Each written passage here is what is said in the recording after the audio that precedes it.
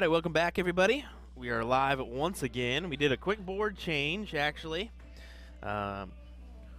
while we had that quick break, as this one kept trying to flip on us, so had to make sure to change that one around, so that's exactly what we did. Ken Rip taking on Jesse Johnson here. Should be a great match. We are going to take just a second here. We do have to do a couple things in the background. I will turn on some music and put a little ticker there just so you know why I'm not commentating for the time being, and then we will get after it with some in-depth commentary here in just a second after I grab a Red Bull and a bite to eat. So we'll be right back here. Appreciate you folks tuning in. We wanted to get this started and at least show you the coverage as we enter our pro singles cricket. And we are underway. So I'm going to check out, see where we're at in the bracket. We'll be right back with the in-depth commentary in just a moment. Appreciate you folks tuning in.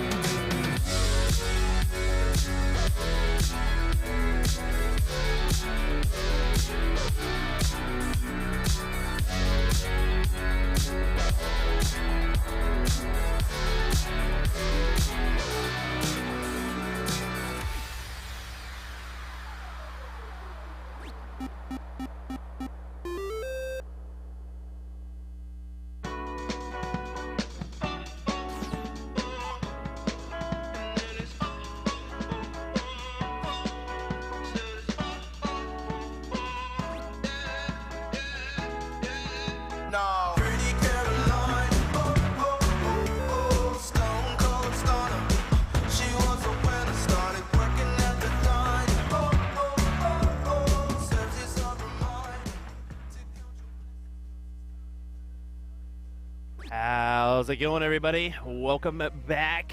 Or at least I say, hey, I'm back. How about that? I had a moment to go out there.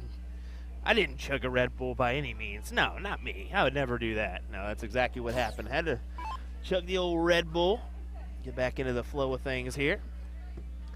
I believe Nick was kind of keeping an eye on things with my phone. I believe he won the first leg.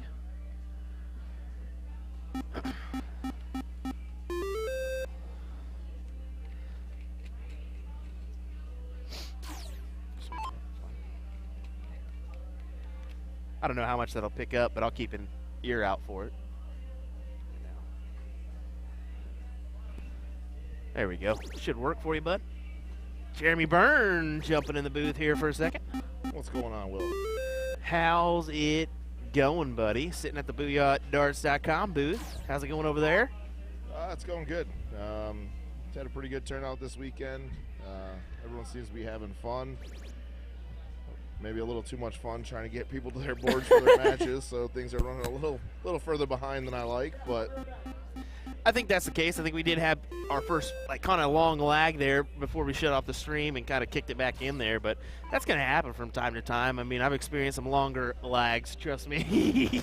Well, it's something that I definitely try not to have happen. Yeah, well, I mean, that's the thing is people want to see the darts. That's why they're here, but at the same time, tournament directors need to kind of have time every once in a while to get everything going when they need to, so it's going to work a little bit better for you. I think that was just a little bit quieter. There we go. Nick Jordanson with another white horse. Kid's pretty great shot. I'll say that right now. What do you think on that one? Yeah, Nick is a phenomenal shot. Mostly plays steel tip down in Illinois. Venturing up here into Wisconsin to play some soft tip events every now and then. Well, I know Hilker said that he's actually going to hopefully pull some people down into those DP Chicago events. So yeah, the next one that they're going to have is going to be in September, and it's going to be just over the border into Illinois. So we're going to try to get a bunch of the Wisconsin shooters to go try out the steel tip and hopefully get them to, enjoy it enough that we can get some steel tip events here in Wisconsin. That'll be good. That'll be good. Well, it's events like the Split Bull 501 Frenzy last night that are going to kind of help out in that aspect. I think. Kind of get them ready for it. That alternating start. We didn't do it on the 13-inch board. That would have been fun. It could have been interesting. Could have been interesting. Leave it at that. I had my moment of the 13-inch board. First time I've experienced the 13-inch, and a nice little 375 in the cricket match. I was pretty happy with that one. I'd say that's decent at best. Yeah, for someone that, doesn't play darts according to yourself. Yeah, that's it. That's it. I would like to give a shout out to Lucas. Lucas and Rob Waterfield are joining in. Today's Lucas's birthday, I do believe, and they're having a party for him. Oh, nice. Give a shout out to those guys tuning in at his birthday party. Hey, there we go. Good to do that one. Rob, a helpful hand here at the Booyah booth. Yeah, Rob gives us a hand at all the tournaments that we go to for the most part. Is always willing to lend a hand, set up, tear down, work in the booth. It's just help like that definitely gives us a little break when we need it, But we appreciate it, everybody. 6.39 from Nick on that one. My word, folks. The kid's got talent. Enough said. We've seen his bullshot darts on YouTube. Now kind of getting over to Facebook as well. So if you haven't liked and followed that page, definitely go and do that one. Good player and a good content creator when it comes to teaching you the mechanics. Yeah, Nick does a great job with the bullshot darts. I've been talking to Nick for a little over, probably almost 2 years now. And I'll tell you what he's starting and doing with that bullshot darts is great for darts in general, whether steel tip or soft tip. He plays mostly steel tip, so a lot of his content that he's putting out is steel tip related. Yeah. But you can definitely carry over a lot of that into the soft tip game. You can. Mechanics and the the mental state that he's kind of went over on a few videos is something you can definitely grasp and take with you wherever you go. Yeah, and there's a little bit of differences, as you witnessed last night. The route you go, sometimes you got to take that first dart somewhere else. Yep. But, I learned firsthand yesterday. Yeah. That's what I was in that referencing. final.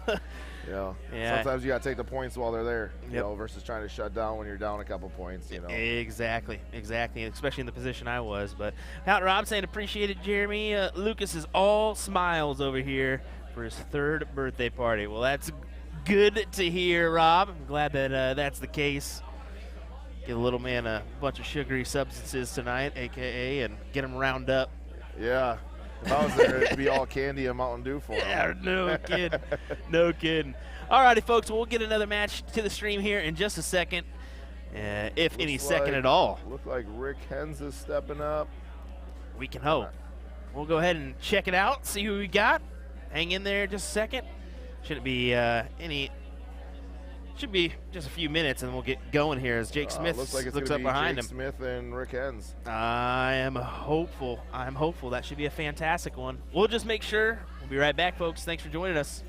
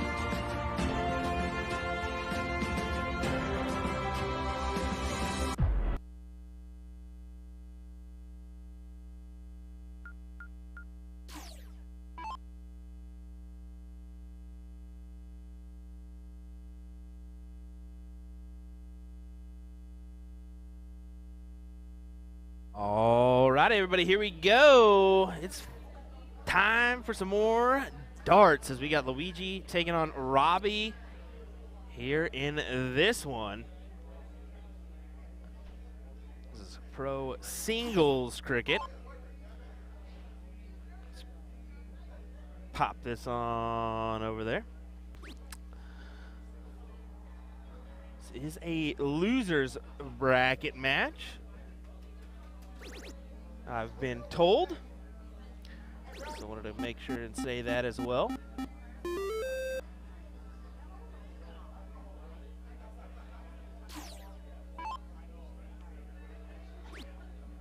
Looks like we can probably zoom in just a touch as well. So we will do that. Luigi starting off with just a couple strugglesome darts.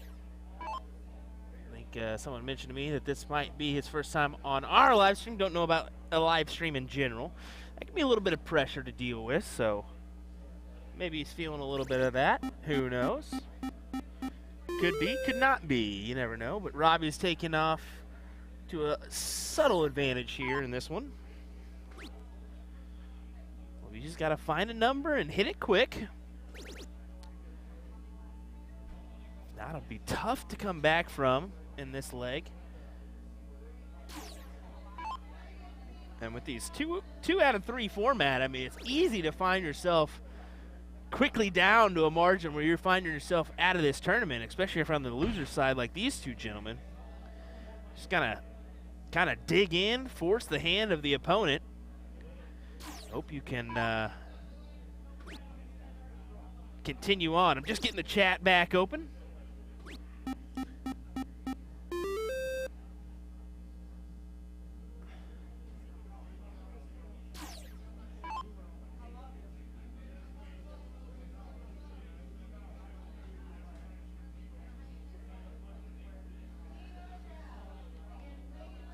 Looks like a little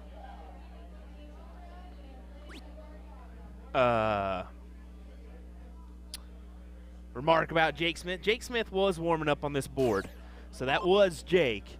And yes, Sean is right. He beat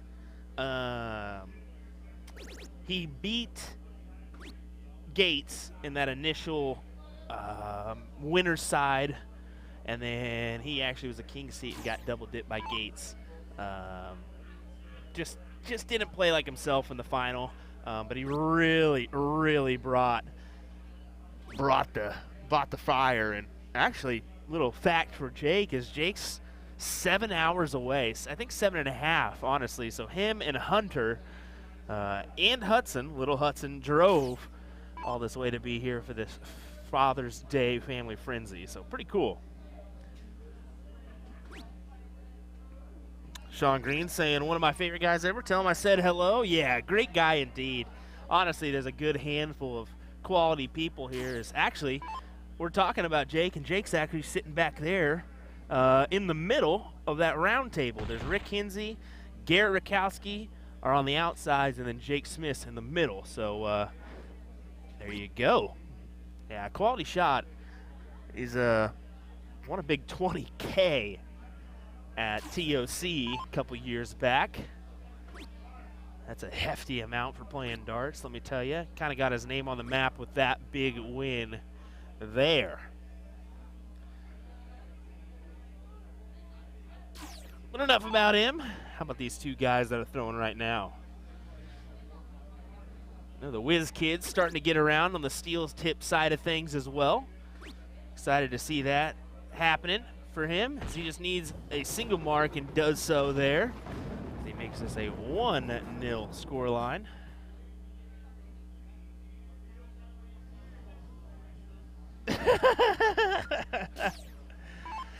Having a little laugh, having a little fun. Why not? Love to see that. I actually should have took the opportunity to have some fun facial features last night when I got in here, but that's just not my cup of tea. But I sure enjoy it when these players have a little fun. Chris Lim, Dustin Holt, some known guys to do that.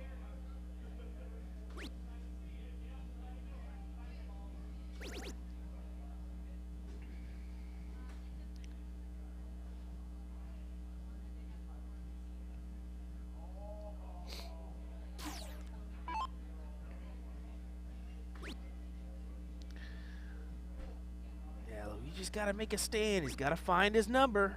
Getting a little jolty now, I think, with that last dart. Got to kind of smooth things out.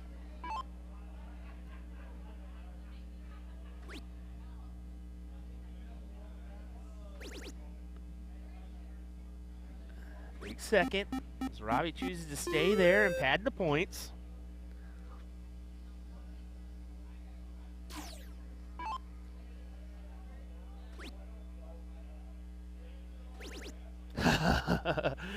Jake giving a wave, I guess. I guess he hears people calling him out, and we're having a chat about him. Maybe he got a text or two.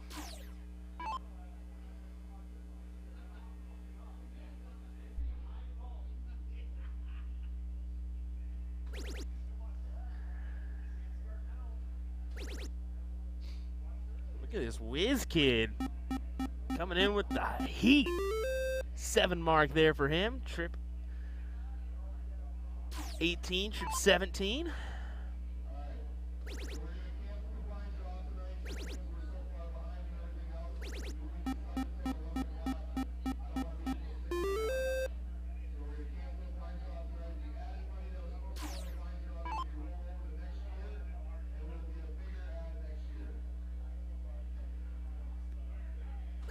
Looks like they're going to go ahead, and we are running just a touch behind as it is a family fun event, so I figured that was going to be the case where we might slide a little bit behind. So they're going to go ahead, and it looks like they may cancel the blind draw for this evening. Still lots of events to come. And they're going to add that payment into another event or two. I think that's a smart decision, so everybody's not going to be here till the wee hours of the morning.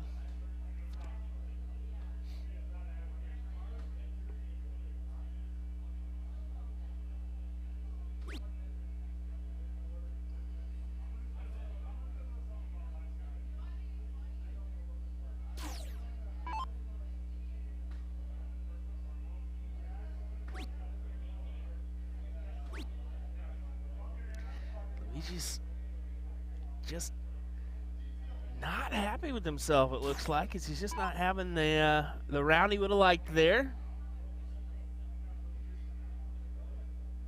But he's not out of this one. He's still in it. He's got the subtle lead, but for how long? Robbie can pop a triple here and try to close those 19s if he so chooses. He's going to choose to close them early. And he unfortunately doesn't. He kind of smiles at the camera knowing, well, you should have hit that one, bud. So Luigi will attack this number. Try to come up with some points. Take the look. Yep, take the look. Smart move. Take the look when you can. Especially with the big number. Yeah, I already kind of told everybody on there. I think it's a smart decision. It is what it is. Sometimes you just got to make that example. Yeah. Yep.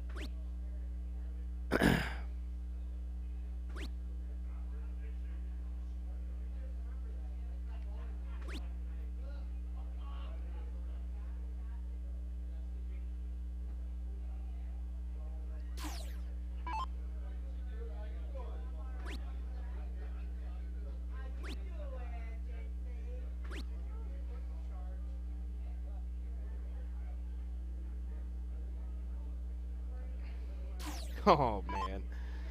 Excuse me while I just look at my phone and realize the wife sent me a couple pictures of the kiddo. And oh, man, adorable.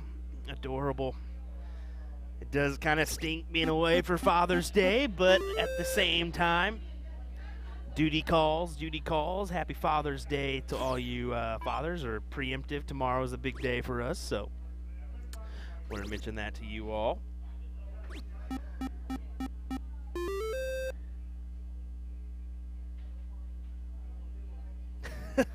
Sean saying, how are you going to win the blind draw tonight if there's no blind draw? Well, I was going to already just go ahead and say I wasn't going to be playing tonight anyways. I think the streaming duty's called as Robbie Wiseman pops in a nice 8 mark. Playing well in this one. I think he's missed a couple, his fair share of a couple, but he's really playing. Geez Louise, there's that curtain again. Sorry about that, folks. I think the wind's catching that. We'll try to clamp it down.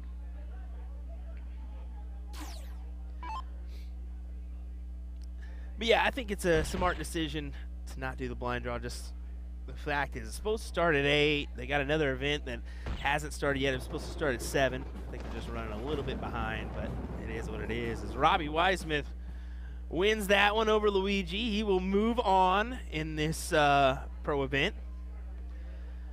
Jake Smith warming up there on board number 2. We'll actually take a quick look at him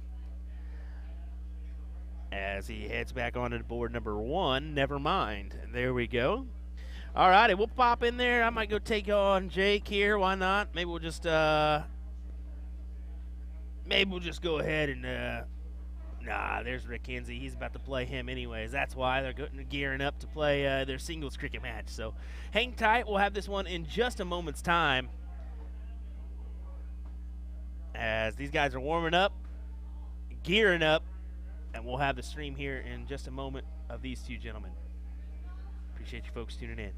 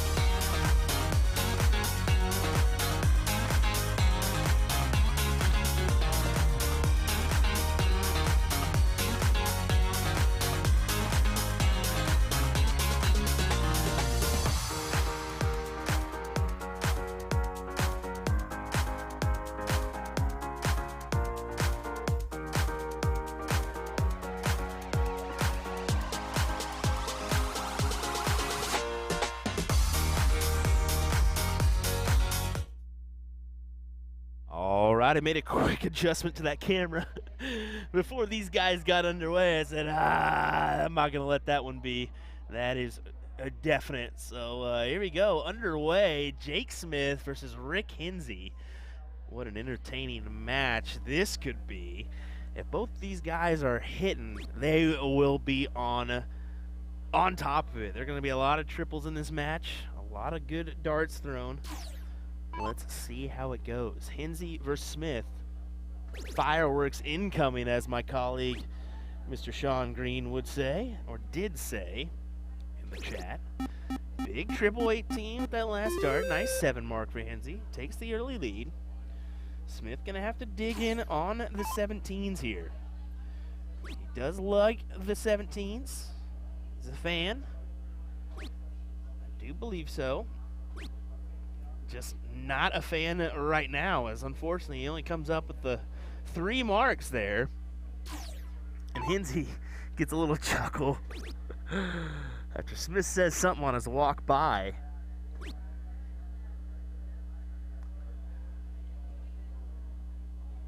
Once again, thank you folks for tuning in. Will Stuart here of USA Darts. Give us that like and a follow if you have not. We're trying to reach that 20,000 follower mark. Sitting at about 19,000 followers currently, so amazing. If you feel so inclined, give us a share. It helps us get our name out there to everybody. Look at this from Rick Kinsey. Pow! Nice 7 mark from the Minnesotan. So Jake's from Sioux Falls. That's South Dakota. Hinzi is from Little Falls, Minnesota. So a little bit of information on those two guys, where they reside. Little nod to Rick Hinzi on that one as he wins it with a 5.79. Entertaining little NPR there for him. But as I was saying, shout out to Hinzi, because he's kind of started a new company with him and Ken Rip, Dead Man Darts. Go check that out if you feel so inclined. Also repping the USA Darts patch on his hat. Did that all on his own. Appreciate that, Hinzi. Thank you very much. And I actually got me a nice Dead Man Darts hat that I bought off him. I said, hey, you're gonna do that to me? I'm gonna give you a little hat love as well. How about this? Back-to-back 7s from these two gentlemen.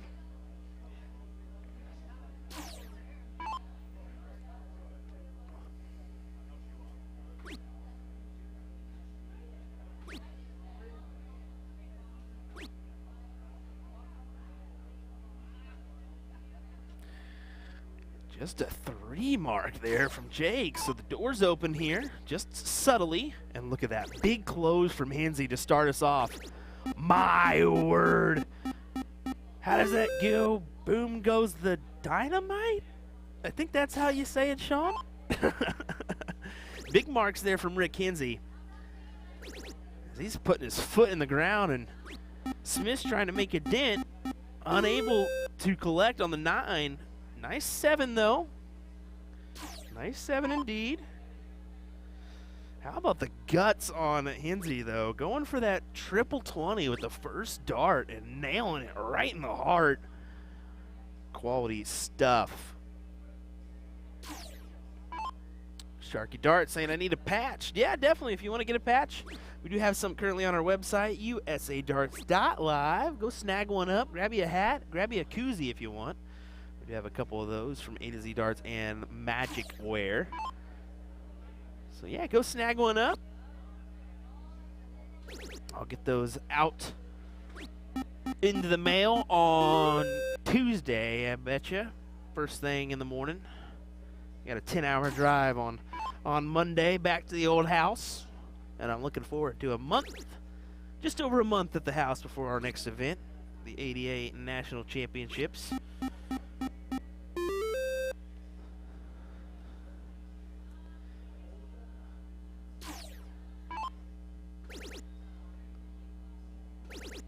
Look at this. Just to the outside, and Hinzi is not happy. He wanted more. Wanted that big mark there. But Smith's not going to let it go that easy. He's been back and forth battling here. last couple rounds. As he says a naughty there. What was that? Does plow in a couple 17s. Like I told you, he likes that 17. So if Hinzi was smart, Hinzi would get rid of that number fairly quickly, and he's trying to right now. You see him narrowly miss outside his last time to the board on that 17.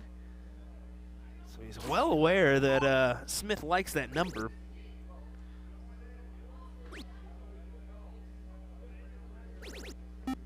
Smith moves right onto the 16s after the Hinzi close there, so.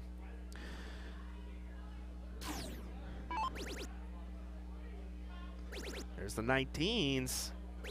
Big marks from Hinzi, a 9. I should have counted him up on a napkin before we started here, because I don't think my hands would work for the amount of 9s these guys are hitting.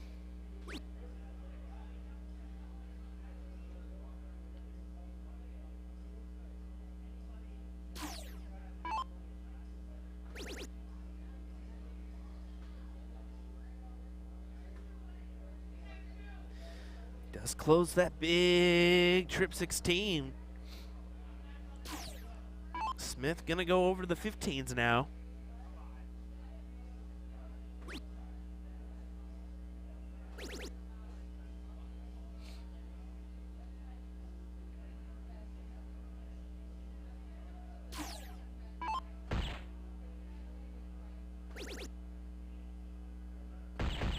How about that?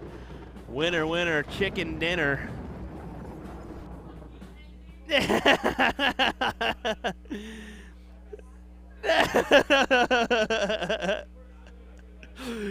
think Smith was giving him a little stuff, and he said, I'll put that back in my pocket, I guess. As Hinzi just threw really well. Back-to-back 5-7s, I think that was, from Hinzi. Some fireworks there. Definitely an entertaining battle. But it was Rick Hinzi who came out on top in that one. And folks, don't go anywhere. Like we said, more matches coming up here in a moment's time. Don't go anywhere. We will be right back with more USA Darts Productions coverage of the Father's Day Frenzy continues in just a moment. Appreciate you guys tuning in. Don't go anywhere.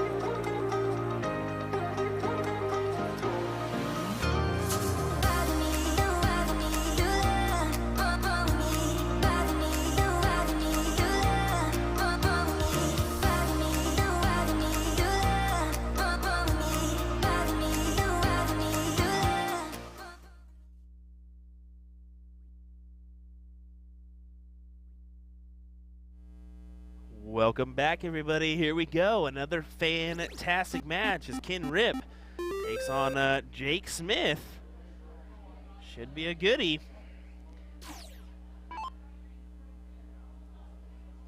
Another quality, 2 quality shots here in this pro cricket event.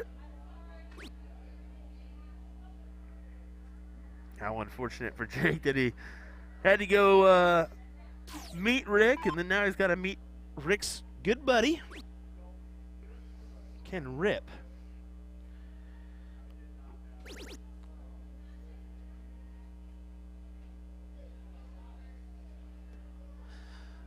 But either way, you gotta go through the bracket in order to win, and the bracket's been set up the way it has been. The draw's already taken place, so no change in that one.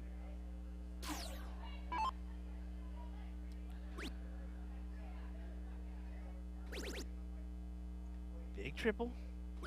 Moves downstairs, unable to collect on that one.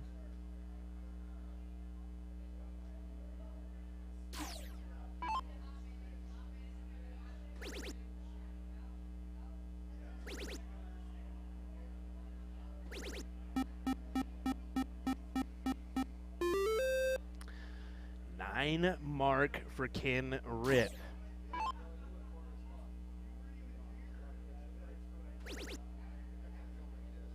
See if Smith can follow it in. He cannot. But he can follow it with a nice, tasty 7 mark.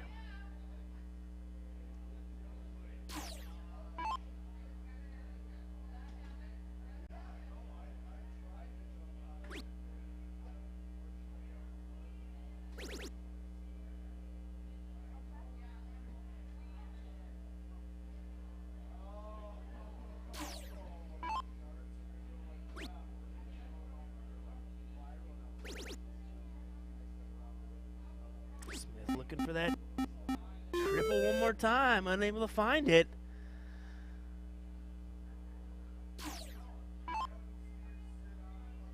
Just trying to chop at the tree. Just got to keep chopping before it eventually falls down.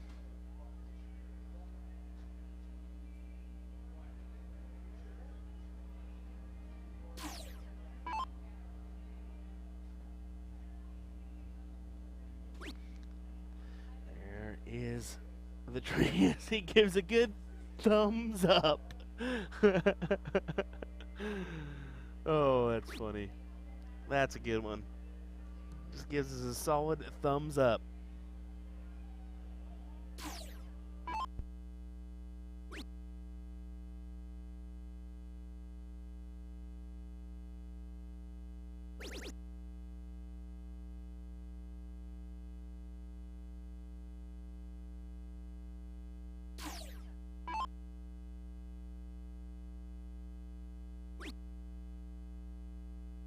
I don't know if you all watched this video, but it is pretty funny. Jose de Souza, or Jose de Souza, I guess it should be proper. Busting a 181 today with a 180? What? What? That's just crazy talk. Still got to get updated on some scores from the World Cup today. Fortunately, when streaming duties arise, you're not able to check that one out, but that's how it goes. That's how it goes.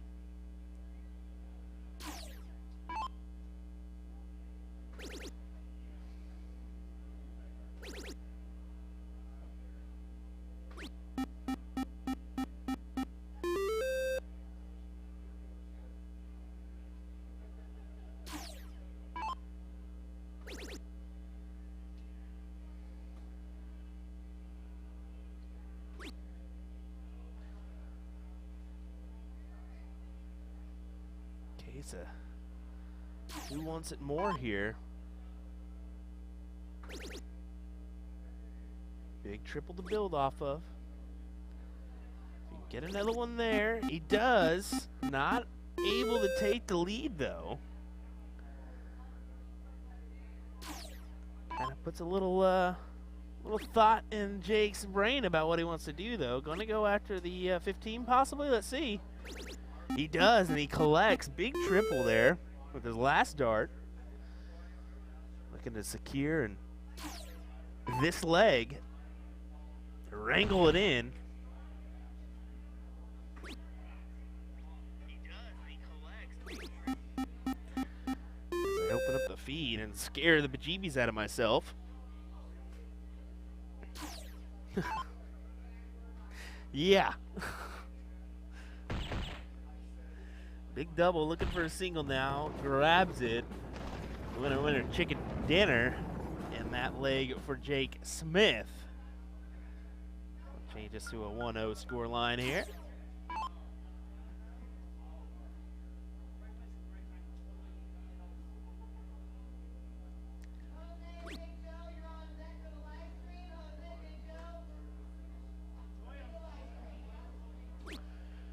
Big Joe and Jose coming up next on the live stream. So I think that's Joe Kupniak and Jose Kopian, aka Jose Mazadov, as I call him. Many others call him that too, because he looks exactly like the UFC fighter.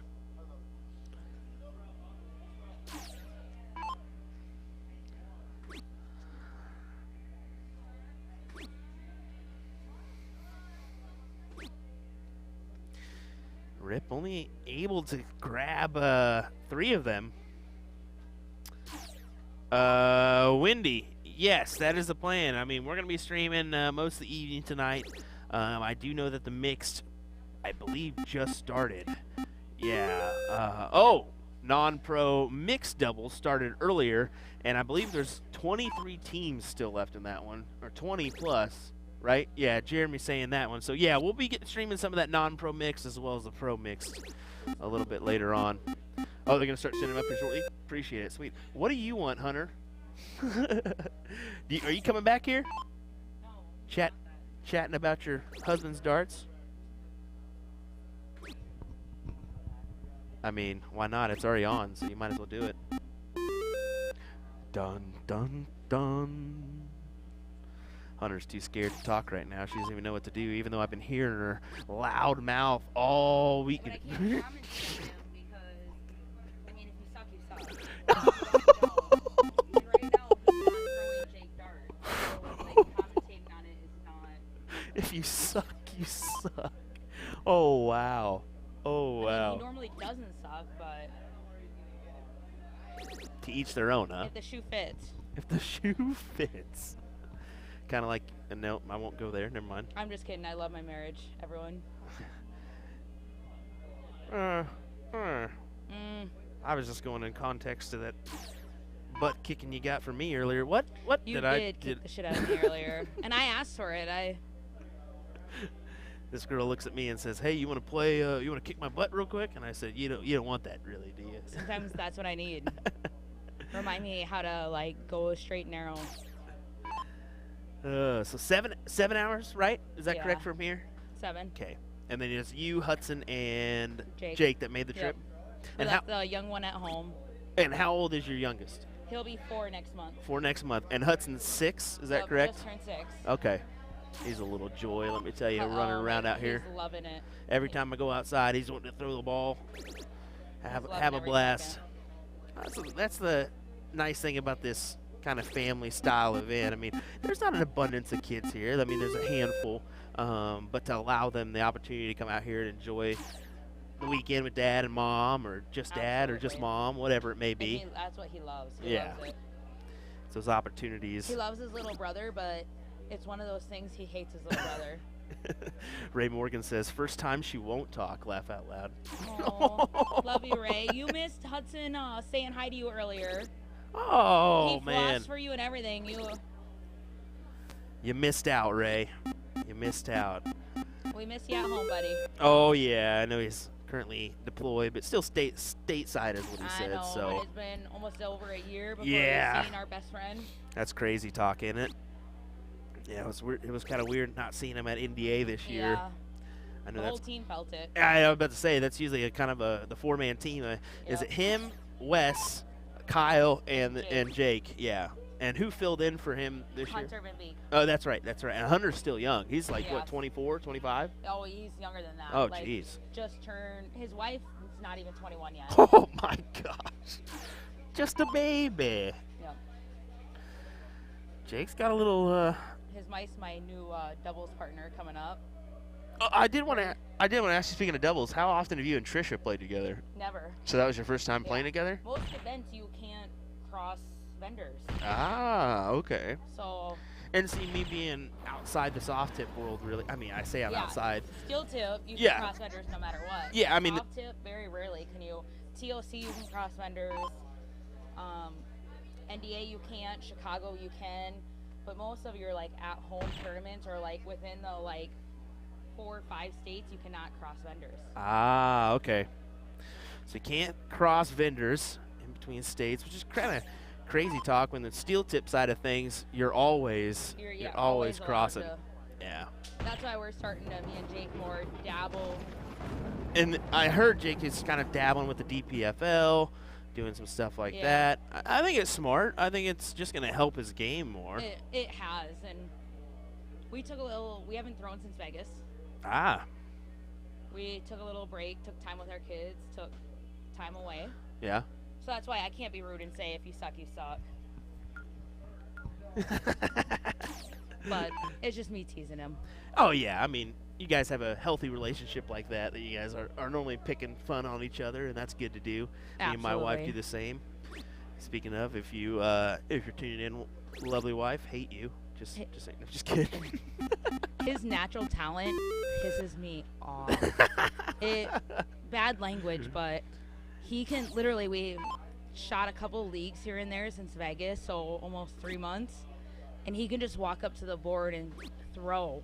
Where if he just threw like regularly and actually practiced, just imagine what his darts could be. Yeah, right. Well, his coming out statement was what, a couple years ago at TOC when he won the 2 events. I mean, pocketed 20K, I believe, in that one. Absolutely, and I mean that's his highlight. And Yeah. he's a good shot. Don't get me wrong. I'm not trying to disrespect him at all. Oh, he's definitely a quality shot. You don't earn a spot on Team USA. I mean, speaking of both you guys, don't earn a spot on Team USA without being quality shots. So yeah, I mean to do that, and I know he has emotions on his sleeves most of the time when he's playing because we saw it at NDA and we see it in the past. Absolutely. But that means that he cares. He wants to. He loves this game. Exactly. He literally pretty much has been throwing darts since he was in diapers and was able to walk. Competitively, not so long, but both his parents threw, both of them still throw. And they used to throw like soft tip and then turn around and throw steel tip. That's Like at the same time, like, they used to like flip flop back and forth. which is, I mean, I don't know when his parents were born, but I mean, if they went through the 80s, 90s stage of darts, I mean, steel tip was the game. Oh, absolutely. Yeah. Both of his parents. I mean, when you look back, even 10 years ago, a 30 was a solid shot. For women, Yep. a 24, 25 was a solid shot, and that was both of his parents. Mhm. You look at it nowadays, and a 40 is a solid shot, and almost a 5 is a solid shot. Like, you Yeah. don't see, you look at a 30, like, nonchalant, sadly, nowadays. Mhm. Well, I'm going to be honest here too, and I mean, I may get some slack for this one, so forgive me if that's the case. But looking at the averages from the last like 5 years for the ADO, that's steel tip. Yep, absolutely. For your women's game, most of your national champions are just touching the 60 average overall. Oh, yeah, absolutely. That's like, I don't think a lot of ladies realize that is a very, like, such as yourself, if you transferred over to a steel tip game and really put yourself out there in the ADO national championship or whatever, you'd be surprised. Well, I've been playing DPFL now for the Yeah. last 2 years and just starting to dabble in. And I'm going to be honest, I personally like steel way more than I like soft. And that's because at home, it's no women's events. It's I play with the big boys or I don't play. Or I play, but I play with the big boys. And that's not always a bad thing, but steel tip, I get to play with the women and show who I am versus play with the men and let my own husband show me who's boss. Yeah. I feel you. And I'm all for open events myself. I mean, if a lady wants to play with the men, let them. I think that's fully capable. You know? Absolutely, but that's, again, why I like steel. Yeah. I love my husband, but, I mean, he already beats me at home. Going to a tournament and have to play first round him is not always fun either. Yeah, you are correct there. Well, he's putting in a good one here. He's got the lead, snatched it away from Ken. That curtain's killing me, by the way. Yeah, it is. Oh, I see my that. goodness. I'm going to have to put a clamp on there, make sure we're good to go. And I love my husband, but this is another one hard to cheer on aside, because when you start in the dart world, you become friends with all these people. Yep. And Ken and Rick have become such good friends of ours that it's hard to go, oh, I'm going to cheer on my husband over them, which I get. I should always cheer on my husband. Yeah. Well, I totally understand that, especially from like a commentator side. I've heard people talk smack or slack on us because we're not as critical as some of the overseas analysts. Well, It's if hard when I'm you- very critical, I'm gonna get tossed around by a few of these guys and be Oh, like, "What are you absolutely. doing?" You know, Don't let Will fool you. If he transferred over to the soft tip side, he is a good shot. If I had the boards in my Time. area too. Well, or time. or time. I mean, me and Jake know it. It's hard. Kids, wife, Yep. trying to, just a healthy living of friends and work, and Oh yeah. Oh dart yeah. becomes a dedication, and you need to learn how to balance that dedication. Exactly. And I'll be honest, it's harder to win money out there than to earn your money streaming, because you got to face guys like Jake Smith, Ken Ripp, Rick Hinzi, Ryan Olson, Benny Dirsch. I mean, all these guys are here. The talent in this room is stupid. You just look at it, women and men. The talent in Wisconsin alone, let's be honest, is pretty unmatched. But when you add the South Dakota, the Minnesota, look at Ken. See, that's why it's hard to be mad at them or hard to cheer against them. Look at that. Look at that. Look at the camaraderie. Like, I so ruined that word. But Oh, you're fine. Actually, let's go ahead and do a number, as Little Hudson actually just came in the doom. So let's go ahead. Is he dancing in the background? Is he flossing? Let's zoom in on him. What do you say? He doesn't even know. Oh, yeah, look at him. Look at him. Always doing something. He's thinking about it. He's like, do I go back there and do something? Do I not? He's always doing something. Well, here we go. We're going to have Joe and Jose up next on board number 2. I'll let Hunter get on out of here so she can say the good stuff to the missus. Oh, you're fine. Nope. All righty. A couple kids came back here, and I was like, ruh-roh. Thanks, Hunter. It was nice talking to you. I enjoyed that. And she's already out the door. Good stuff. Looks like Jose is just getting underway. I think we just magically just started, maybe. And I actually want to see where we're at in this match, because, no, they've already kind of kicked it in gear as that other match finished up. So let me go ahead and get everything situated the way it needs to. What's up, dude? How's it going? Ooh, you got 2 more, huh? Good stuff. Sorry about that, folks. Hudson came back here and told me he's got 2 more toys from the crane machine. Heyo! Good stuff. All right, let me find out where they're at in this match and what the scoreline is, folks. Sorry for the delay, but want to make sure we have a proper scoreline. Hold on.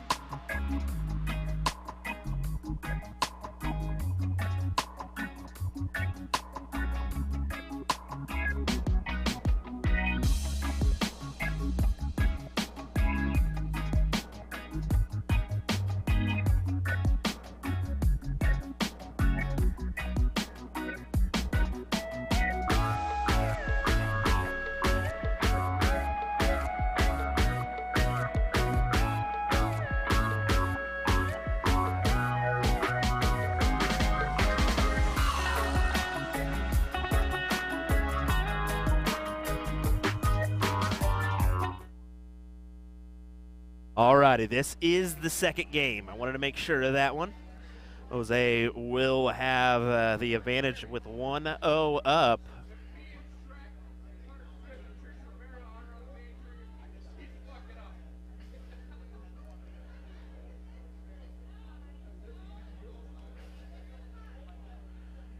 Looks like we're going to start seeing some mixed events up here as well.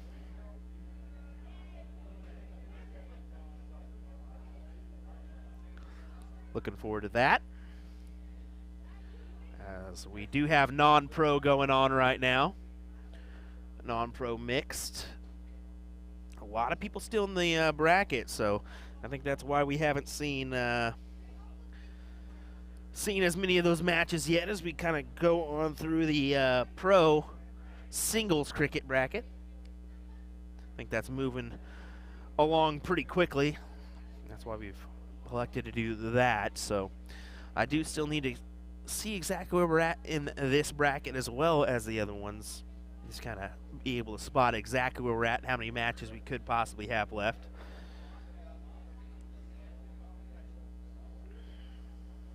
That'll take a little bit of doing. Let's go ahead and turn on the board sound for those guys. That's what we're missing here.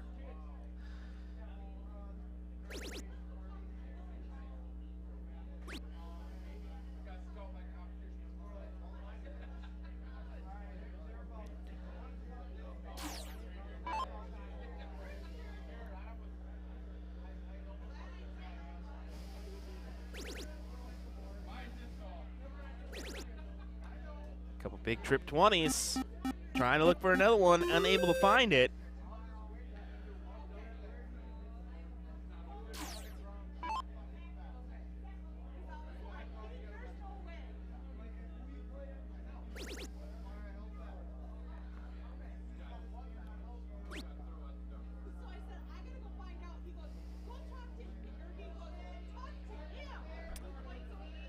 Got a little commotion going on in the background, it looks like. Got some pretty tight-knit corners where I'm at. I'm kind of shoved in the corner here. I did choose this spot. I figured it was going to be the most sense for us.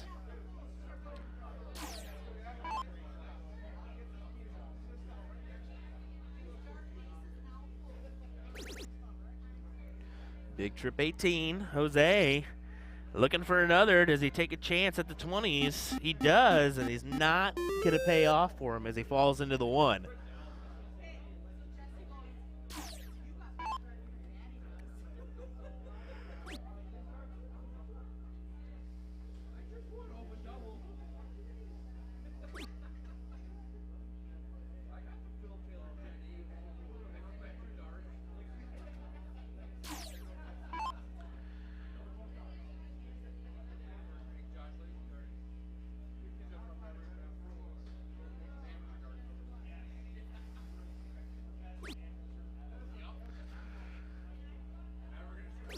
Trying to recover and grab that 20, and he does with just a single point lead. Still a smart dart, though. Go ahead and take your chance while you have it.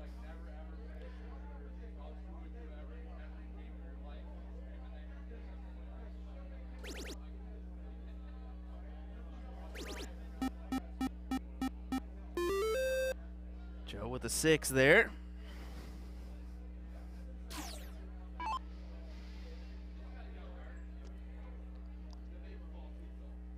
If I could just stop breathing into my mic, we'd be all right, I guess, huh, guys? What do you think? See if we can maintain that one. Another triple would be nice. And he gets it. Nice dart from Jose Copian, who's put himself in a good position. Joe's going to have to search out for them 16s and or 15s. He'll go the 15s after a transition. Not satisfied with that first dart, the way it looked.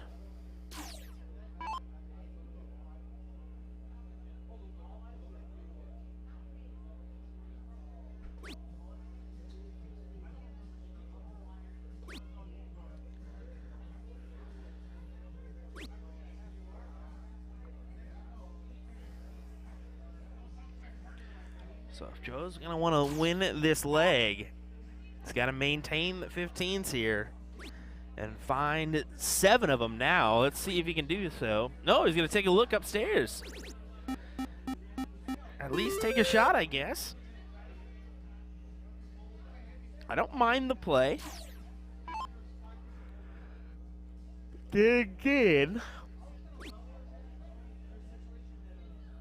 One triple here could be detrimental. Jose is not able to capitalize. So I could be wrong. Here we go.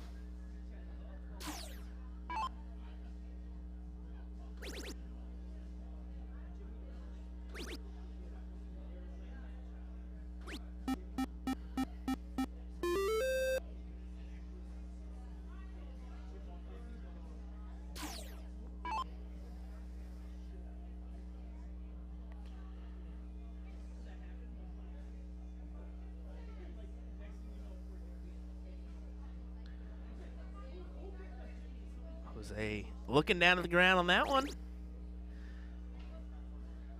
Let's collect that big triple there. This is a dicey one now. A little dicey. Joe able to take the lead and close the 16s here. Let's see if he takes a look. He's thinking about it. Is he staying right there? Yeah, he took a look, and he took a look at the double. Don't mind that at all. I've already said I'm a big fan of the double, especially that 16. If it's a number that you practice a lot, especially when it comes to like checkouts, 16, your double tops. I mean, those things should be like the back of your hand when it comes to checkouts. So if you're comfortable hitting a double 16, why not chuck it at it if you need it? That's my thoughts. Other people say there's no doubles in cricket. Well, I disagree. That's just me. That's just me.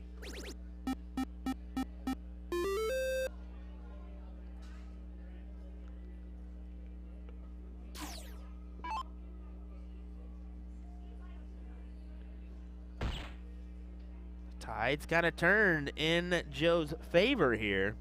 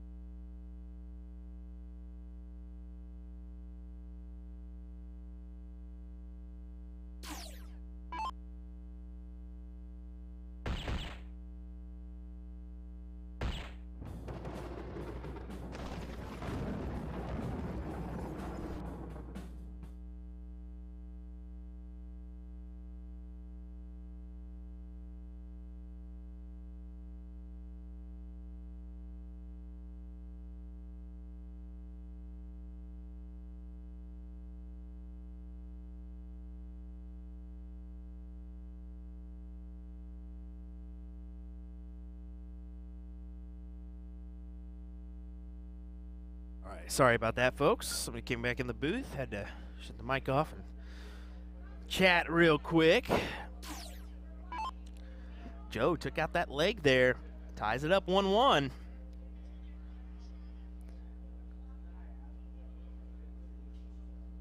Here we go with the decider.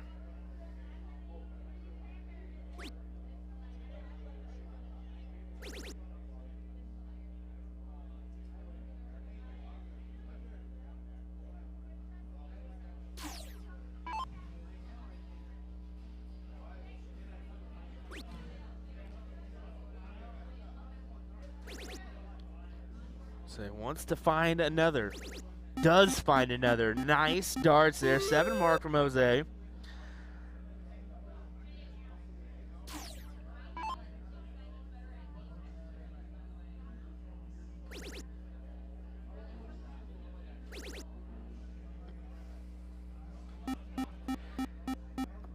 That's going to be a quality answer. Still was a quality answer. 6 mark there.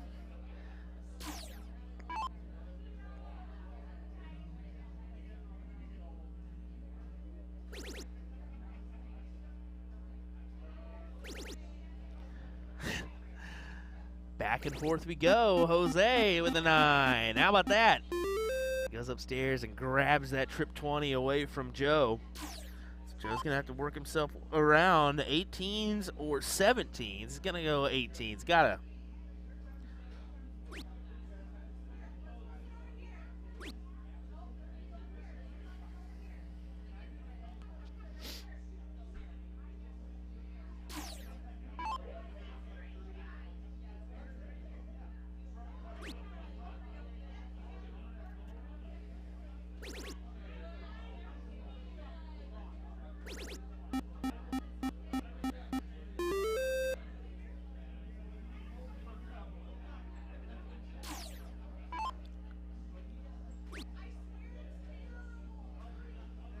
Jose is going to make this tough for Joe. Already, well, Joe's making it tougher on himself, honestly. Just 2 single 16s there. Not going to be able to compete with a guy who's throwing 7s and 9s when you're only throwing 2s.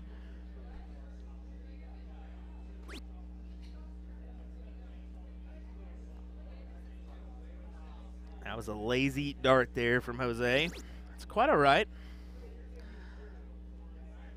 Does collect with that last dart. So just kind of continue to close out the numbers Joe is trying to hit. Joe hit a big one here. Another big triple, but that's tough. He's got to move around. Way over. Look at that. He's all the way over on the other side.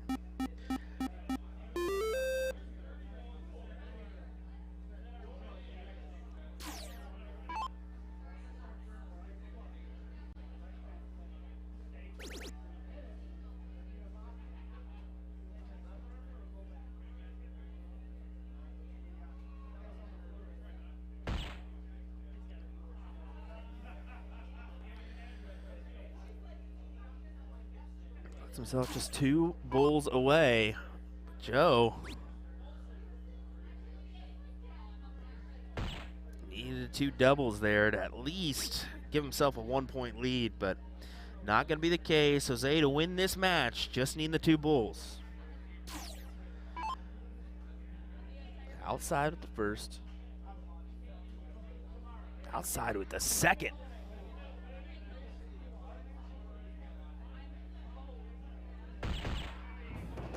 Does snag it with the last dart. Great darts there from Jose. Hoping he was going to advance on through. Joe would have been wanting a little bit more from that one, but that is how it goes, unfortunately. That is how it goes. Alrighty, folks, thanks for tuning in. We'll have another match here momentarily on the stream. Don't go anywhere, and we will be right back with some more action. Thanks for tuning in. We certainly appreciate it. Will Stuart here of USA Darts. We will be right back with more from the Father's Day Family Frenzy here in Jefferson, Wisconsin.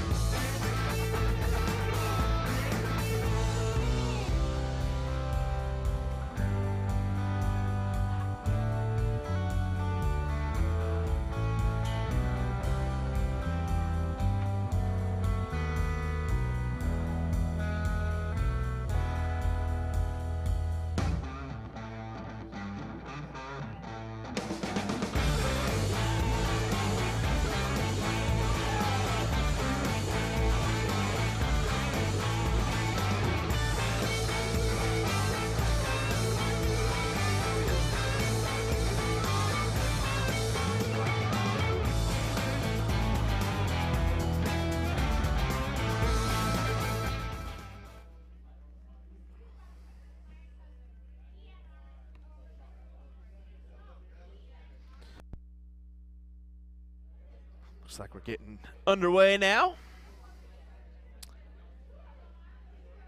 Get our diddles in. I think it's Josh and Hunter.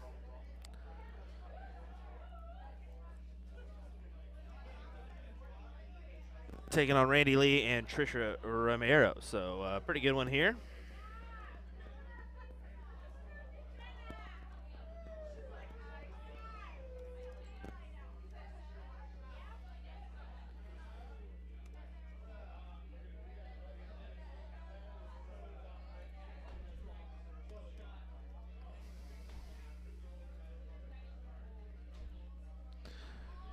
Want to make sure I get all our info in correctly. And this is not singles cricket. This is mixed doubles. So let's go ahead and do that one.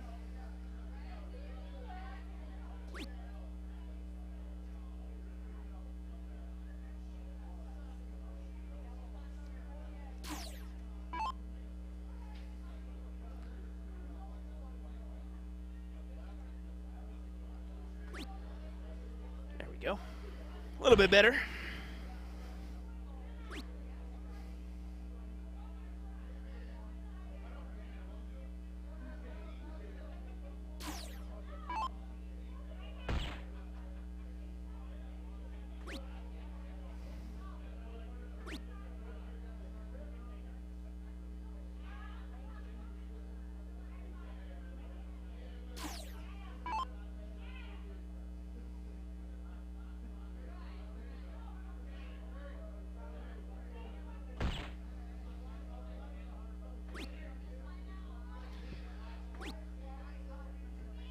Was looking for another bull there, wasn't able to find it.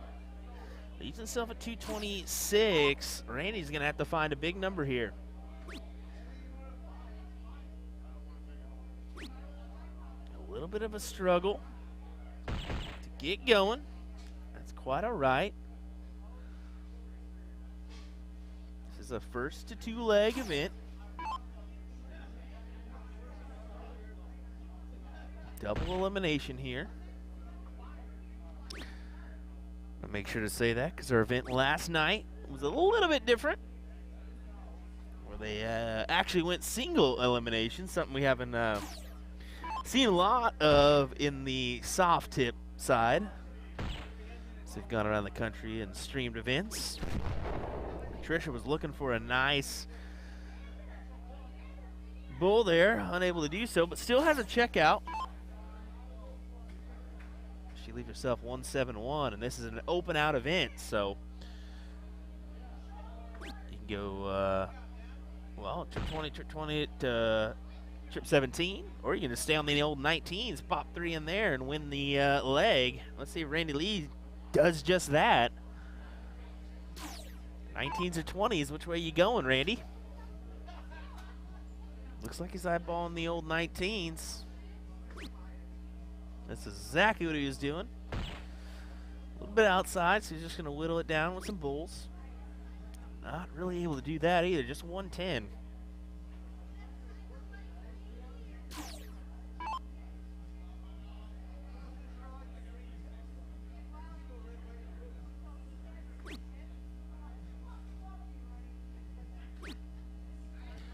Needing the fat bull. No, she doesn't get it. She kind of walks her way with that third dart on in. I know she does that a lot, but maybe a little bit of a hold up wait would have been a smarter option there, but Josh will have a look at this 35 as Trisha's able to take out the 110.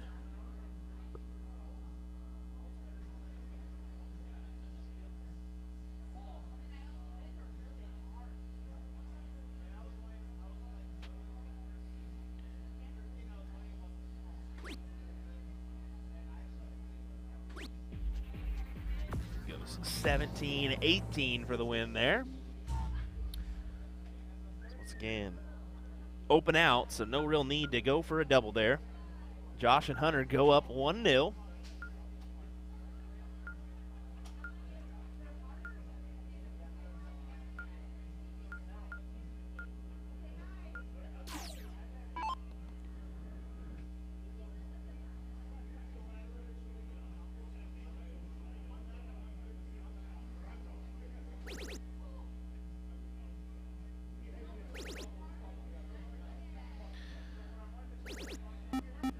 pulling up the chat once again.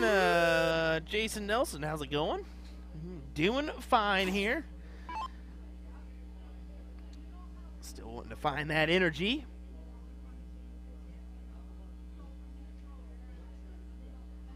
Gotta keep the energy flowing, or at least try to keep yourself moving.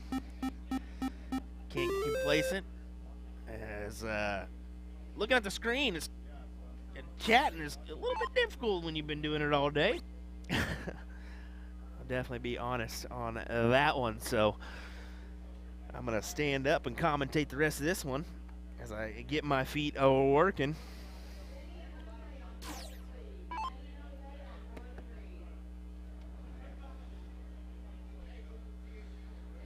So you may notice we've moved to cricket. That's because the format for this one is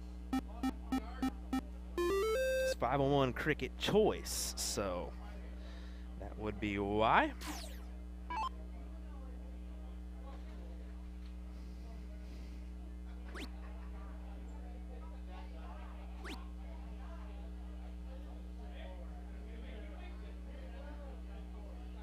It's like anybody can deal and anybody can start in this format too, so it's not a strict ladies start. Did want to go ahead and mention that.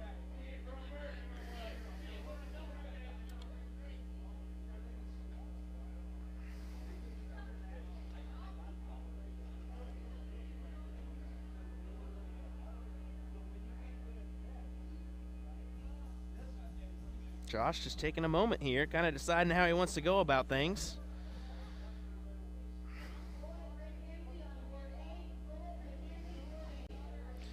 Bullet and Rick Hinzi on board 8. That's going to be a doozy of a match.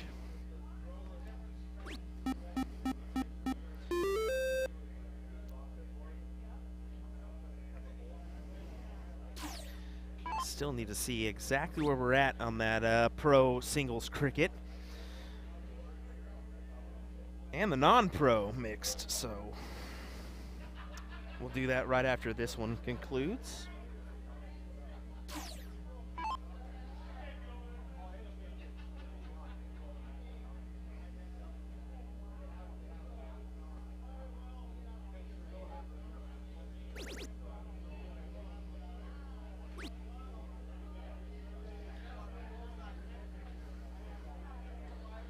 Andy coming up here with some work to be done on these 20s. Trying to regain. Unfortunately, he's going to have to find a triple to regain because that first one didn't find its way in, and neither did the last. So unfortunate turn of events there for Randy Lee. As he's giving Josh a look to close these 20s, and I would first dart. No hesitation.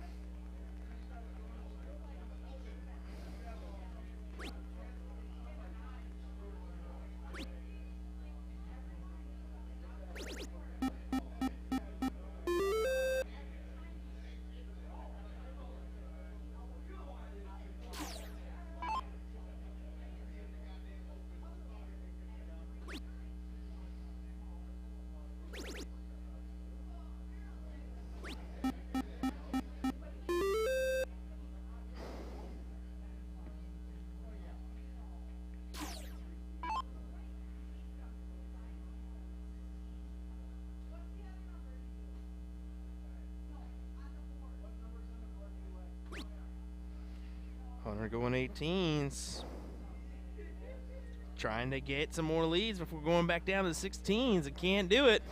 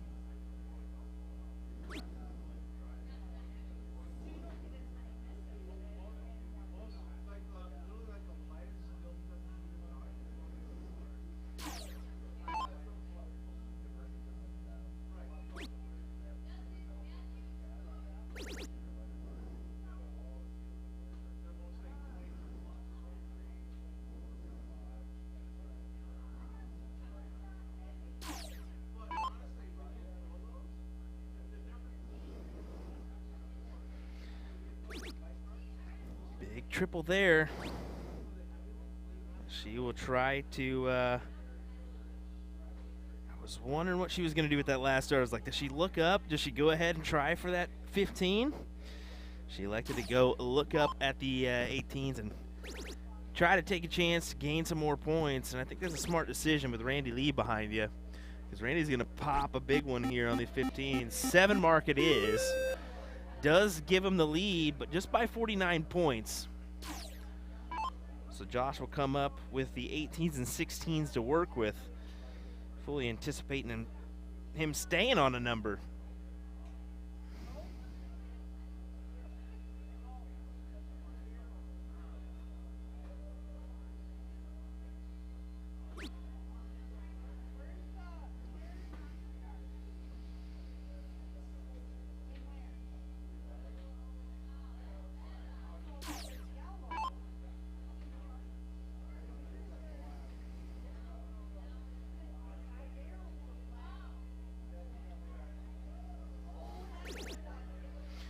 Trisha with the trip 15. Trying to pad those lead, or trying to pad the points. 91 is what she's giving herself and her partner Randy to try to come back in this match. Easier said than done. The 18s are the target for Hunter. Got to split the difference. Not able to do so as she looks to the sky. So a look for Randy Lee here. He's possibly going to go take a chance at the checkout, or take a chance at the checkout. Take a chance at some numbers. He's going to go 15s and stay right there. I think Trisha told him, hey, just stay right there. Let's gain a big lead here. And they gain a big one indeed, 160 points, looking to try to guarantee a chance at another leg.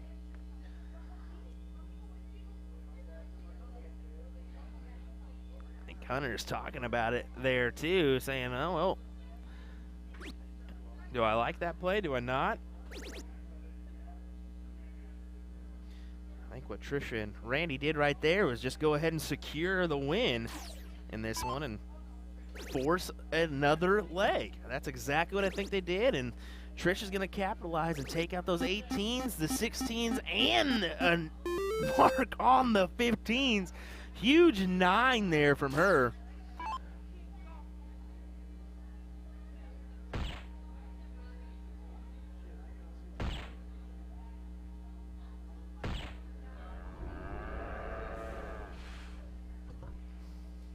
Hunter with the bulls on the screen, but don't think that's going to matter much when Randy Lee goes double bull, single bull, and forces a last leg decider. Here we go, folks. What an entertaining little match we got here. No complaints whatsoever.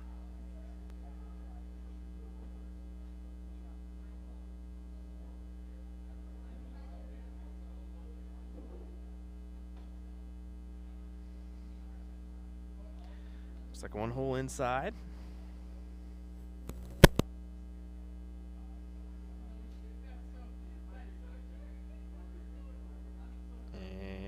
Randy gets it.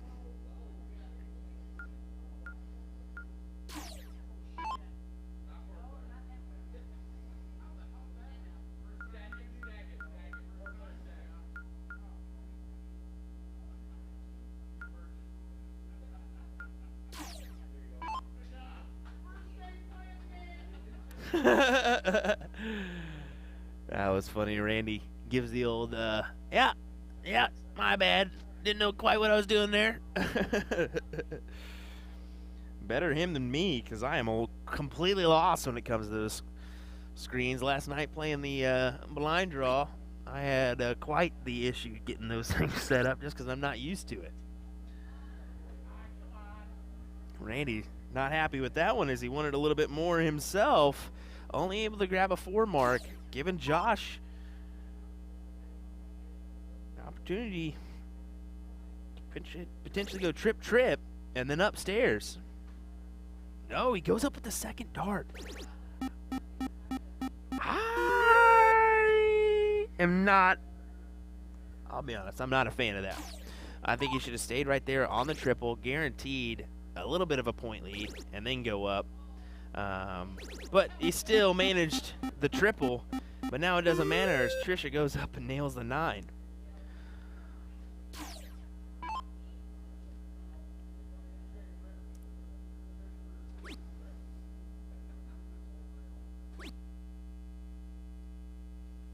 Points are just such a big factor in this one. I think I just heard a firework outside. Pretty sure. Is that what I just heard?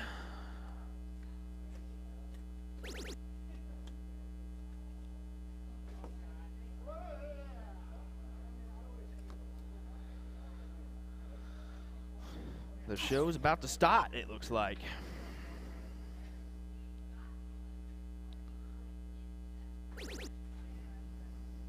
Trip 18. Stays right there. Trying to grab some more points.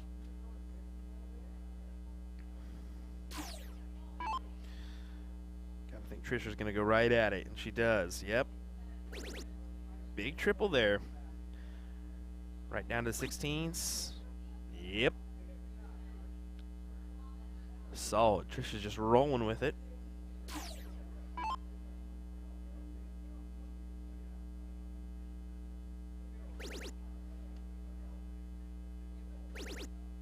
Look at Hunter here. Go to work on the 16s. Looking for a knot. Gets a 7.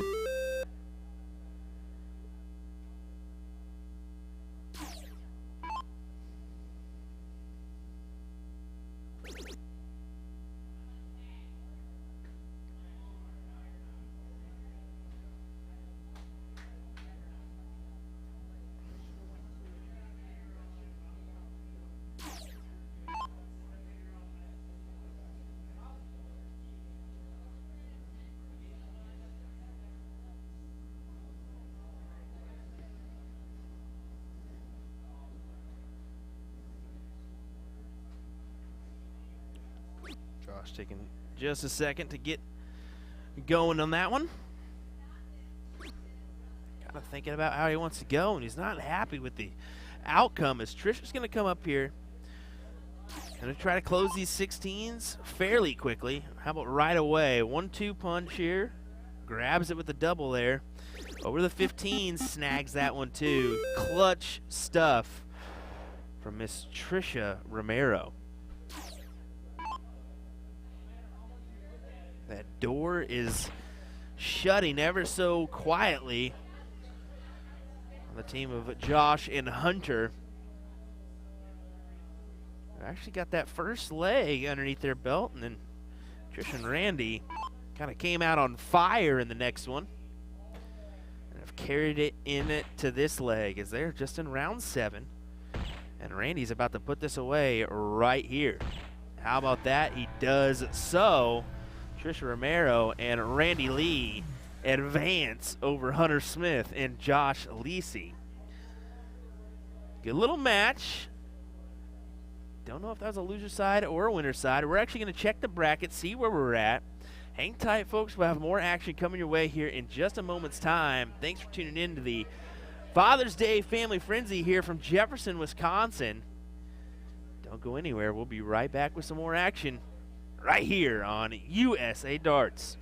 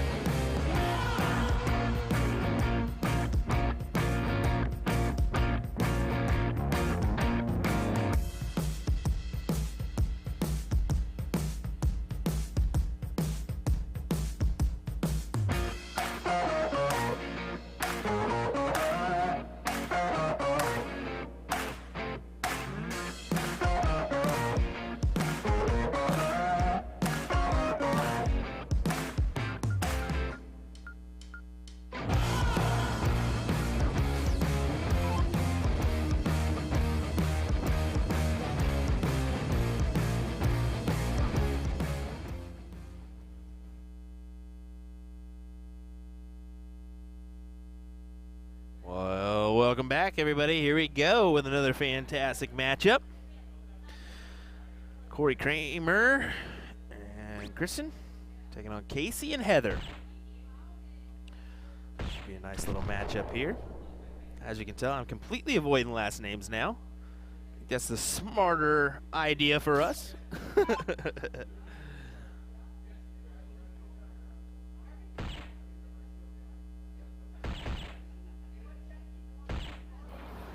Just wanted to mention a couple things before I do a couple things in the background.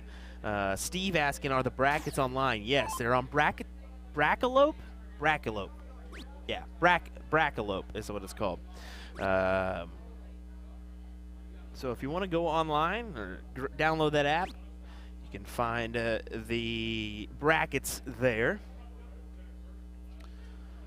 And as far as like pro singles, then we're on the top 4 in the winner's side, and then bottom 4 on the loser's side. Bottom 4, or the 4 on the loser's side as well. So 8 people left in the event, top 8. That would have been the easier way of going about that, but I just went the complete opposite way and then came back to it. So apologies on that, but we're trying.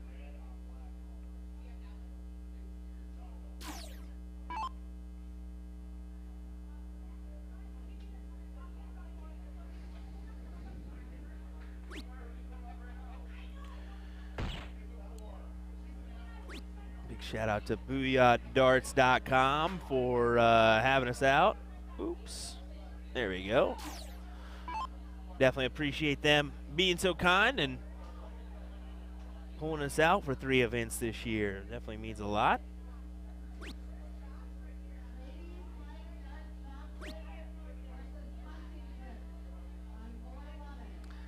tried to get that Father's Day Frenzy logo in there, and unfortunately, that light out there is being stingy on us, so we'll go ahead and take that one away and do a different one.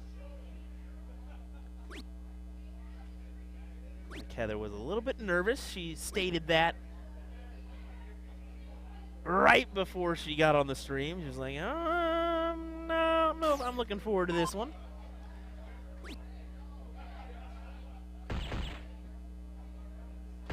Looking for another, grabs another, so that is a checkout opportunity. This is an open out event, so 177 can be done. Trip 20, trip 20, trip 19, in any order you want to do it.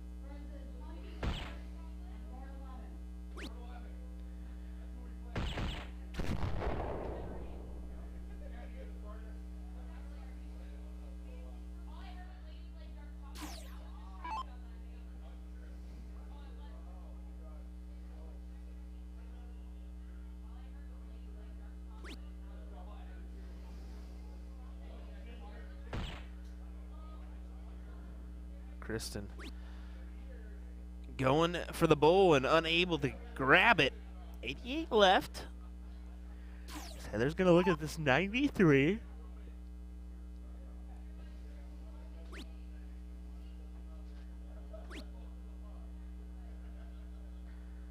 She kind of has a chuckle, thinking about how she wants to attack the 71. Goes for the trip 17. Smart dart to leave 20.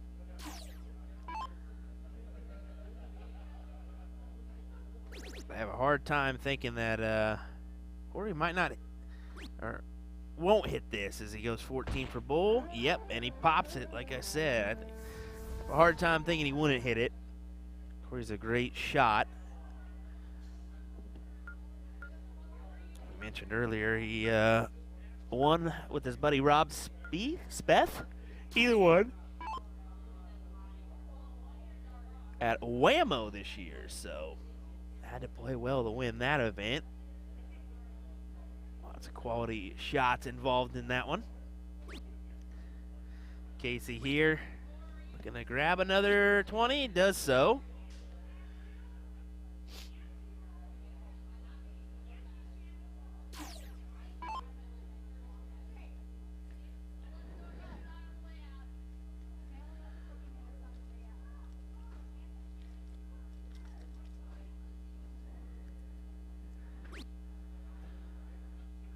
looks up to the sky. Not happy with that go round. Just a single 19. Definitely wanted some more.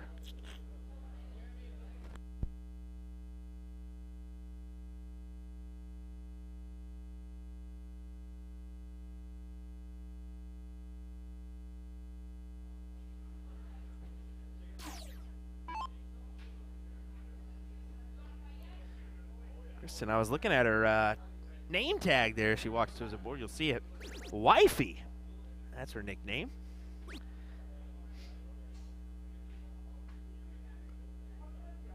Heard her being called that last night in the blind draw. I was like, who's Wifey? I want to know. That would be her.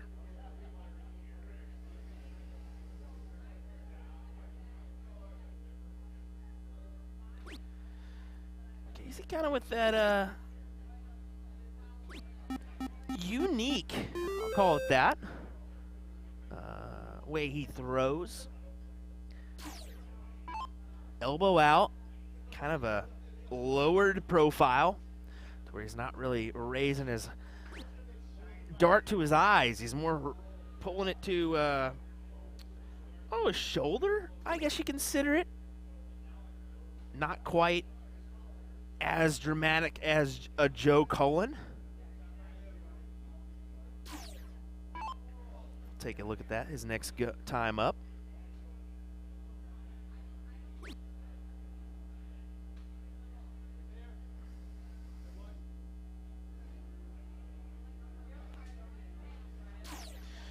Got a little party in the USA going on outside. I like it. I like it as the kiddos are having a good time, rounding out their Saturday evening. Porky was out there lighting some fireworks for the kiddos, some parachutes and whatnot. Love that.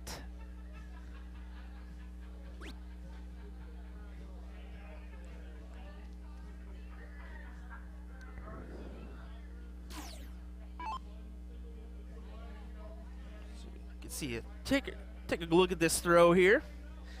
Yeah, it kind of comes back to that shoulder. Elbow just a little bit out. Kind of moves in with that last dart. I think if anything, I would try to cut out that last little bit of movement. I think it's going to be awfully tough to change it is a pretty tough task to change the way you throw a dart, and I don't think you should. Maybe just kind of cut out that little extended rocking motion at the end, but other than that, it will definitely work as a good throw.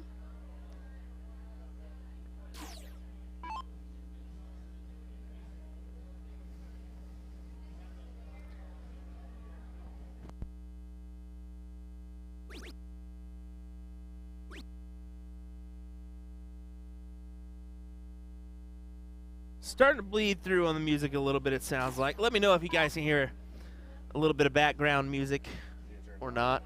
I was just checking. I'm asking them right now. I'm hearing just a subtle bit, but I mean, it could just be blending in.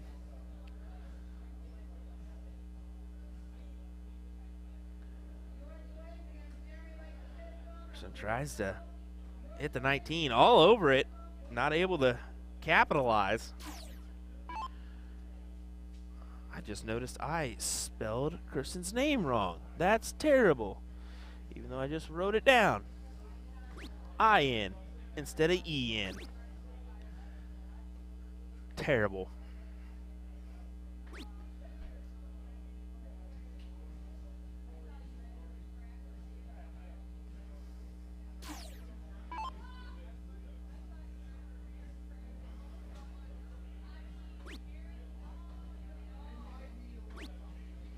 Awesome. Awesome. Appreciate that, Paul. Appreciate that, Donald. Just a little reassurance is always nice, because that old Facebook can be a nitpicky thing to please every once in a while, and every once, well, you think you're good, you're not. Unfortunately, a little bit bleeds through, and they just say, nah, we don't like it. Get out of here. So I know you guys are all going to keep it honest here and give me the truth. It's kind of funny. Mario we had him on the stream earlier. It was Mario and Steve, and Of course, he brings it right up to me. Yeah, I'm Mario, or I'm Steve. He's Mario, just so you know. And I was like, yeah. I quickly realized that one after somebody told me wrong, and he goes, yeah, I had like 12 people message me, so you guys keep me in check. You guys keep me in check on that one. Quick to call me out on my mistakes, but that's all right. I like it like that. I'd rather be right than wrong. Most of the time I'm wrong, though, so be aware. Casey with the 217s goes and takes a look at the 16s. Not available.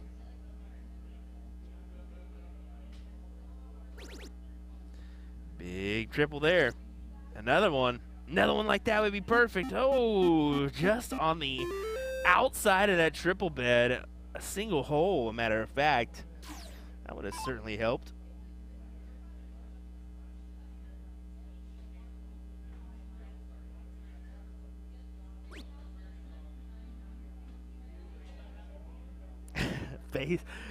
Face palm there from Heather.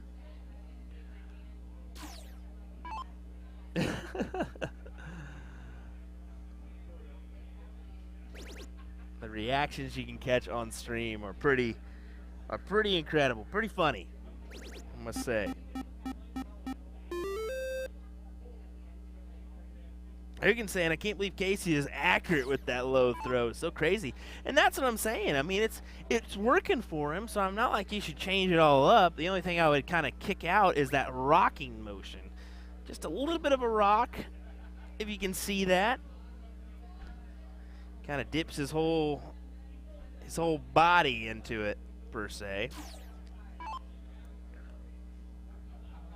You look at his throw, and like you look at a Joe Collins. A Joe stands very tall and straightforward, and he just kind of moves the arm.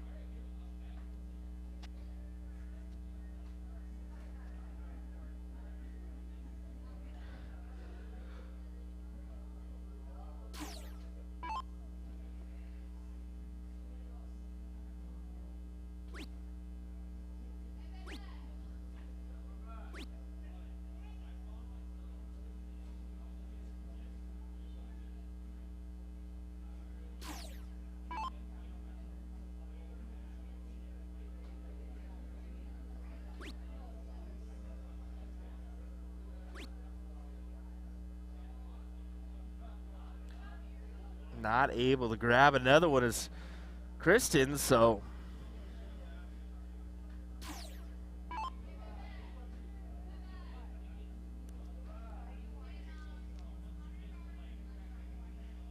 Casey with kind of a opportunity to gain the lead. He does so with that dart. Does he take a look at the 16s? Or does he stay right there? Yes, opts for the smart dart and staying right there on the 20s.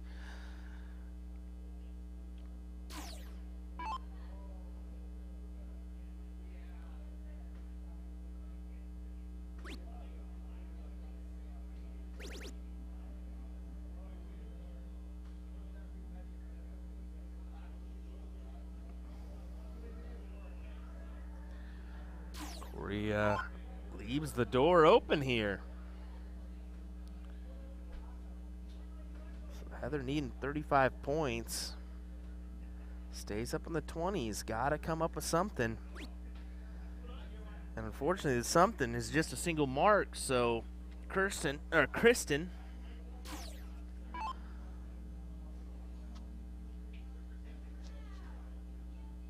down the two houses, but or down the single house, I should say.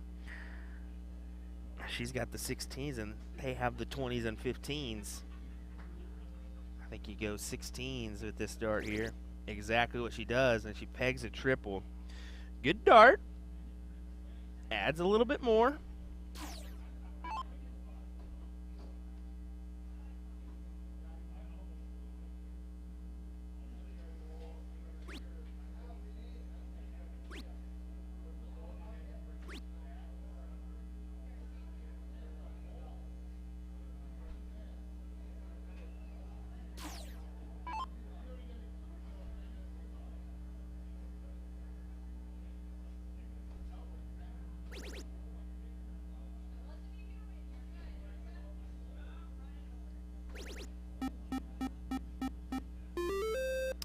6 mark there for Corey, and this boom goes the Dynamite jersey. Love that from Magic Wear.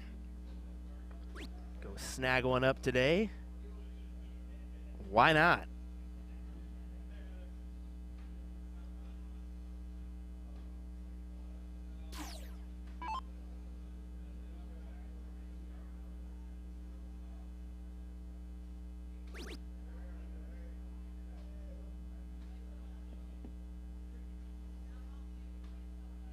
Oh, no. Kristen unable to capitalize there. That would have certainly helped. That would have kind of closed the door on the 15s there. As Casey's going to get a look. 45 would be nice.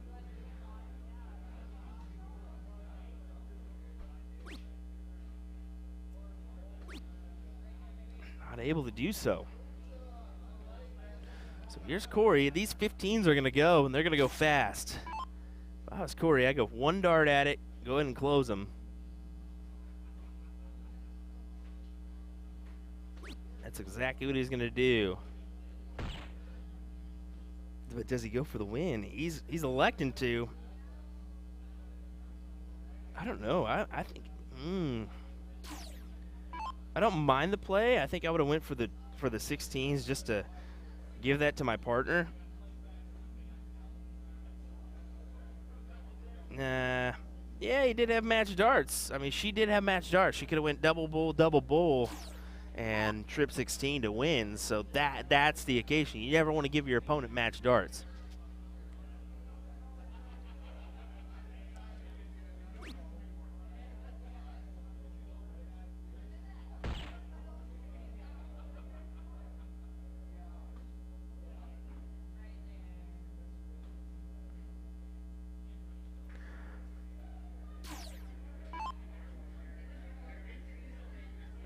So Casey, only the bulls available for him to point on, so he's got to stay there.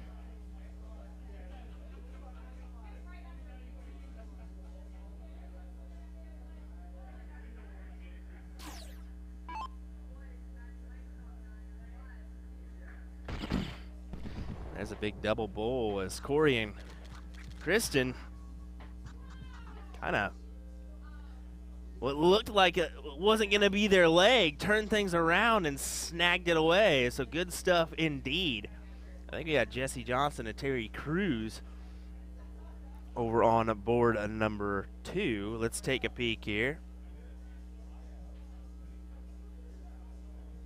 Looks like somebody keeps, unfortunately, hitting our camera over there. That's going to happen from time to time. Steps Jesse. I want to see where we're at in this match. Give me 1 second. Let me go find out. So I don't know if this is first leg or second leg.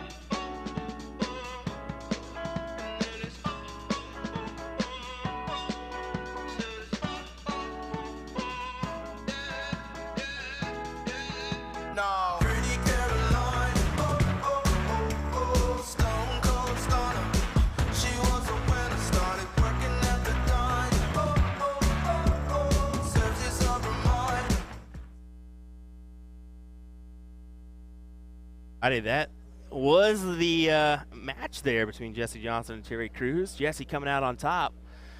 Right when I walked out there, they were already kind of finishing up. So I was like, okay, well, all right, never mind. We will take a look here and grab another match. Hang on tight. We'll get another one rolling on this way, as it's almost probably time for our king seat match, I believe, of the pro. So hang tight. We'll see if we can grab that on over and get after it.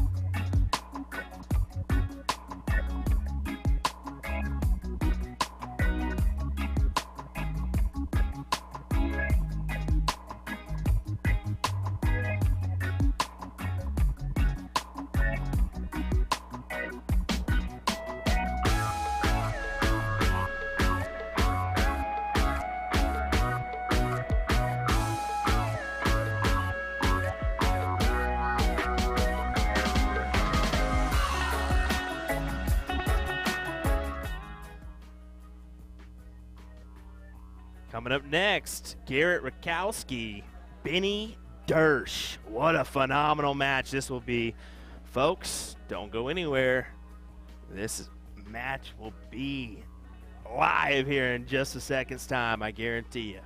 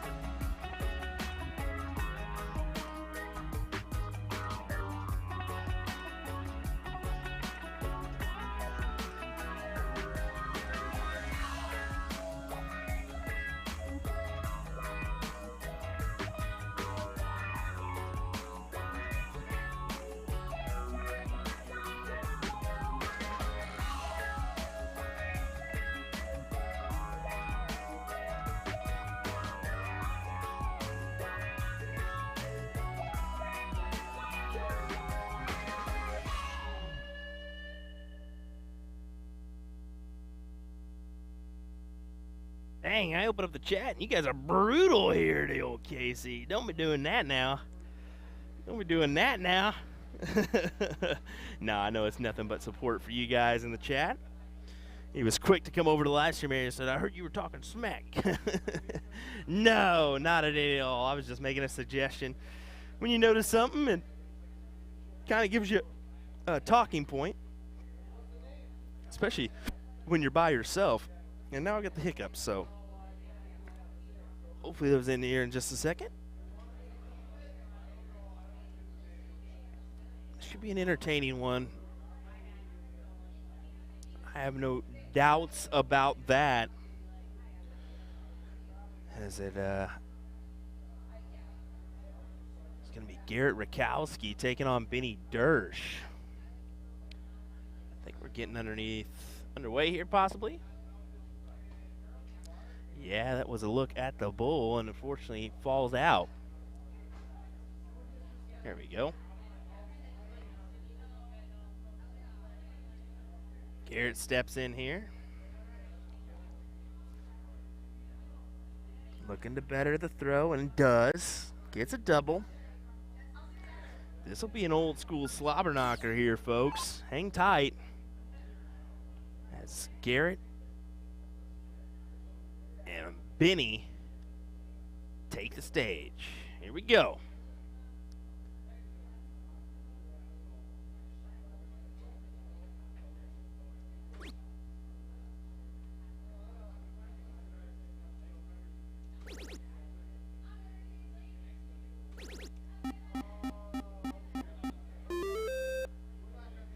Starting off, the 7 mark is Garrett Rakowski.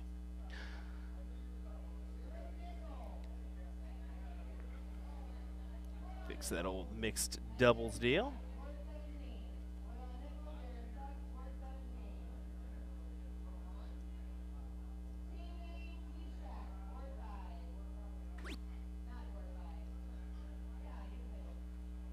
Attacking these 19s, looking for another. Grabs another 7 mark to follow the 7 from Garrett.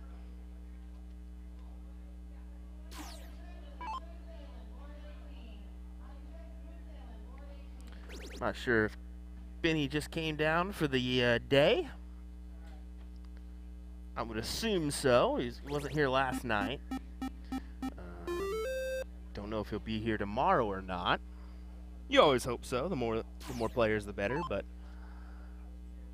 just nice to see him out here in attendance.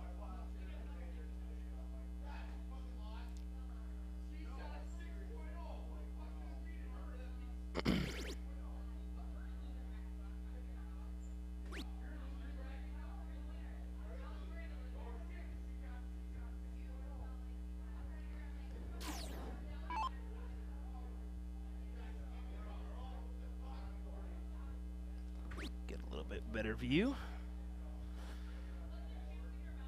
Garrett going to right down to the 19s, trying to close those. Does. Now, does he go points or does he go 18s? He goes points. Smart move when you're playing a player the caliber of Benny Dirsch.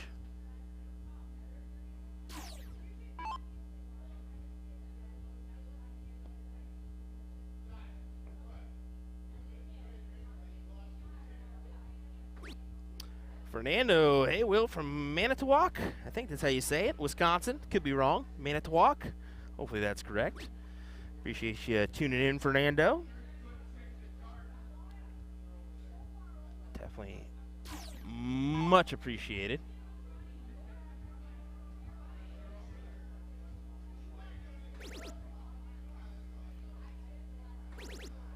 Garrett going to go around the board here, looking for a 9, grabs a 9, and it's a pony on the board, white horse for Rakowski.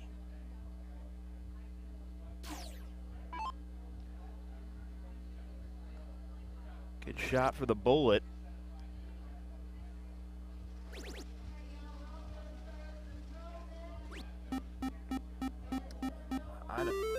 I think I'd be safe to say that Garrett, at one point in his career, kind of looked up to the Benny and big dogs here and Kirshner here in Wisconsin. I imagine a lot of you Wisconsinites do that. They mentioned it at Whammo, the importance of watching Benny and watching Big Dog take out those 10-dart legs with the 51 within the bull, leaving that big fat bull for you every time. So Garrett grabs that first leg, makes it 1-0 here. And this is the winner's side. I don't think I mentioned that. This is a winner's side match. I think this is the top half, and I think Jesse Johnson is awaiting the winner of this one, I do believe, in the king's seat.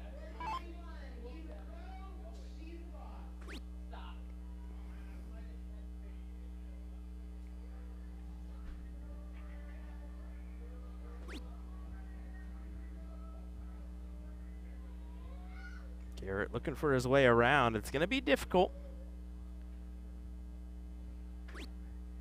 Goes over the 18s, elects that he can't work his way in there.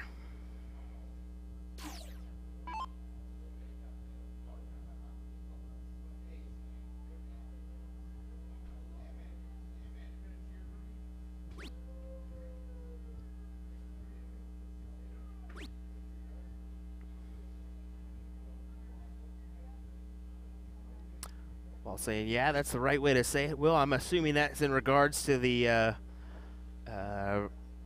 looking up to those three individuals that I mentioned, Big Dog, Dirsch, and Scott. I mean, you're talking a level of success there with Scott Kirshner, Big Dog, and Benny. Big Dog getting a Darts Live World Stage title. It's a pretty coveted title.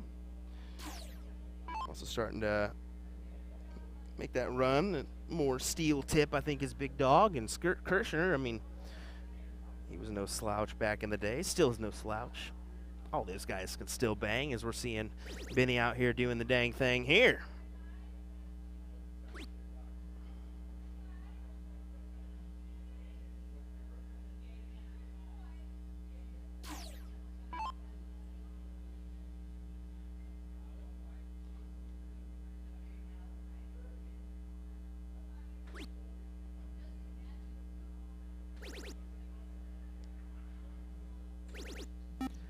Seven mark there for Garrett.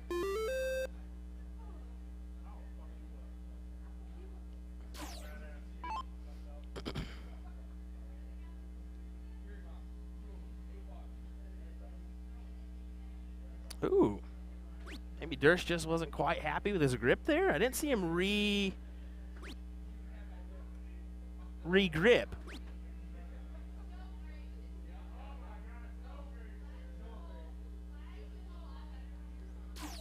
Ah, Manitowoc, I pronounced something right. That's a win-win for Will. If I pronounce anything right, whether it's a last name or a city, I feel pretty accomplished because usually I butcher the heck out of those bad boys. I'm known to butcher a last name like none other. And that's not good when you're the name writer of the scoreboard here. Just in all honesty.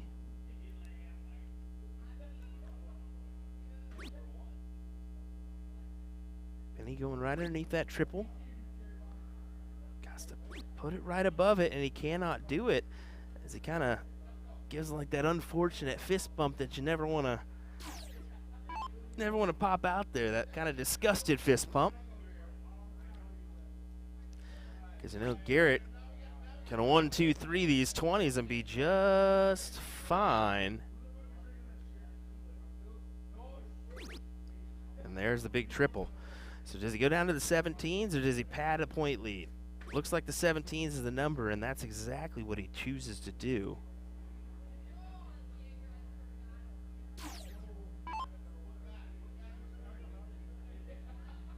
I think Benny is kind of sitting there running out of options. He's kind of looking at the board wondering how he wants to go about this, and he's going to choose a 17s, and he's not happy with the placement of that dart. That's exactly what it is he's going to have to work his way around, and that one's even more difficult because that's an awfully hard dart to poke in the middle of those two. Hard to hit a field goal with a couple objects in the way like that. Garrett choosing to go back up to the 18s and pad some more lead. He snags the single and triple 18. 342 plays 276.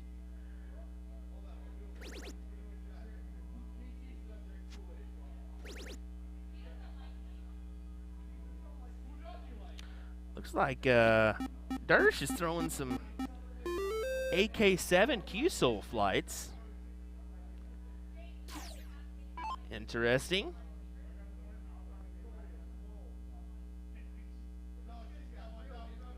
Speaking of flights, look at those skinny mini things that Garrett plays with. They call him the Bullet for a reason. He slides those things or throws those darts quickly to the board.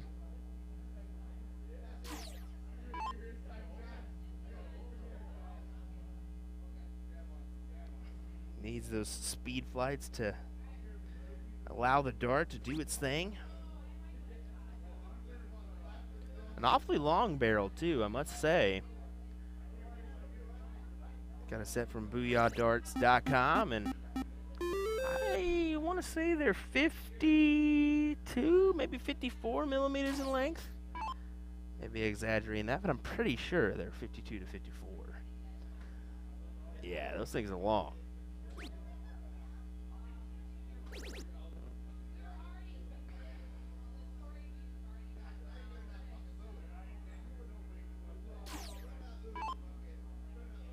This is a battle here because Minnie's making a stand on these 16s.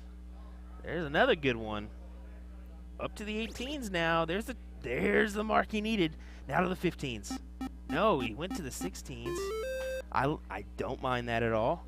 Trying to maintain the lead. That would have put him well over a 100-point lead. Instead, it's a 90-point advantage for him. Looking to try to guarantee a chance at a decider. And Garrett's going to try to make this difficult.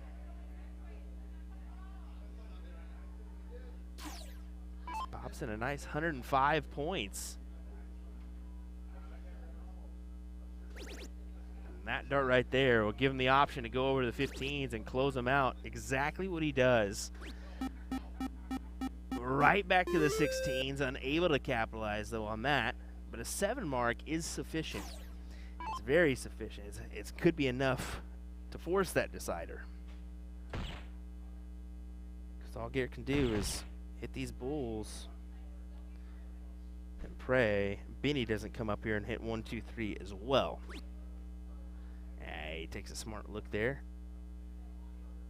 I don't mind that at all. Trying to force the hand of Benny to close those out. Unfortunately, he just falls into a single 16. So still work to be done, but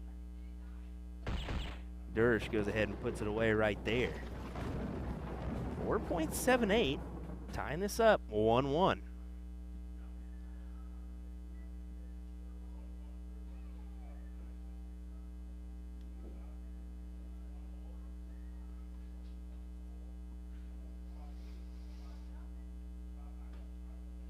That's a great dart there from Benny. 2 holes out from center. That's a great dart as well. He made sure, he wants to make sure he is exactly where Benny is.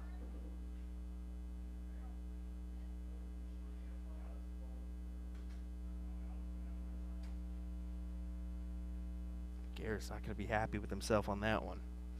A little outside of where he wanted to be.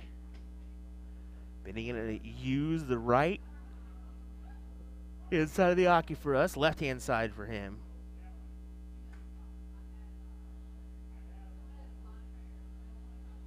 And I am really not sure how that ended up.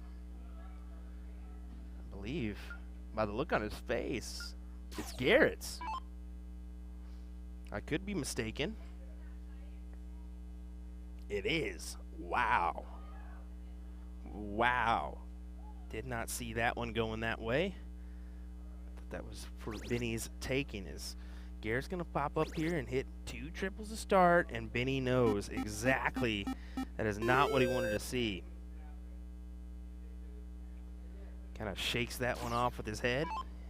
You saw it there. Some pressure darts incoming.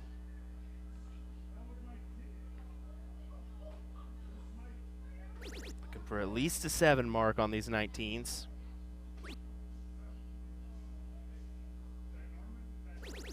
And that's exactly what he grabs. A nice 7 for Dirsch. And a little pressure. Just got to stay on him and chop at that 20 tree if you're Dirsch. The more chops, the sooner it'll fall down. But you got to do it in the right time. Go for Dirsch, staring at that score. 140-76, so 64 points needed to tie it up. Big triple there. Another big triple. Does he take a look? No, he elects to stay down there and just outside that triple. This is a entertaining one, folks. Some edge of your seat action. The numbers are crawling up because you all know it, just like I know it. This is a doozy. Nice 7.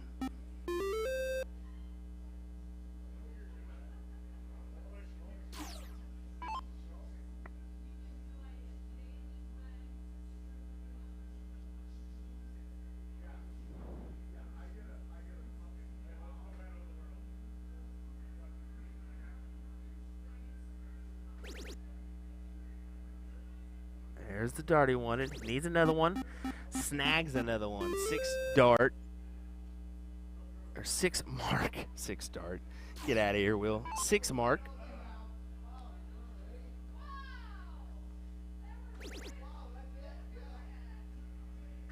Garrett taking the look when he needs to. And going right back upstairs. Padding a point lead.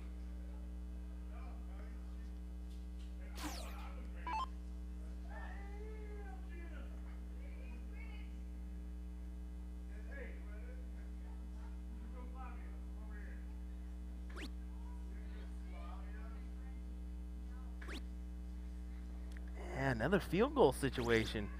Tough to work around, but he does it there. 5 mark for Dirsch. Once again, not enough points to gain the lead, so Garrett's going to have the option if he wants to. Does he take a look at the 20s and then over to the 18s eventually? Or does he stay right there with those 2 darts? Yeah, he took a look. He took a look and it paid off. 5 mark for Garrett Rakowski. Just keeps putting the pressure on Dirsch's throw. Eventually, Dirsch doesn't watch. He's going to run out of spaces. But this is masterful. This is brilliant. 9 mark for Dirsch.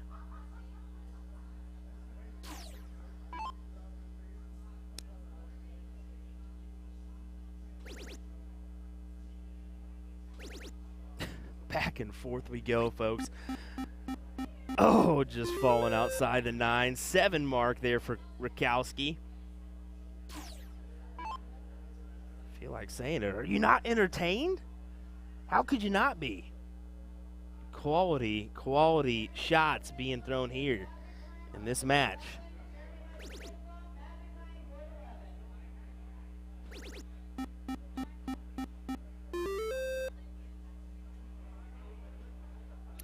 And he's shaking his head at that one because he knows he's kind of giving opportunities here. Yeah, he's hitting some big numbers, but now it's a question for Garrett. He's kind of tinkering. He's like, what do I do? I'd stay right up there on them 20s. And that's what he elects to do. 100 points scored.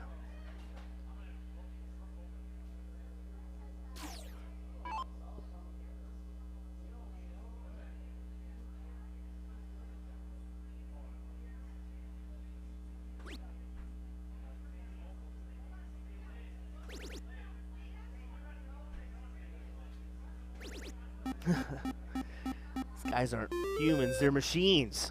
What is going on?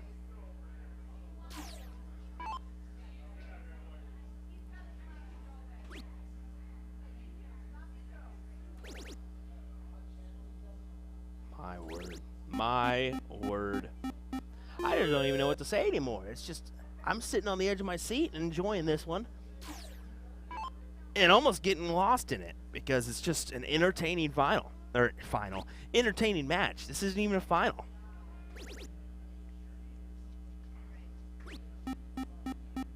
Just to see who will play in the King Seat match.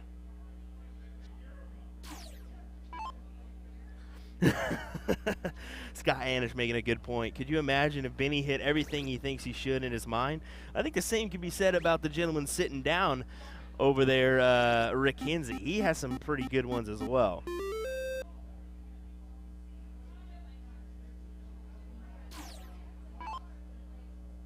Josh saying, I wish we could see their averages right now. You are 100% correct, sir. We're only able to see the back end once it goes,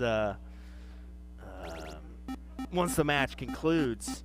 I'm interested in seeing what we've got after that one as Dirsch hits another 7.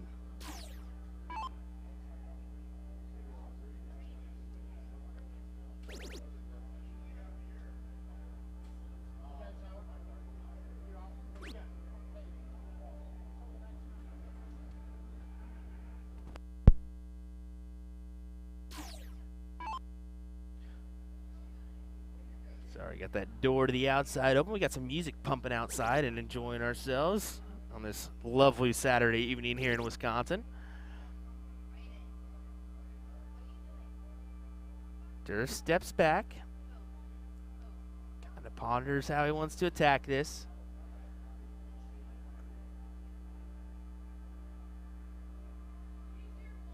And you can see Dirsch took the big shot there.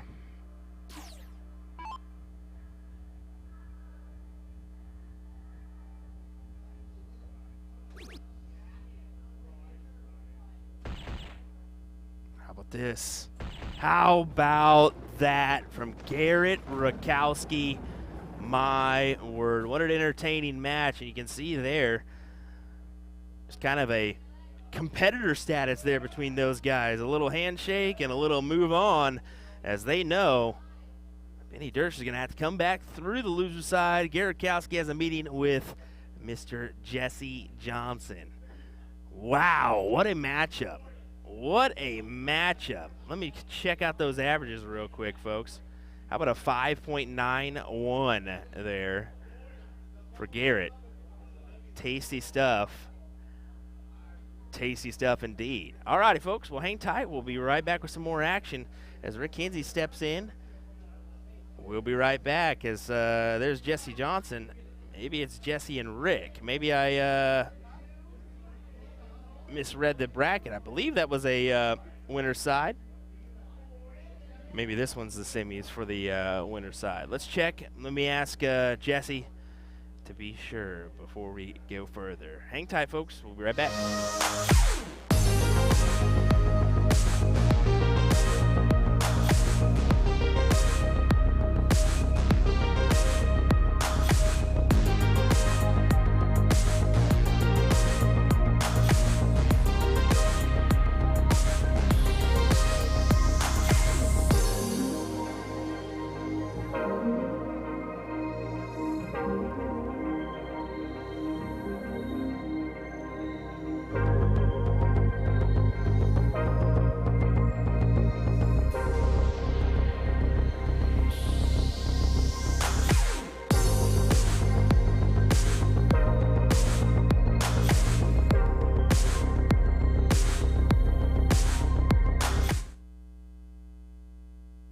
Walked out there and I asked, this is actually the Hill match. Rick Kinsey and Jesse Johnson. I thought that was the other semifinal. No, Rick Kinsey's sitting in that spot. So that was actually a loser side match. So Benny Dirsch is out of this event. Garrett Rakowski will advance on through the loser side. So this year Hill match, I'm sure Garrett will meet. I believe it's going to be a fourth place match first, and then The loser of this one will face the winner of that one. So, sorry for that one. A little bit of misunderstanding, but certainly the case when you don't have access to the bracket, readily access, as I'm not familiar with Brackalope. There we go. I keep struggling with that one. All righty, hang tight, folks. We'll get this match going in just a second.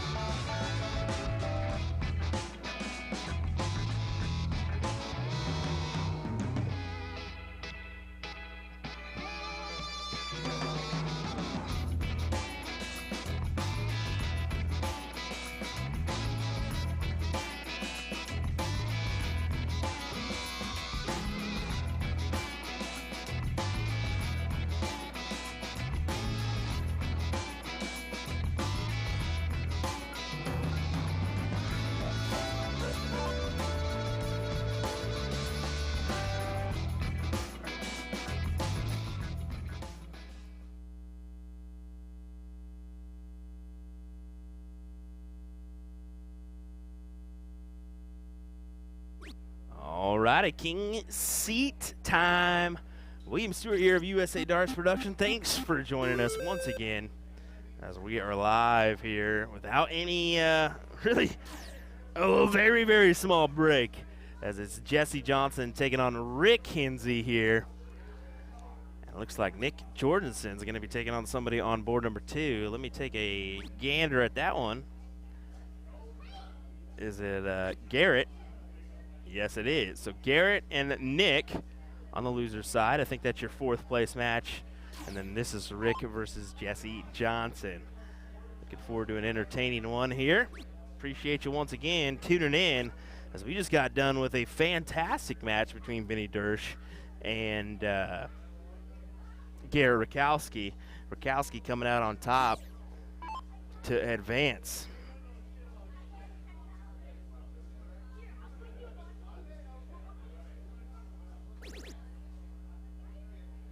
Nice triple 18. Jesse played well last night in the blind draw, continuing on into today's darts.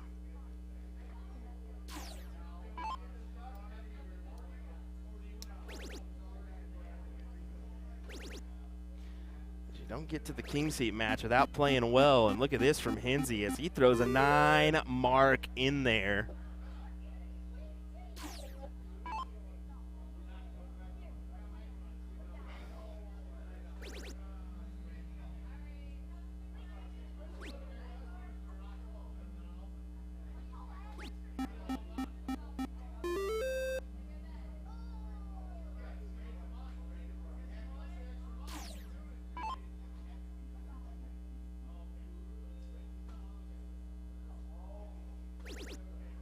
There's the triple that Hinzi wanted, and finds another.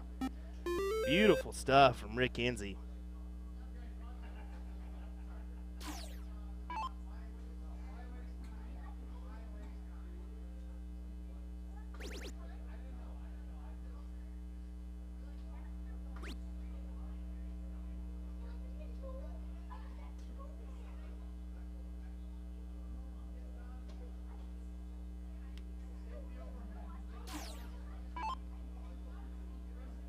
Gonna look to close this out pretty quickly. As he'll go Bulls first. And then over to the 15s and not able to capitalize. Wow, didn't see that one coming.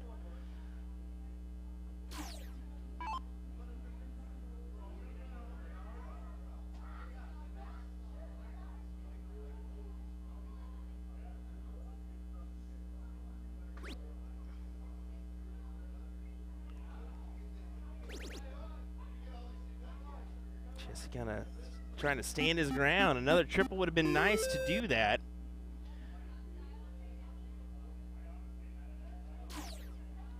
We are seeing a lot of going to the left instead of the right of the board, but there's a reason for that, as Nick and Garrett are sitting there, so gonna be tough to kind of turn the right way. Can't blame him for not doing so. Rick will take the lead here, 1-0.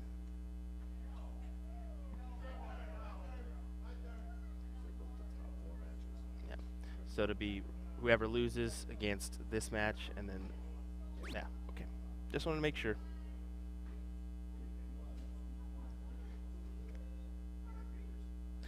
We're sitting about 150. Well, a little bit. That's a little broad, but we were just sitting at 150 with the Dirsch match. Yeah. Not bad. We definitely appreciate the viewership, folks. It's been nice. I was surprised last night when we did the blind draw and got talked into pushing the stream button, pushing the start button on that one, and we just played some background music, let you guys jam out and enjoy the darts. And wow, the cover. Honestly, the viewership last night was spectacular for that being the case. Almost made me want to just play some music and play today. Let you guys enjoy it. But nah, that wasn't the case. That wasn't the case.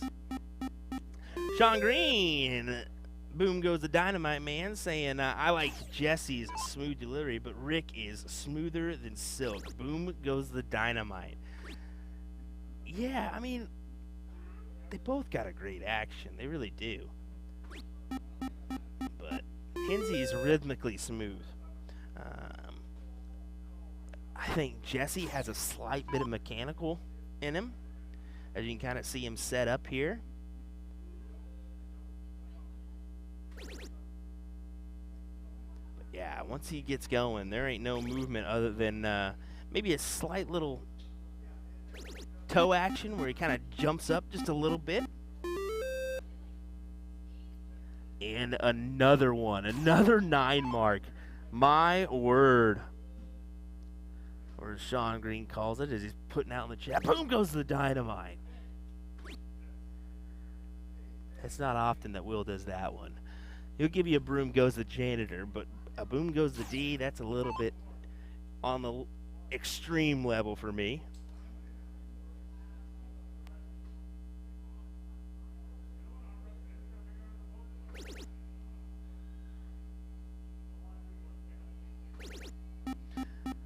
That was one hole outside of being another 9 mark. It's 6 instead. Still a tasty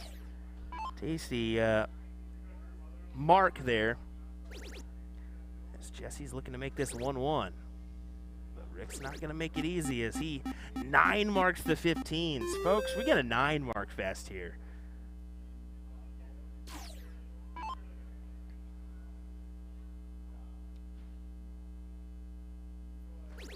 The lady in the back with the crutches rocking the USA Darts red and white hat. Thanks for doing that. Definitely appreciate it. Check them out. Head on over to usadarts.live.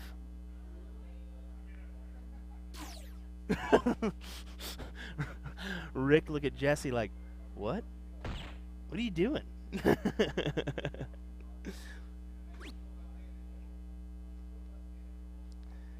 Maybe threw off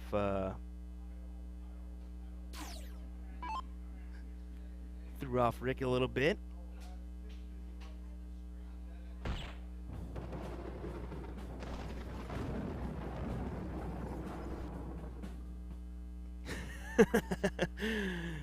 Sean says, I feel like despite our looking different and playing different, we are confused for each other. Sorry about that. There's no denying that, bud. We're confused for each other a lot, even though our voices sound very different. Everybody always hits me with the, hey, boom goes the Dynamite, as I walk down the hallway. And I'm like, yeah, but that's not me. Yeah, that's quite all right. I'm 1/2 of that crew, so I'll take it. I say 1/2. I'll say 1/3 because Nick's just as big a part as that as us, as well as Carly and Kayla. So I mentioned the CSC Challenger Series crew there. So this is 1-1 now, a little match deciding leg. How's this gonna go? Let's find out. Big trip to start off for Jesse Johnson. How about this? Hasn't blinked. Stares into the soul of that dartboard. Love it.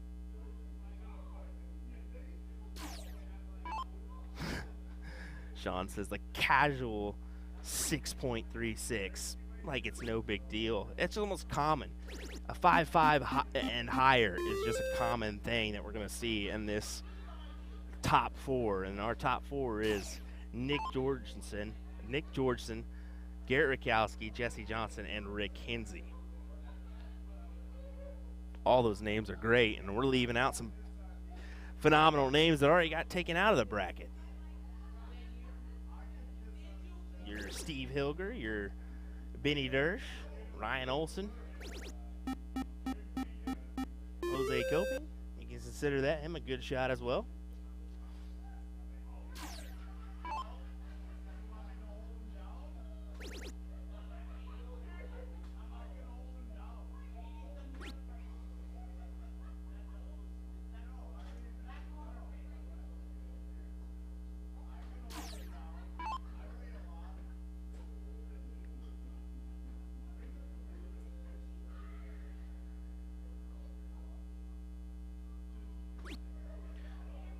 Jesse gonna try to for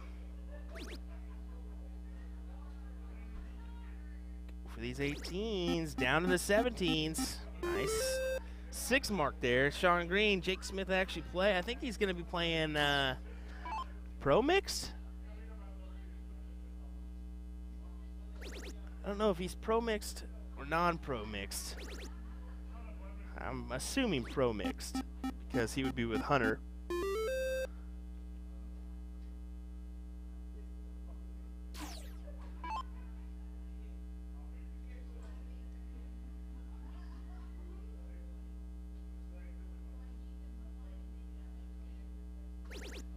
Big dart there. And I think Rick is sitting there shaking his head, nodding because he knows. I think he feels Jesse's gonna probably win this leg.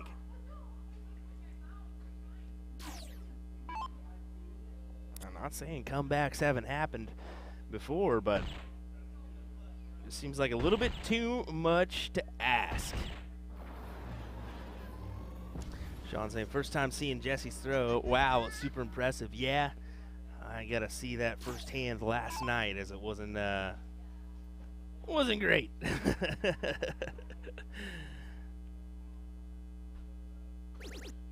Gordon Stewart, Dad tuned in. Appreciate it. Always a big support system of mine. Want to acknowledge that one. I think he's saying, hey, Sean, to you there, buddy.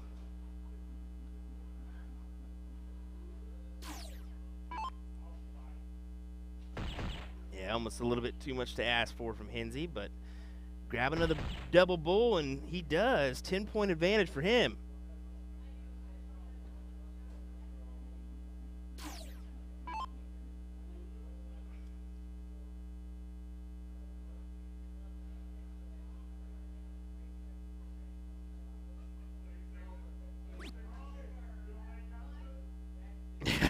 It's great unless you're on the receiving end of it, says Paul. Yeah, exactly, like I was last night. As Jesse throws that one in the pocket, and look at Rick. He already knows. He's like, great darts, buddy. What can we do there? 6.18 for Jesse in that one. My word. My word. What a fantastic little match that was. We'll head on over to board number 2, as this is our top 4 match. I want to see where we're at in this bracket. Or in this match. Let me check if what score line we are at, if any. So hold on one second.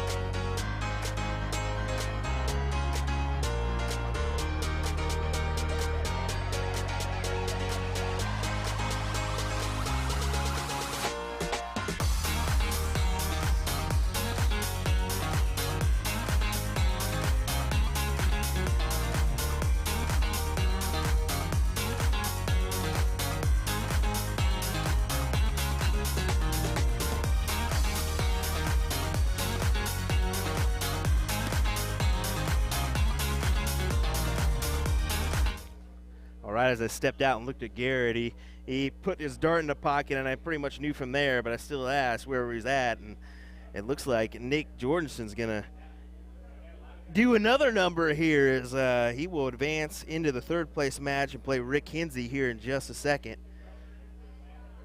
So I'm sure Rick and him are not going to waste any time, and they did the same thing yesterday in their finals. So hang tight. This one will be coming your way in literally a minute's time. I guarantee it. Thanks for tuning in, folks. Will Stuart of USA Darts. We'll be right back.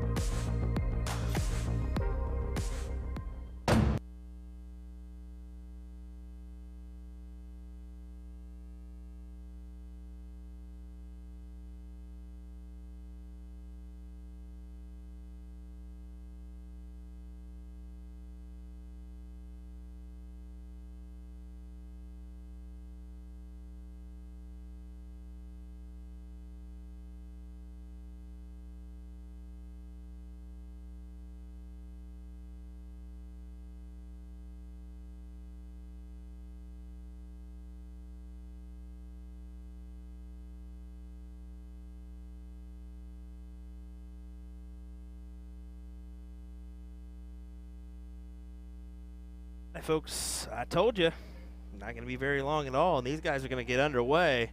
They'll take a couple, and I guarantee you, Nick's going to look at Rick and be like, you ready? Possibly right here. Told you. You ready? Let's get after it. No reason to keep messing around with things. Why not give you what you want and get after it here? We'll take a closer look here at the bullseye.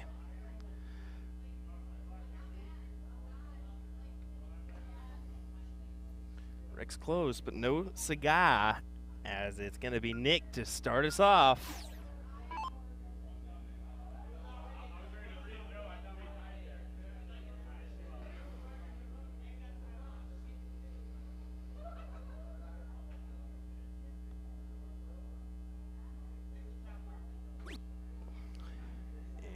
Here we go. Third place match in pro singles cricket at the first ever Father's Day family frenzy here in Jefferson, Wisconsin. Will Stuart here on the call. Appreciate you folks tuning in for today's coverage.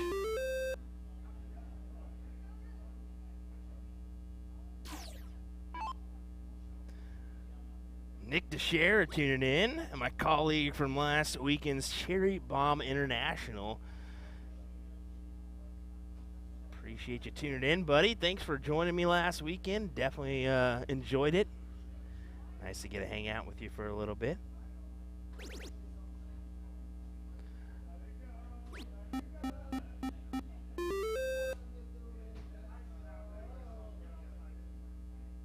Ooh. Got a notification that the Avalanche routed the old Tampa Bay Lightning 7-0. My goodness. It's a rare occasion that a hockey score ends up like that.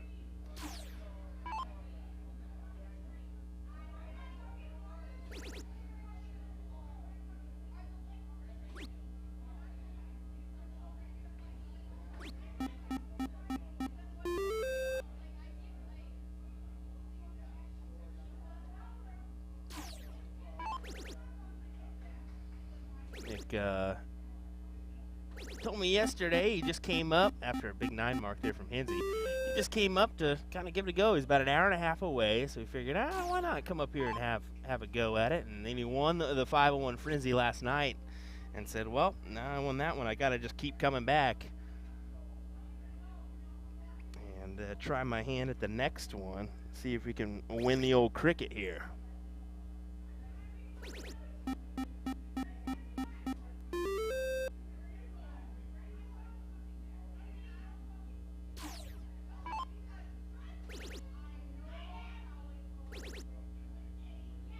Here's Hinzi looking for a 9, has a 9. Big darts indeed. Kind of putting Nick's back up against the wall here. And Nick had the start. Look at Hinzi looking directly at the floor. Focusing on his own game.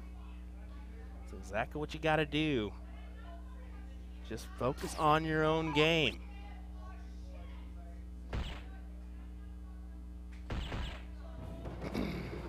Rick Kinsey, how about that average? A 6.80. Is look at the face of Nick like, yeah. That is a quality leg of dots there. As Rick plows that impressive average. I think that look from Nick was like, all right, well, I'm going to have to step my game way up if I'm going to beat that. Oops, wrong score line. My apologies on that one. Quick to change that. Sorry about that. Hinzi with a 5 on the 19s. So I'm wondering if Nick takes a look after a couple of triples or not. There's the first. And I think he'll stay right there after that last dart, and he does so. Only able to get a 4.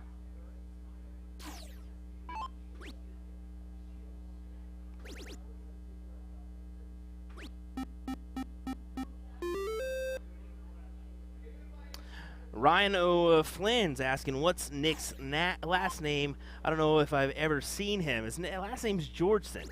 And if you haven't seen Nick Georgeson, you need to do a little YouTube search. Nick is actually the, I guess you consider it owner? Yeah, of Bullshot Darts. So he has his own YouTube and Facebook platforms where he creates content based around mental preparation and physical preparation for matches, just in little tidbits of info. Definitely some quality stuff that you folks at home need to check out if you're trying to better yourself as a dart player. So definitely a great shot on both steel and soft tip. And we need more people that are willing to spread that knowledge to others learning the game or just starting out with the game. So highly encourage you all at home that if you have a knack for turning on your phone and doing some content, do it. There's people out there that want to see it.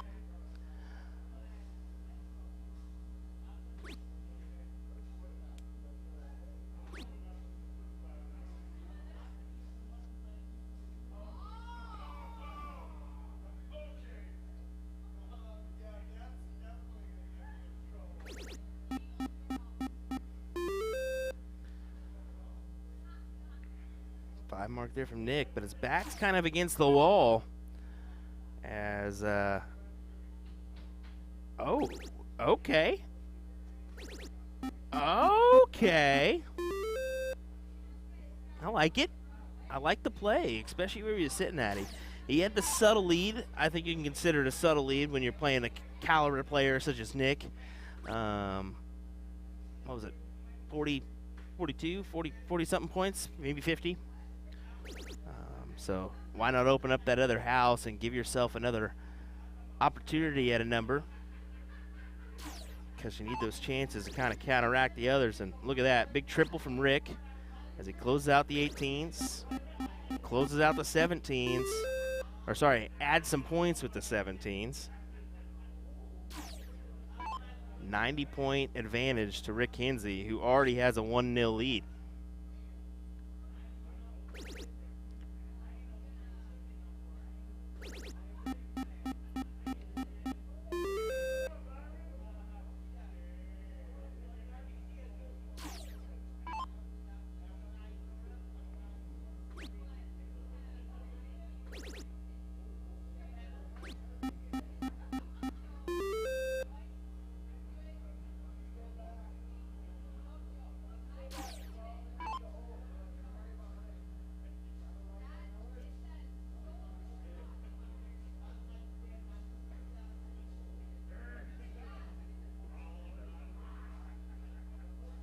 You see Nick adding up some math here, kind of thinking about how he wants to attack this. Goes for the triple 16. Now does he take a look at the 17s?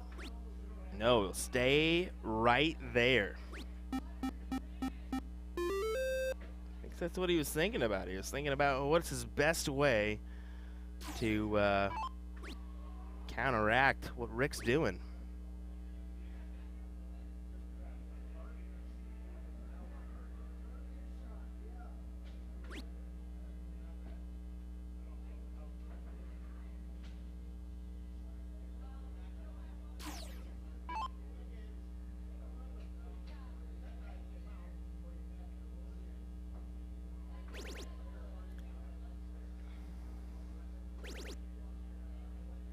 Couple trip 16s, trying to continue to add the lead as you see him kind of do one of those halts with your body.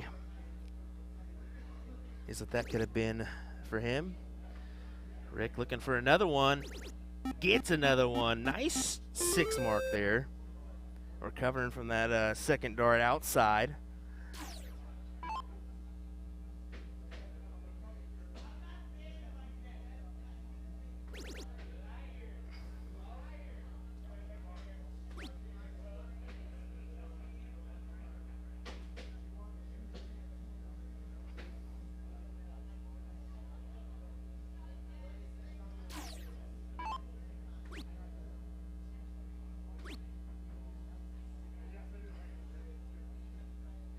Kinsey wanted that triple because now he's in a bind. Right back to the 17s. That's what I would have done. Gotta maintain the lead here.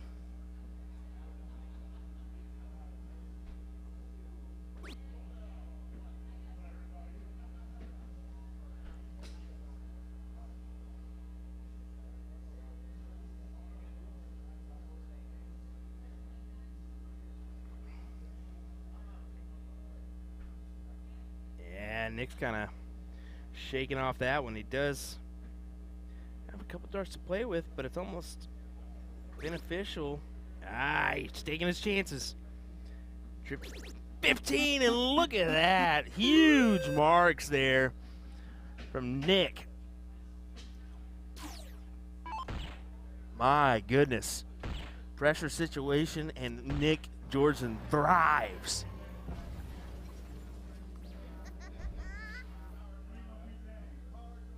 You people want it. Nick gives it.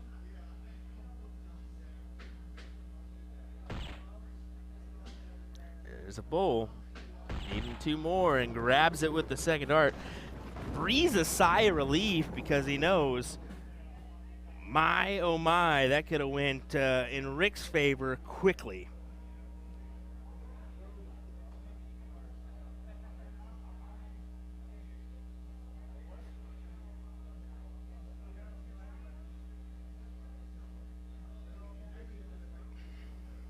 Yeah, tough dart to work around as Rick puts that right above that double, making it tough for Nick to work his way around it. And I think he's just one hole outside. I think Rick got it. Yep, exactly what happened. Rick got it by one. So here we go, last leg decider between Nick Georgeson and Rick Hinzi. Who's going to come out on top? Let's hear it in the chat, folks. Who you got? Who you got right now? Who's making it to the final to play Jesse Johnson? A guy who's really looked phenomenal, coming out with a 6.38 and a 6.18 against Hinzi in the last match.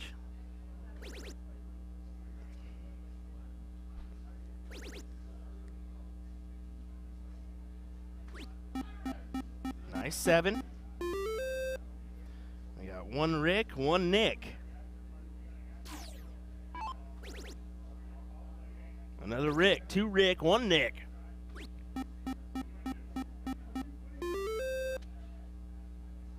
There's Rick with a 7 mark of his own to counter the 7 of Nick. Looks like we're back to 2-2 here.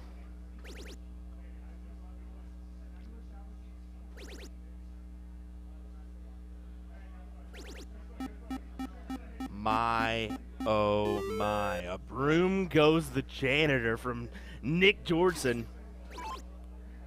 And this is just kicking off with a firework here. My goodness. Back to back. 9 marks. So good, my mic doesn't even like it. It starts cutting out on me.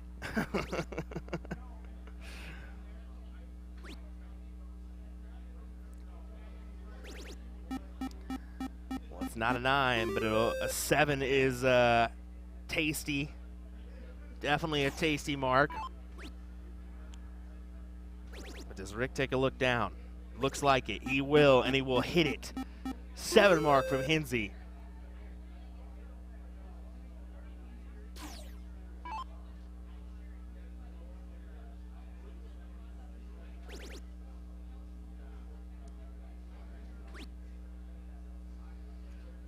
Rick's not even looking at the board, looking straight down, but listening to those sounds as you saw him nod after that first dart triple.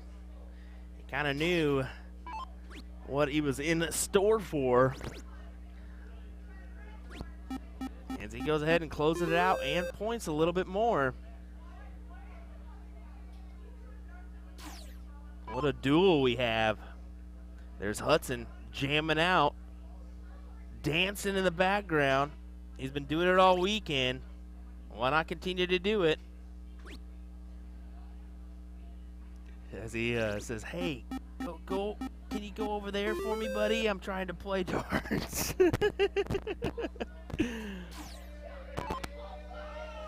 I can't blame him at all. Looks like a little extracurricular in the background.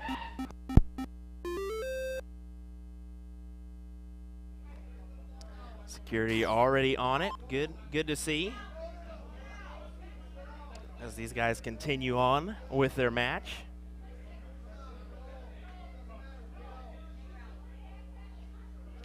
Here's Nick going for the 15s here.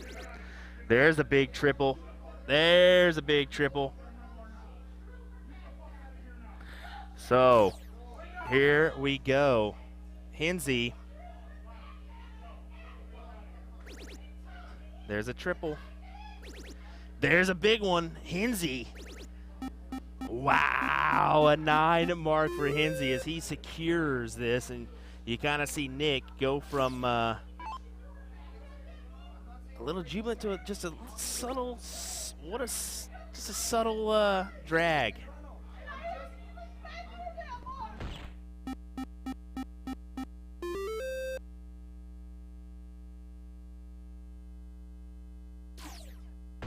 Yeah, there's no denying that one, Ashley. A little bit of a distraction here, but these guys handled it very well.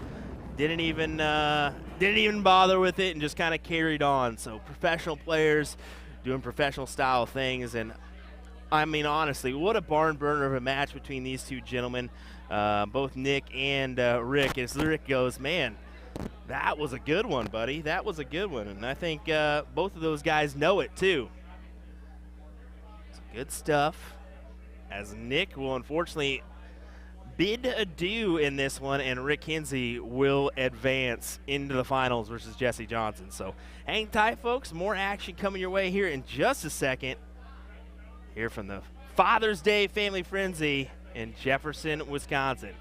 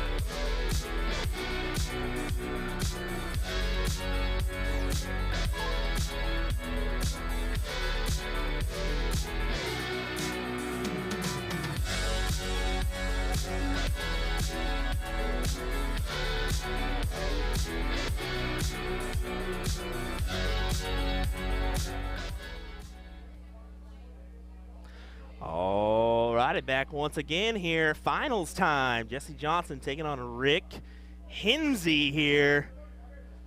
Good matchup. Good matchup indeed. These guys are not going to waste any time and get right after it. And look at that. Right after it, indeed they go. No reason to mess around when you've been playing all day.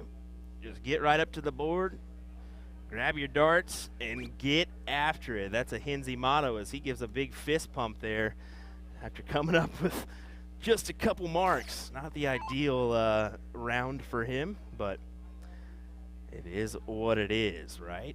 It is what it is.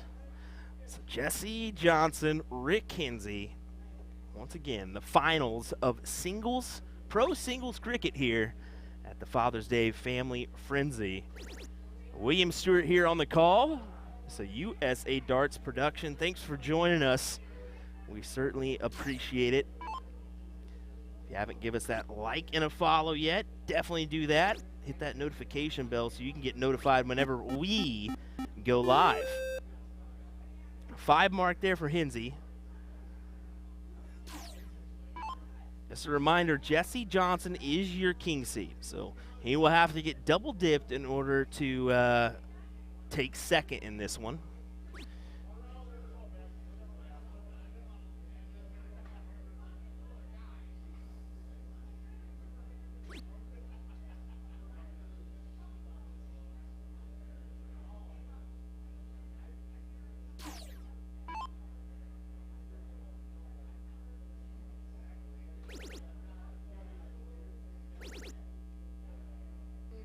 Could it be? It is. Another 9 mark for Hinzi. Paul Rogers saying dual sports streaming, new concept. Laugh out loud. I guess so. I mean, I went up to the tournament staff and I said there was no blocking that one out. Usually we kind of switch away, but match darts were kind of in process there. So it is what it is. Everybody's kind of that was involved has exited the building and is told to go about their way. So we all know how those misunderstandings or altercations go from time to time. You hate to see it, but it is what it is.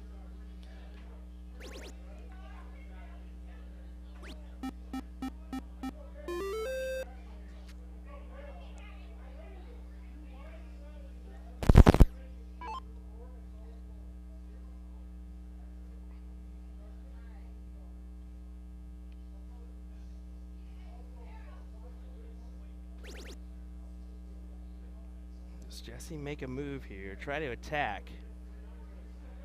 I don't think he will after that dart. Nope, he'll stay right there on the 20s and try to pad some more points.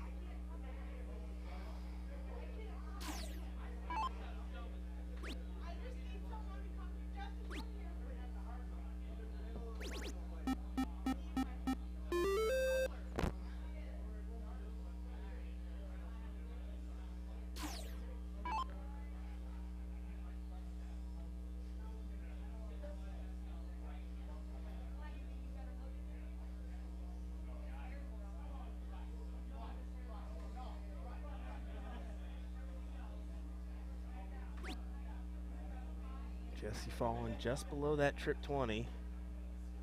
Not able to convert, just the single mark.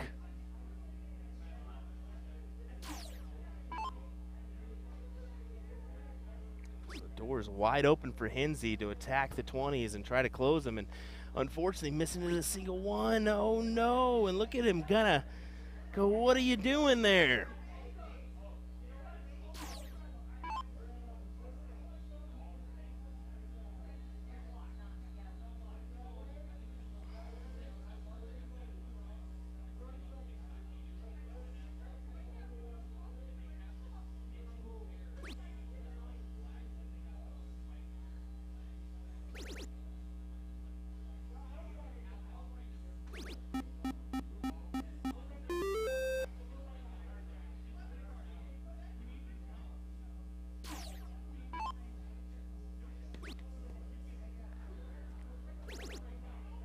Triple there, up to the 20s to go ahead and close them out. That's exactly what he does. Kind of interesting that he did that one. And even Jesse goes, okay, all right. See if Jesse elects to 1-2-3 him. He's kind of smirking like he's like, didn't anticipate that. It's kind of making him think here. Look at this. Going to the 17s now. That's exactly what Rick did. He forced the thought in Jesse's mind, do I got to go for points or go for the close? Brilliant piece of strategy, honestly, from Rick Kinsey. Very impressive that he did that one. And it worked out for him, as Jesse can't help but chuckle here. He knows that he got played just a little bit.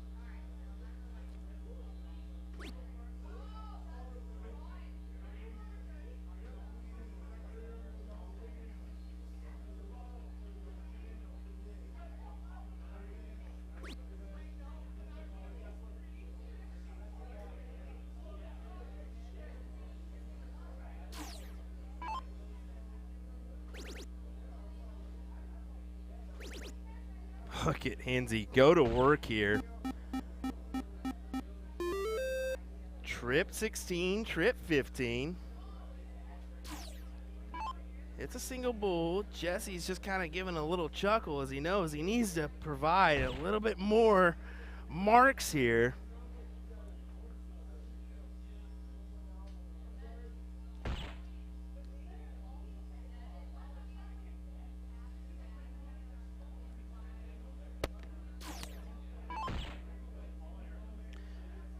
Looking for one more and snags it. It's a 1-0 scoreline for Hinzi.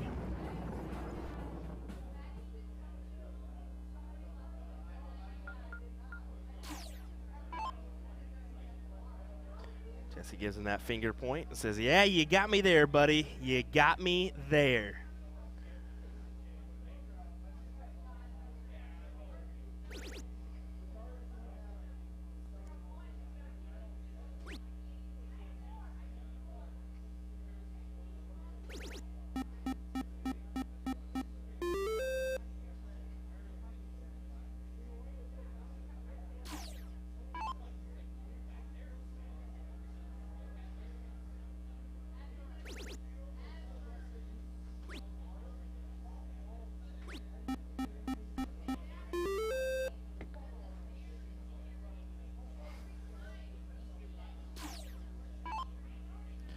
Can't help myself. I'm sitting on the edge of my seat just watching this final here. It's getting interesting. There's some big strokes from Jesse Johnson as he hits that 19 to pad a little bit of a lead. Not a significant amount, but just enough. Till Hinzi does a 9 mark on the 16s. Oh! Tried to speak that into existence and wasn't able to.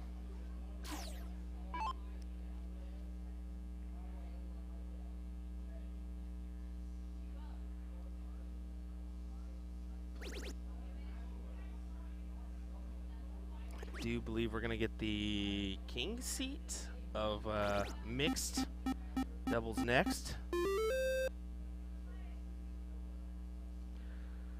That's non-pro. Mixed doubles, by the way.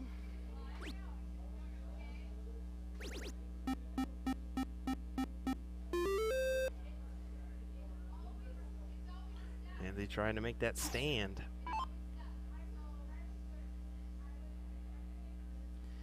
Easier said than done, though. Jesse Johnson's been throwing well all weekend. Last night he threw phenomenal. Today he threw phenomenal.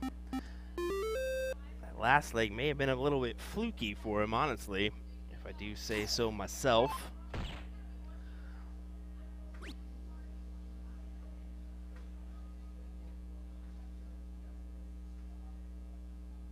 Hinzi not happy with that one.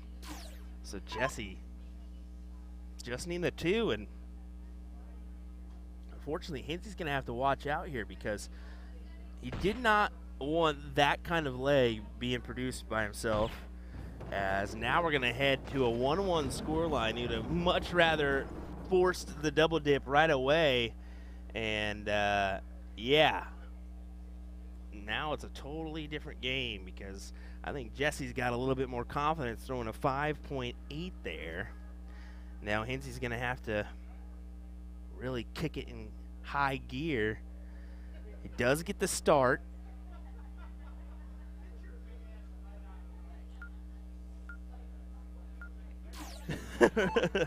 Randy Lee giving Rick some stuff there. Gotta love seeing that. That's what it's all about. Having a little laugh or two, having some fun, a little bit of entertainment. That's why we play the game. We wouldn't do it if it wasn't fun. Big triple at the last dart. He gives a subtle fist pump there. Way better than just 3 singles there.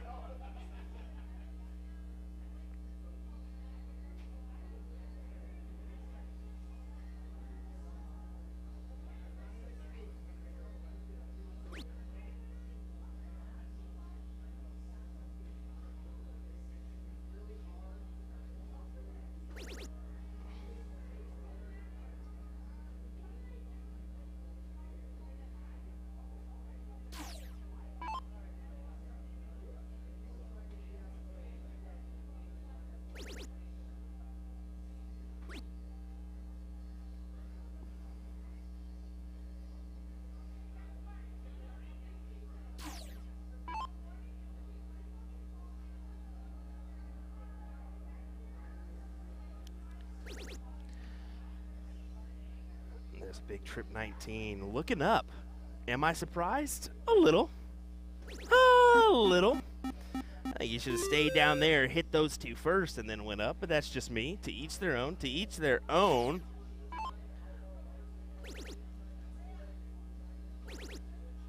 Look at this from Hinzi. 7 mark there. Can't help have a little chuckle every time Jesse walks to the board and has that smile on his face. Look at that smirk. It's like he's up to no good every time he throws. And that's exactly what it's like. Come on! Big 9 mark there from Jesse. Gets a 7-point lead. Looking for the answer is Hinzi.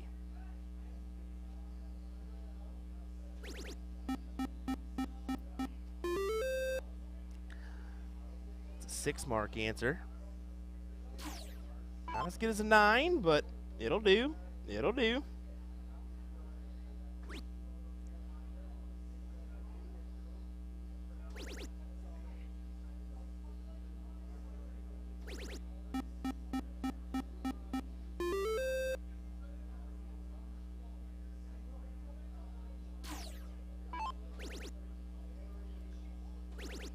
This is entertainment at its finest, folks.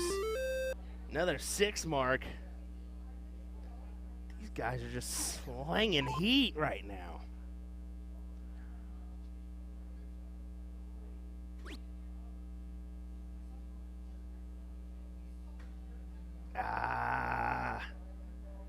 That's an unfortunate couple darts there for Jesse, and he knows it. That opens the door for Hinzi to go ahead and capitalize and force a double dip set.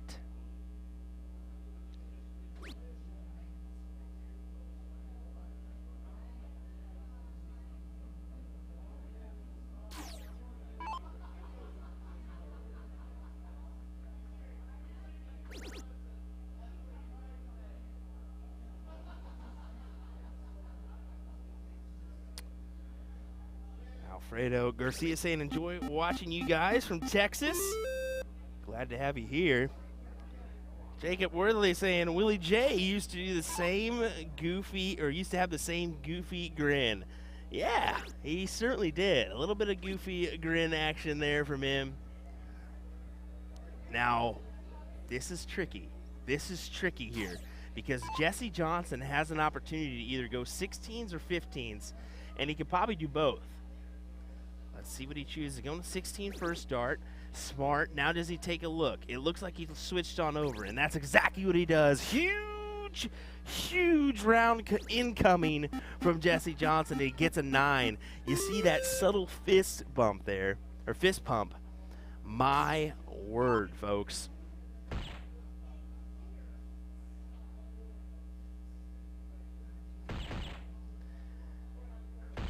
Rick can do is hope for more.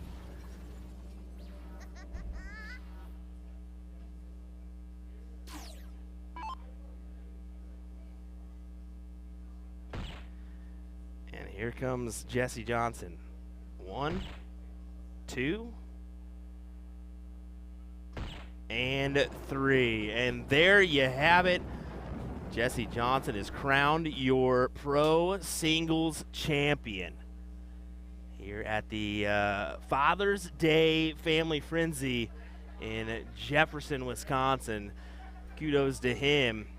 Great stuff all day long, all weekend long so far for Jesse, and he's going to pay off with a good win there. So I do believe we'll have a non-pro mixed doubles event coming our way here in just a second. Hang tight. Congrats once again to Jesse Johnson and Rick Kinsey. Hey, congrats to Nick Jorgensen, too. He had a nice third-place finish, so we'll give him a little kudos as well. Hang tight, folks. We'll be right back with some more action live from Jefferson, Wisconsin. This is a USA Darts production. Thanks for joining us.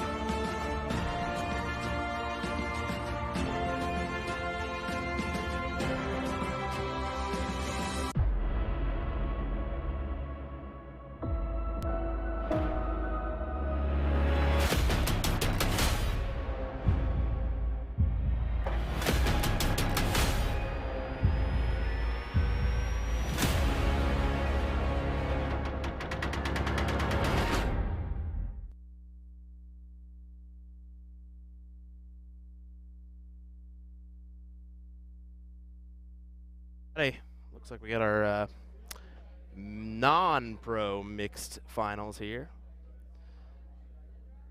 As Adam and his partner take on Randy Lee and Trish Romero. I need to find out his partner's name. Give me 1 second, actually, on that one.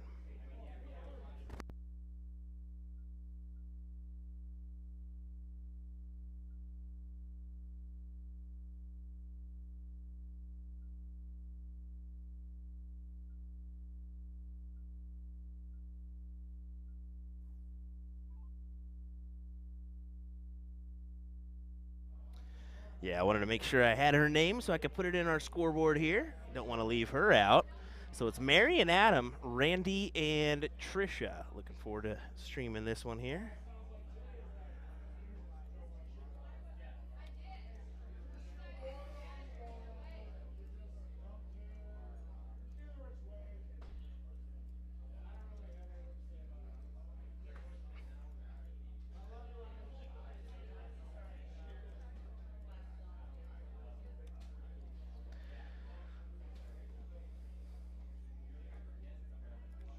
There we go. Get that popped up for us.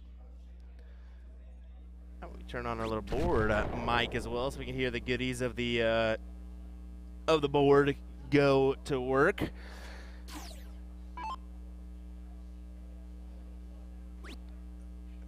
This is Mary here.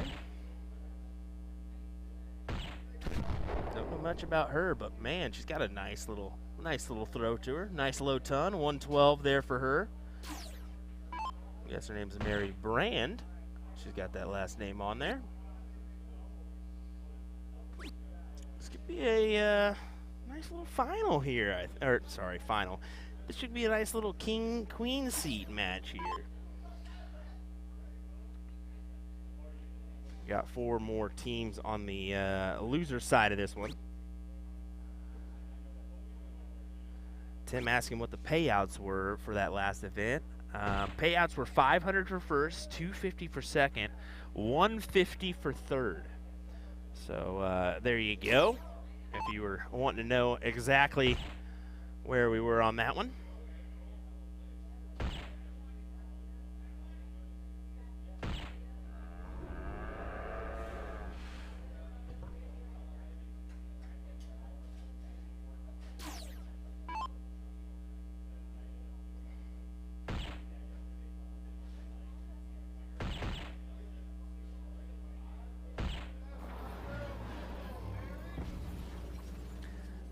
With a nice hat trick. Look at her go, leaving 109. It's a 166 look for Trisha.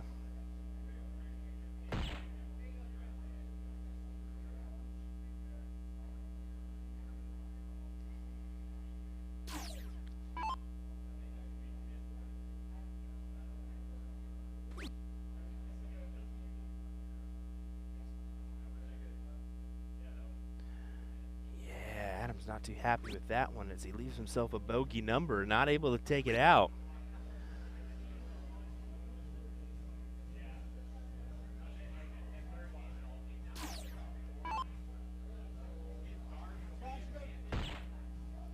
Bull 4 tops. There it is, Randy Lee taking out that first leg. His partner Trisha Romero.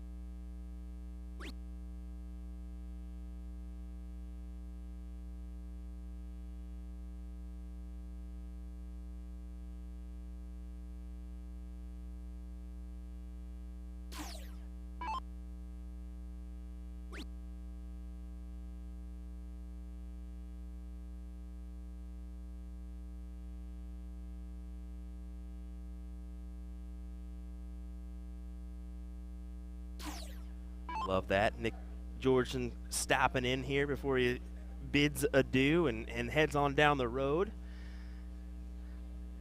I think he's headed on back home to Chicago, just stopping up. I think I believe he stopped up yesterday and then went home, then came back up here today, if I'm not mistaken. So good on him. It paid off.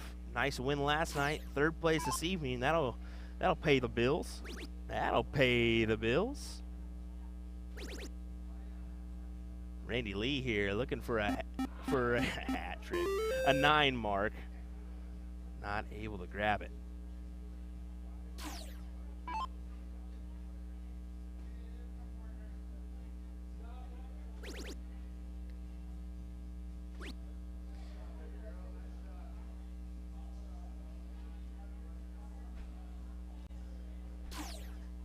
Well, are we set for a last leg decider? It certainly looks like it, or it's leaning towards that route.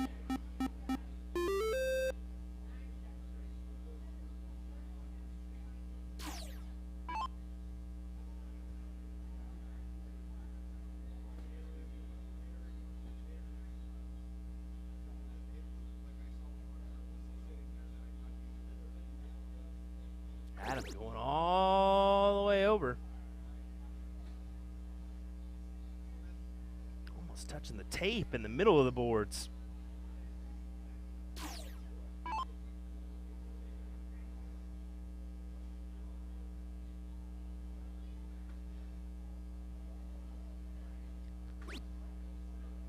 Lee looking to convert on the triple 15.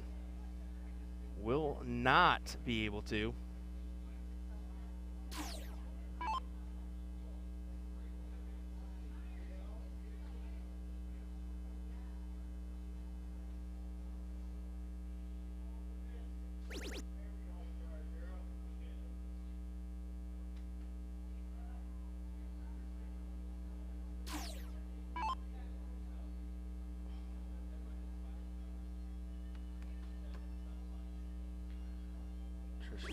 Single mark the 15s and go to the bullseyes and or point. She chooses the point route. Isn't a good spot to take this leg.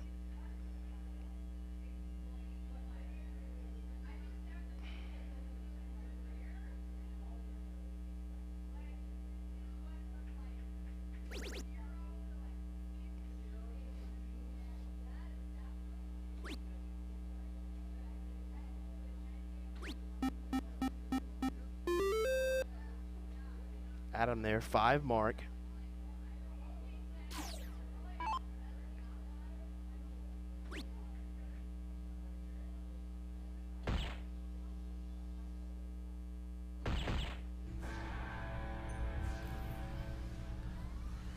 There it is. Randy Lee and Trisha Romero will advance.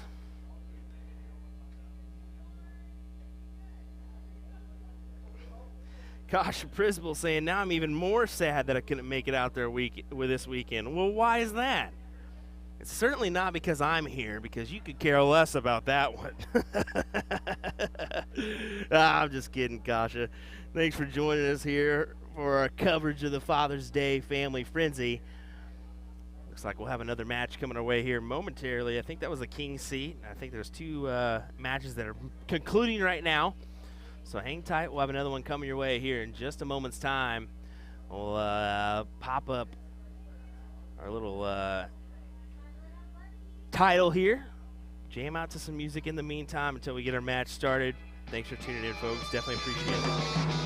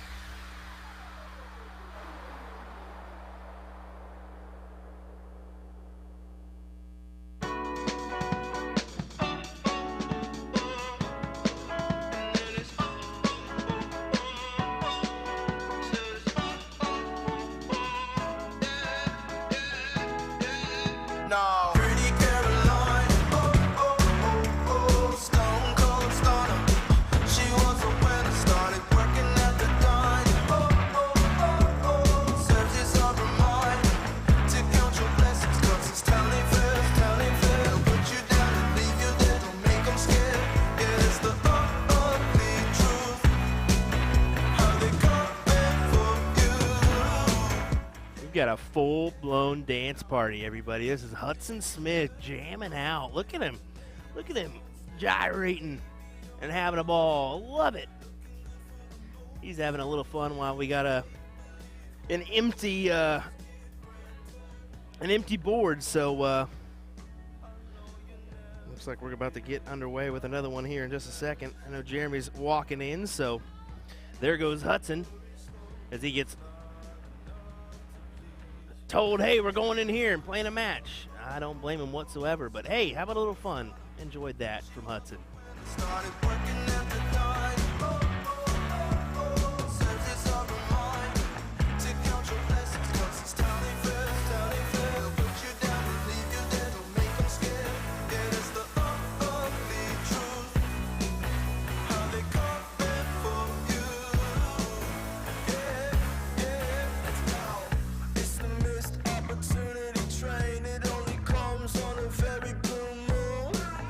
Think twice, and you missed it again.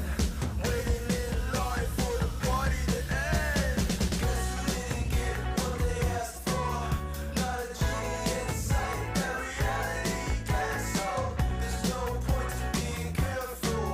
Learn the rules of the game before you lose your mental. Pretty Carolina, the stone cold stunner.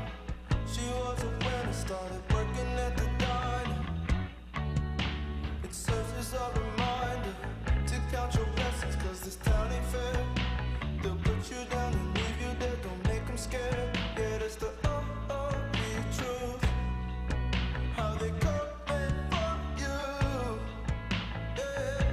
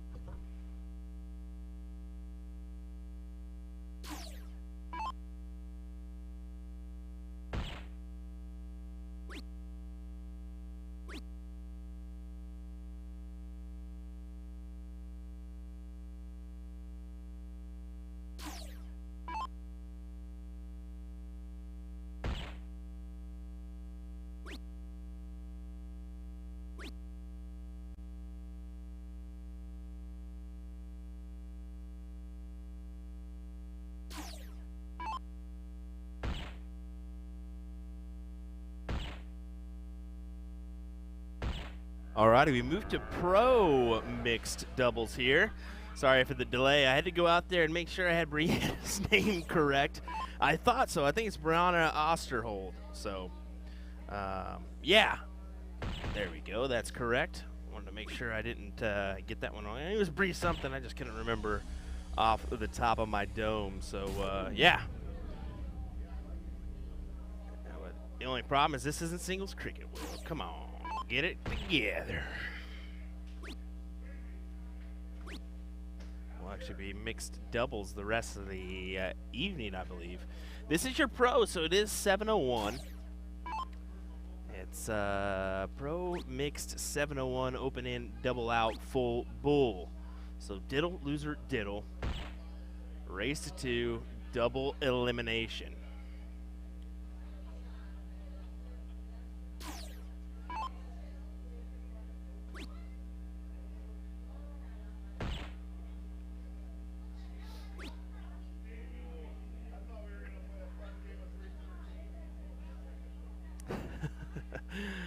Jeremy, I'm here in the background, says, I thought we were going to play a fun game of 313. There's Hinzi throwing a high ton, 156 remaining. Good shots there from him.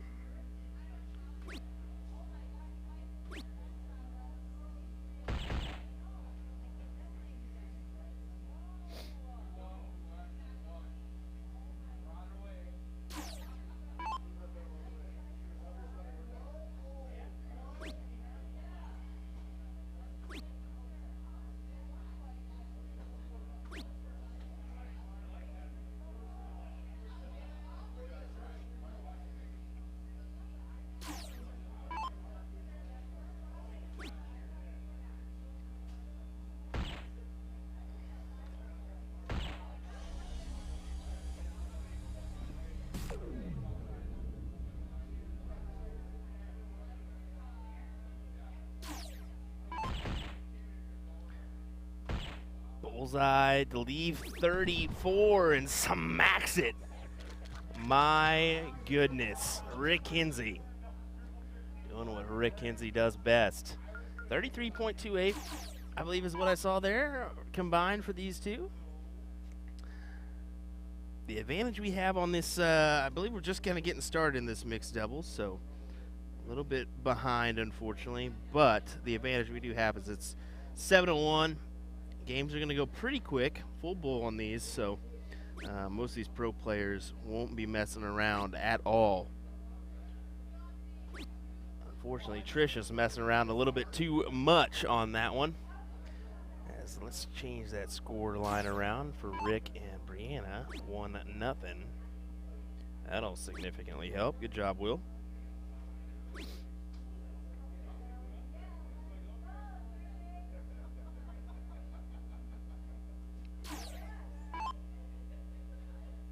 Jeremy, of course, of usadartsproduction. Appreciate him bringing us out here for the events he has. He's also rocking the USA Darts Bash. Appreciate his support on that aspect as well. It's definitely not like we planned that out or anything. He just elected to go ahead and say, yeah, I'll rep this for you, Will. Why not? So appreciate that one.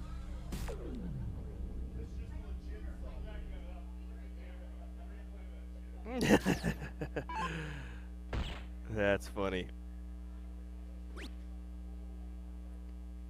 I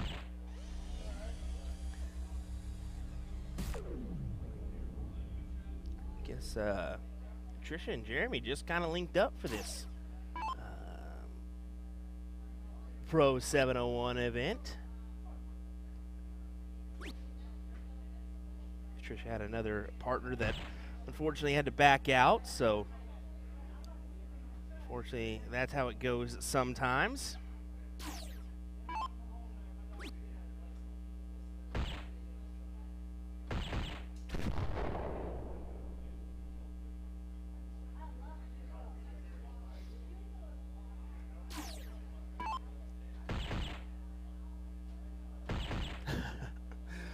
Michael Walters saying the fact you're moving the camera for this is awesome in regards to us and the little man Hudson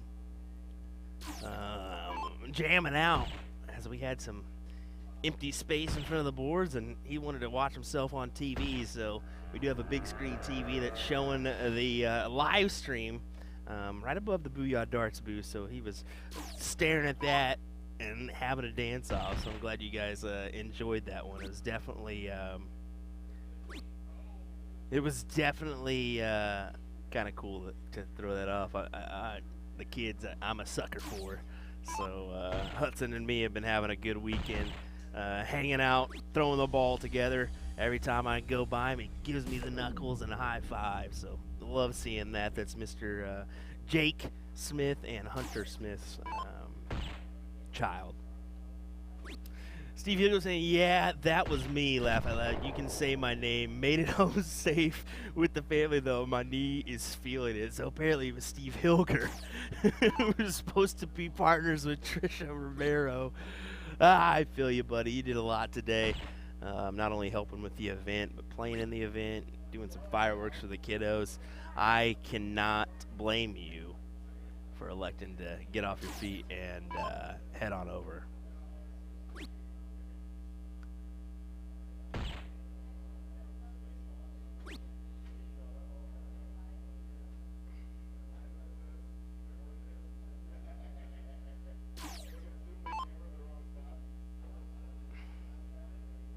Also, Zyla, I wanted to let you know, I probably butchered that name, by the way. Just saying, Steve. You better take a shower and get to bed, girl, because Porky's gonna make it not so fun for you. If not, get on it, girl. There you go, Dad. Taken care of for you.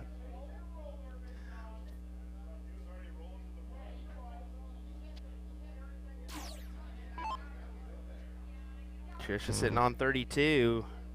Need to collect to make this a 1-1 match. Now it's difficult. Oh, man. She goes inside. So Brianna looking to go win this 2-0 with a double six. There it is. Great shot for Brianna as she wins this one over Jeremy and Trisha. Good shots there for those two.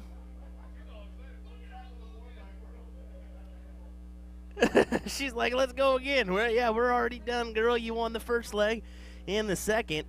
That means we have concluded. So hang tight, folks. We got another match coming your way as we kind of continue on with our non-pro and pro mixed events. We'll be right back.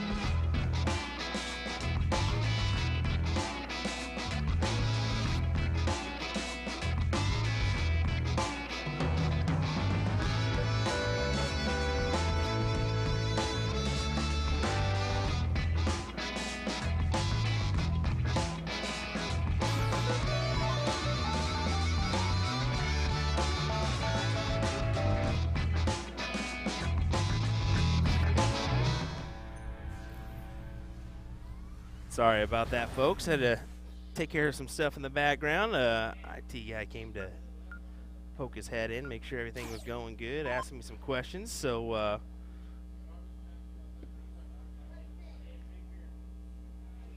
is what it is. Jose and Janie win that first leg.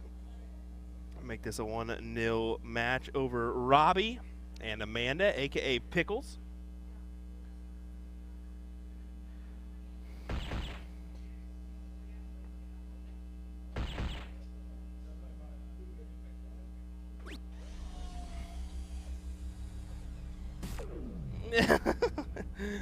Robbie having some fun with the camera while playing this one as he says, I'm number one. I'm number one. He's having a good lap or two before this match got underway as well. About 11:30 local time here.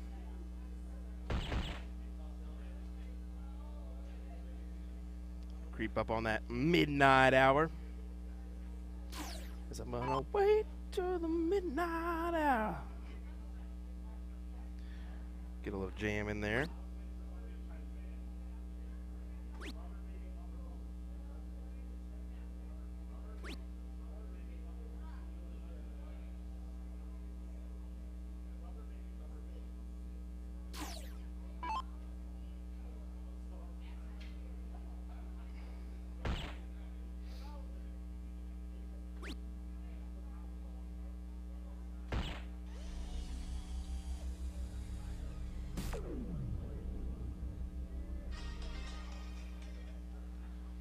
Woo.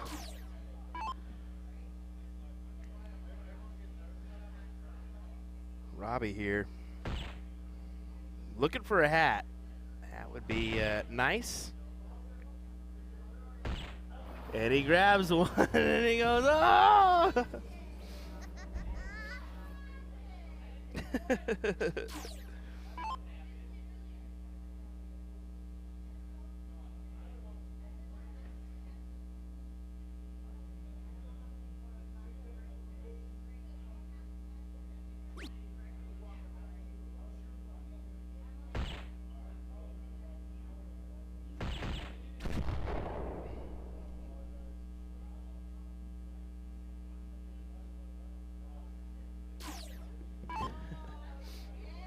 Pickles having a dance or two. These guys are having a good time.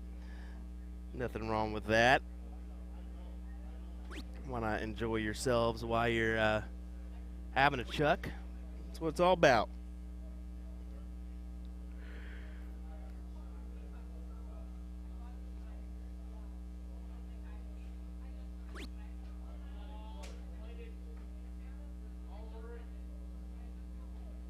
Those yawns need a quick creeping in here as we get to the later part of the night. See if we can maintain those ones. See somebody warming up there on board number 2. Wonder if we got a match coming up there or not.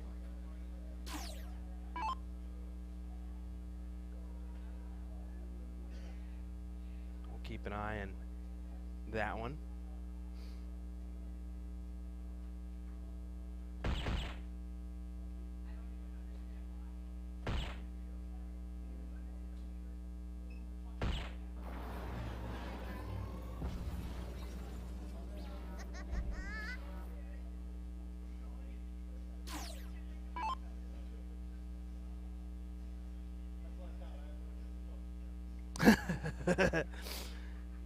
These guys are laughing and stuff while we go.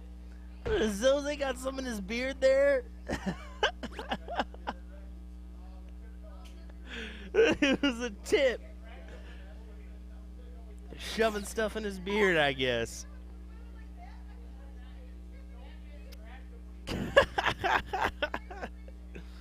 These guys are having too much fun here.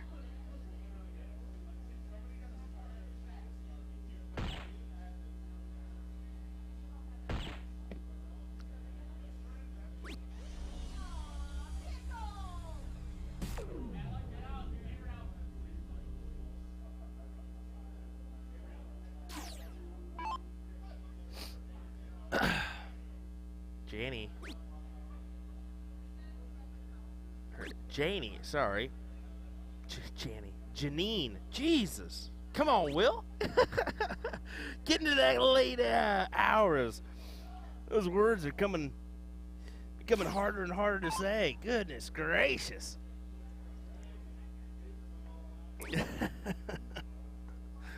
You just gotta have a laugh at that one and laugh at yourself and move along. Robbie taking a look at Amanda, saying, "Hey, what do you want to do? Got 68 left." And she says, "Something I can't bust out." Oh my.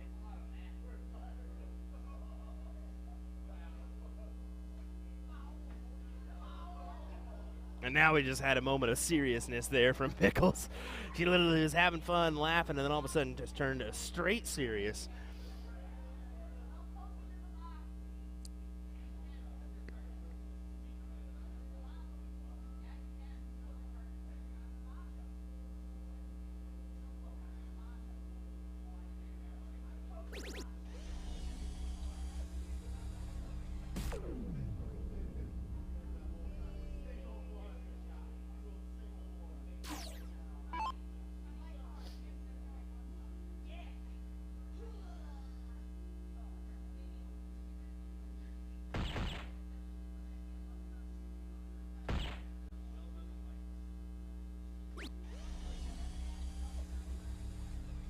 Jose is not able to grab that last dart bull, but does grab a 16, leaves himself at 154.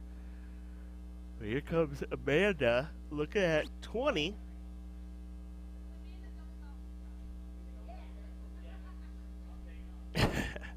Somebody yells out, it's double out, just so you know. And she goes right upstairs and hits the double 5. Ties it up 1-1.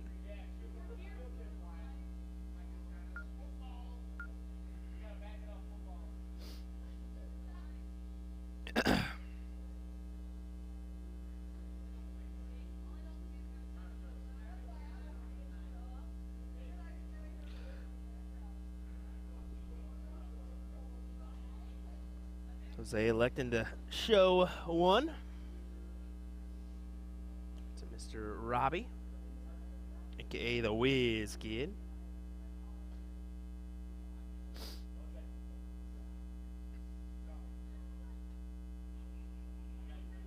This is count 'em.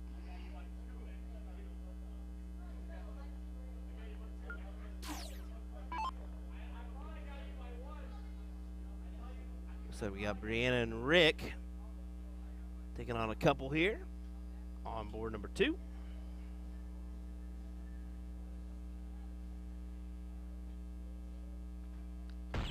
Robbie will lead us off in this last leg decider.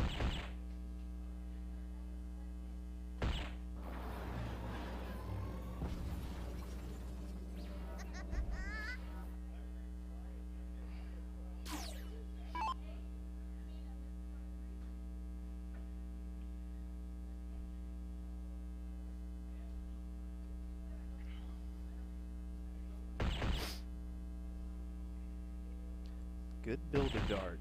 He can definitely build off of that one. 2 doubles is what he snags there.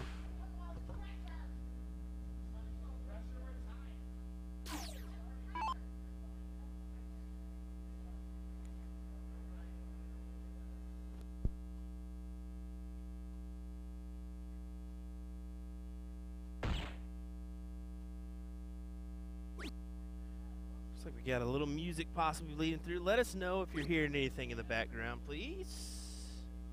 We certainly would appreciate that one. Kind of adjust our levels as people move on with their evening. Some people possibly leaving already for the night. It looks like we've lost a good handful of people already. Probably a couple handfuls, if I'm going to be honest.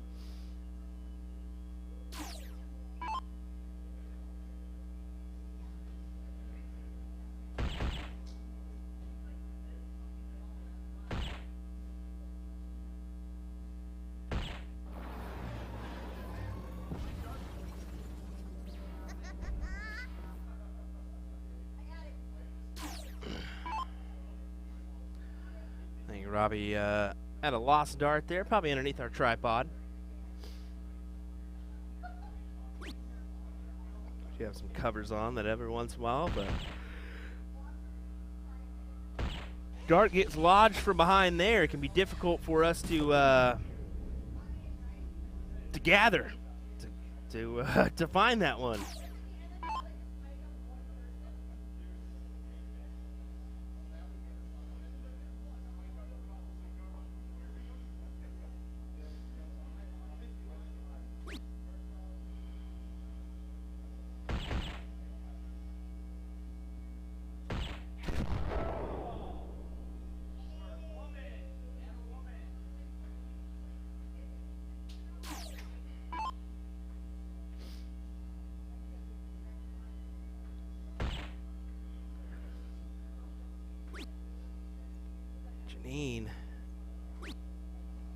Looking for another one on there and is not able to collect. Definitely some dicey darts being thrown here. Who's going to get the first opportunity to check out? Robbie's got a good look here. He can go ahead and give his partner the first opportunity. All he'll need is, well, that right there. That'll help. And finds another 100 left.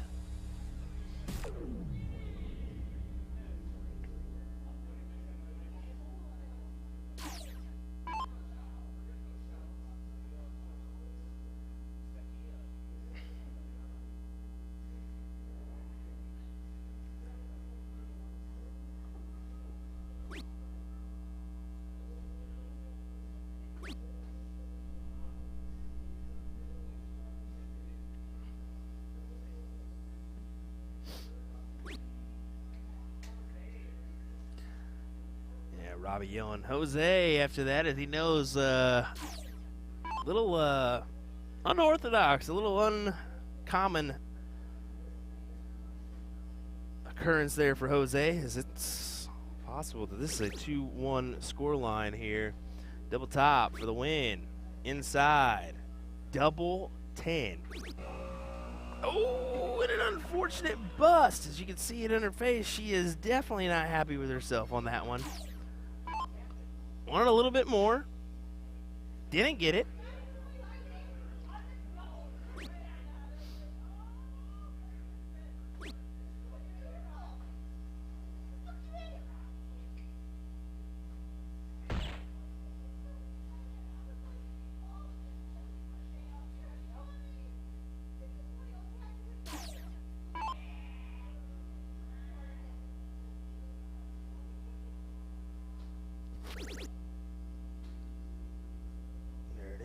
Double top.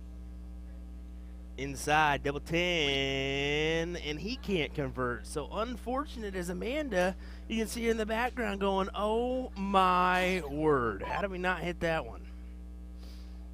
That's all right, though. If Jose can't convert on this 149, it's a tricky 149.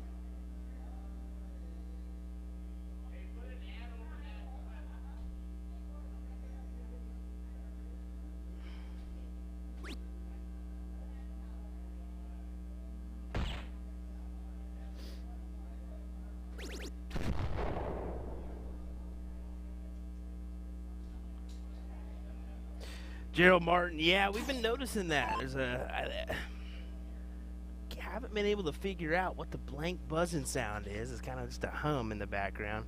I believe it's coming from our dartboards, because when we do turn on our board sounds, that's where it's coming from. So maybe there's just a little interference on our lines. That could very well be it, as we're kind of layered on top of each other and underneath a mat to get to us, and that mat's being walked on by a lot of individuals, so that could very well be it. Maybe just a little bit of interference with the line, so I'm guessing that's it. As honestly, once I do this number, it's gone. So it's from the boards. I know where it's coming from, but it's just unable to figure it out at this current time, and honestly, we didn't have time to do it today. It was just I tried to mess with this morning, not able to do it. So I'm going to pull this. We're going to head on over to board number 2. I'm going to get some information real quick. I'm going to play some music and probably grab a Coca-Cola. 'cause I need to catch some energy before I'm just sitting here blankly staring off into the wonderland, the abyss. As we creep up, well, the midnight hour here. Yep, 11:41. There we go. Hinzi and Brianna taking on their teammate, or these two individuals. Let's get some names. We'll get that for you, and we'll be right back.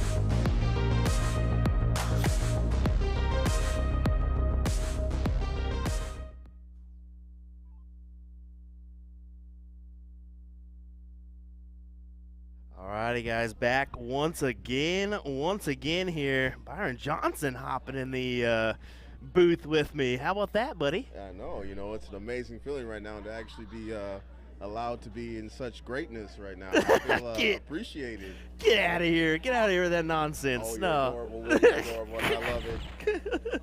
Just live from Jefferson County out here.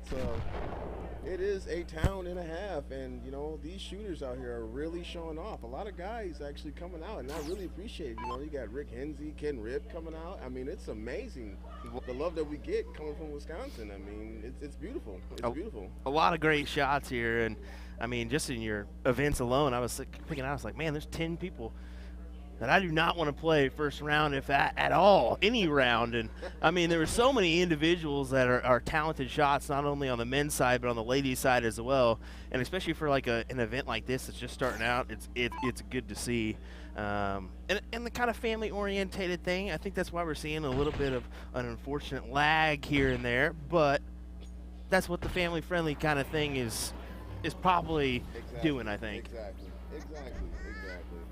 It is fantastic, though, the family and everything oriented, And this event, for the first time actually coming out for this one, it's actually very oriented, very family oriented. A lot of kids and everybody else is running around out here, and it's actually pretty cool. Yeah, it's a unique facility. I think there's 54 acres on this property, actually, is what I heard. Yes. Kind of I don't know, some consider it a spooky area. I guess I'll release that. It's been rated top 10 in, the world of haunted houses area. From what I was told, by, the man DT himself, Derek Thompson, but we'll let him one of these days tell you how that goes. You ain't gonna catch me out there running around, I tell you that. You said there's a lot of hidden tunnels underneath us. And not going. On the property. He said, not going. Not going. I want to check it out just because. I'm kind of curious, but at the same time, if I see something move, I'm out. I'm running. I'm hightailing it. Yeah, if you can see my face right now, people, you understand most definitely. I'm in the same boat he is. Something get me through the window. Goodbye. I'm out of here, and I'm gonna take you out in the process, getting to the door. There's no way. Seen way too many scary movies. Good stuff. How many times you met Rick this weekend? How many times you played him? Haven't played Rick at all that many this weekend, but 9 times out of 10, you end up in his bracket. Yeah, we have a good battle back and forth. It's a great guy to actually get to know and talk to. Him and Ken Rip both, like I said, when they come across the pond, in a sense I like to say it, because technically it's not across the pond but the border, still travel for them. They still travel a ways, and it's proud to see them out this way, especially when they came down for the Booyah Cup. It was still great to see them. Yeah, the Booyah Cup was really fun. I enjoyed streaming that, and to see the talent pool in that was pretty cool. And I mean the amount of people from Wisconsin tuning in on the USA Darts streams and just kind of supporting us in general is awesome. I think Wisconsin's by far our almost double our viewership than anywhere else. He's just being modest, ladies and Yeah, gentlemen. no, I'm dead at. He's just being dead modest. serious. Dead serious. And look, I almost pulled the no there. Look, I almost pulled the no there. They were yelling at Byron like, "Don't cuss, don't cuss." And then who of all people pulls one? Will. Well, see, the people that know me know, like, Byron probably would have cussed by now. I'm told to keep PG. I'm gonna keep it PG. Be very PG. Trust me, because there's a couple people I like to cuss out right now, but I love everybody here. Everybody's doing a great job, and we are literally, how do I put this in layman terms? I mean, it's just spectacular. It's just spectacular tournament right now. I honestly didn't expect this to be this good. And for your first year, when they were kind of telling me, I was like, "You guys really want me to come up here for this?" And they're like, "Yeah, we think it'd be great. We think it'd be great." Yeah, I think it's good. I mean, there's no doubt. I think they're gonna do some work on the other buildings to kind of increase the size and allow for more players to come. And there's no doubt. I mean, this is a little bit. It's kind of a tight knit area. There's no denying that. But I mean, it's your first tournament. They packed 24 boards in here, and we're facilitating. We're trying to move along here. Yeah, like you said, you're very right. This is a small facility for it, but it's gonna grow and bigger. It's almost just like Shark Tank. They really start picking up like they're doing right now. I'm pretty sure they're gonna expand further off. Yeah, I mean, it's just getting better and better each year. And just like I said, this is probably the first year for this event per se title, but there has been many occasions out here in this tournament, and the event is just getting bigger. They're adding additions on in the back room. You saw the kitchen. I mean, they're growing. Nobody cares about Robbie Woodsmith. I love him to death. Oh, I broke the commentator code. I was gonna be nice. I apologize. Well, what's funny is before we got in, I'm roasting everybody. If I'm on there, I'm like, bro, whatever you want to do, I guess. They may not like you afterwards, but okay. I just can't cuss, but I mean, let us know in the chat how you really feel, because I will definitely tear half of these people up. If you know me, I gets down dirty and raw. Speaking of dirty and raw, shout out to my man Leonard Gates for winning the North American Cup. I love you, buddy. I'm proud of you. Chris Lem, you're adorable. Danny Baggish, proud of you also. All the shooters that went out to there, just congrats all the way around. That is an amazing, amazing feat for you guys to take that challenge and play out there. All right, so people, looks like I'm catching kind of the back end here, but Gerald Martin says that it's a radio voice if I ever heard one. While you have him, ask him, is he really retired? Yeah. Oh, good old Gerald Martin. You know what, Marty? Let me tell you something, buddy. Yep. It's about that time for me to step back, let these young guns take over. Excuse me. Oh, Lord This Jesus. Is the Byron show.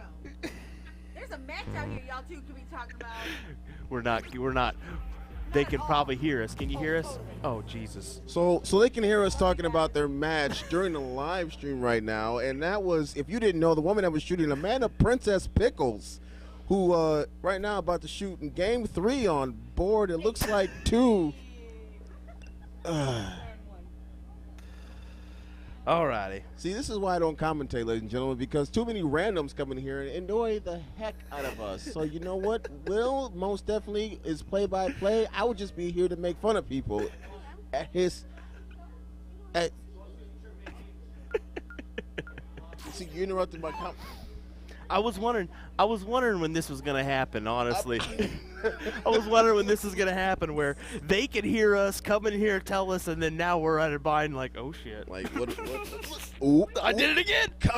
Wrote the comment wrong. Oh my, ladies and gentlemen, it's 10 dimes Garrett Rakowski. Oh no! Boom, boom goes the Dinah Scrub. Oh How you no! doing? Here we go. Garrett Rakowski, everybody. How's everybody doing?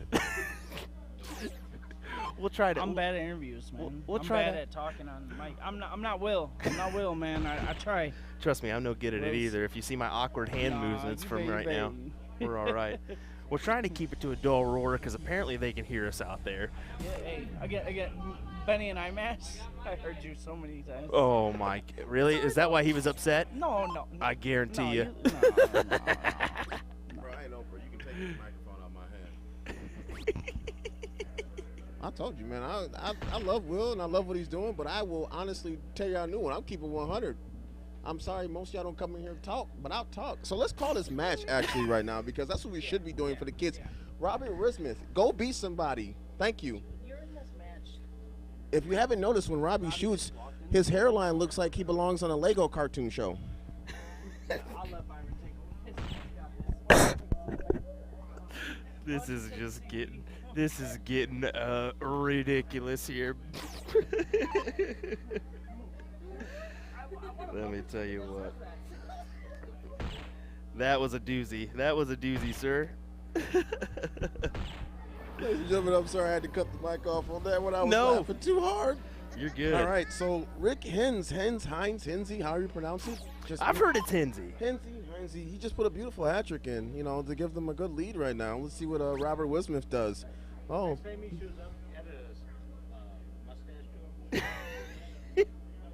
We got it. So now we're getting markers now. All right, I'm with it. We're just going to start screwing people. So Robert Woodsmith throws a number 1. Good stuff. Good stuff. Here we go. I think we got 1-1 score line here. All right. As Robbie, look at him, giving us the goods here into the camera. They call him the urn at the NDA because he usually puts people's in coffins. But, I mean, ladies and gentlemen, it looks like he's putting himself in a casket himself by that terrible toss. I mean, it's adorable, but blessed be. I ain't no great Larry Butler or, you know, these all-star studs around here, but God bless it, I have no problem letting it fly. All right, Amanda Princess Pill come out with a 439. Let's see what she piles in here. Gonna put it right above that dart into the bull. That's a good guider there. See if she follows it in. And there she follows it in. Look at that. I love the form. Straight with the elbow down, tucked in. It's beautiful. And here comes the killer of the group. Big Rick Hinzi Ketchup, I call him. The killer of the group. That ain't no lie. This guy can bang with the best of them, man. I tell you what. That is true. Man, effortless, like it flies. Piling on 113. Beautiful darts, though. Beautiful, beautiful toss. Garrett's got something on his mind Oh, here here as comes he Garrett pops back Rakowski, in ladies here. and gentlemen, talking about with his pink shirt on. Out here looking like a passion fruit jamba piece of gum. What do you want? It's Bubblicious. Hey, would you like to comment for the? You know what? Do me a favor. Say hi to the folks. They actually love watching you shoot darts. It's amazing how actually well your form has come along. Please explain to the people, how is that possible? Byron Johnson taught me everything I know. Oh, my Lord. He's just being modest. He really is. It's adorable, actually. If anything, you give credit to his father, who's done a very good job grooming this man since he was, what, 15? 18. 18, because 18. well, you're not allowed in the bars until 18. Is that right? Yeah, that's right. Well, let's get one thing straight. Well, it's West Atlas. They'll let anybody in nowadays. And Amanda Princess Pickles with a beautiful 150. I see her working tough. Byron Now- says it loud enough so that she can hear that one. I apologize. The ketchup bottle. Rick Hines. He is up.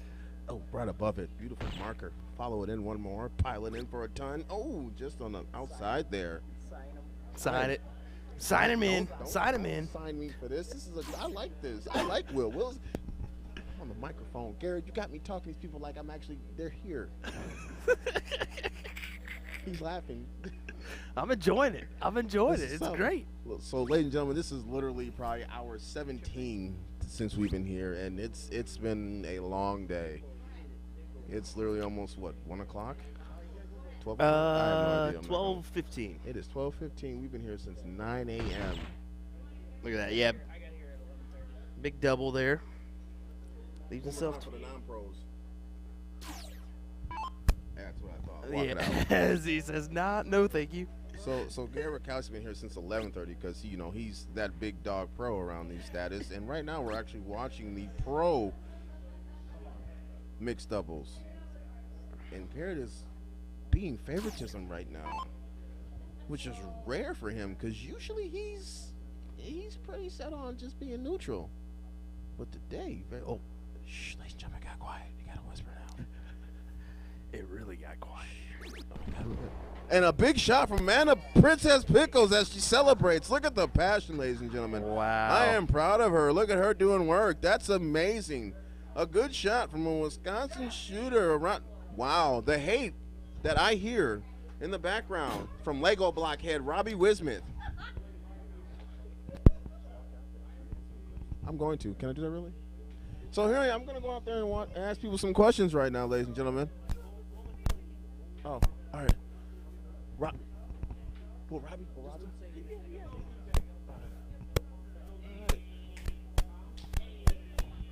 Come here. Let me ask you, bro. So Robert Wismith, ladies and gentlemen, they call him the Earn. I've heard an NDA. Earn? Yeah, NDA, NATO. So I have a couple questions for you, my man. I mean, how's the fact that you're only been really playing professional darts probably for what, maybe 2-3 years, and you have gotten this consistent at your game?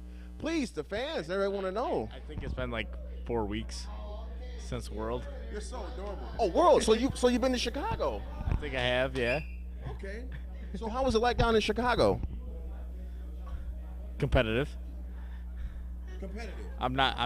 Competitive. Give me one-word answers. Competitive. It was How competitive. about you actually, explain how well the competitiveness is for you? Like, what pushes you to be how good as you are right now? You. I gotta beat you, man. I gotta beat you. Wait, hold on. I gotta beat this guy. Drives me. I gotta beat this guy right here. One of the greats. Why did he grab the mic is my next question. Will, stop laughing. So let's talk to the person that just took the game out right now, Amanda Pickles, aka Amanda Langle, aka lays with me at night. So how did it feel carrying Robert Wismith to that win? My back hurts. Byron, you're up on board one. My turn. You're up on board one. My back hurts. My back hurts. So- Robbie needs to start carrying his weight. So your form, a lot of people actually put in the chat. How is that so consistent? How you toss? Like you keep your elbow in. That's a beautiful thing. People really want to know. I watched the master. Why is everyone pointing at me when they say this? Hey, ask. Is he a pro? He don't need to be a pro. No, I am not a pro. I'm perfectly fine not being a pro. Oh, Oh, wait a second. That's our name. The burning question of the night is he a pro? well, I'm sorry for the. I try to ask questions, but this riffraff doesn't understand the fact of answering questions without being involved. Hey, ping tight, calm down. All right, so I'm going to give everybody back to Will now because I have to go play, and I'm signing off.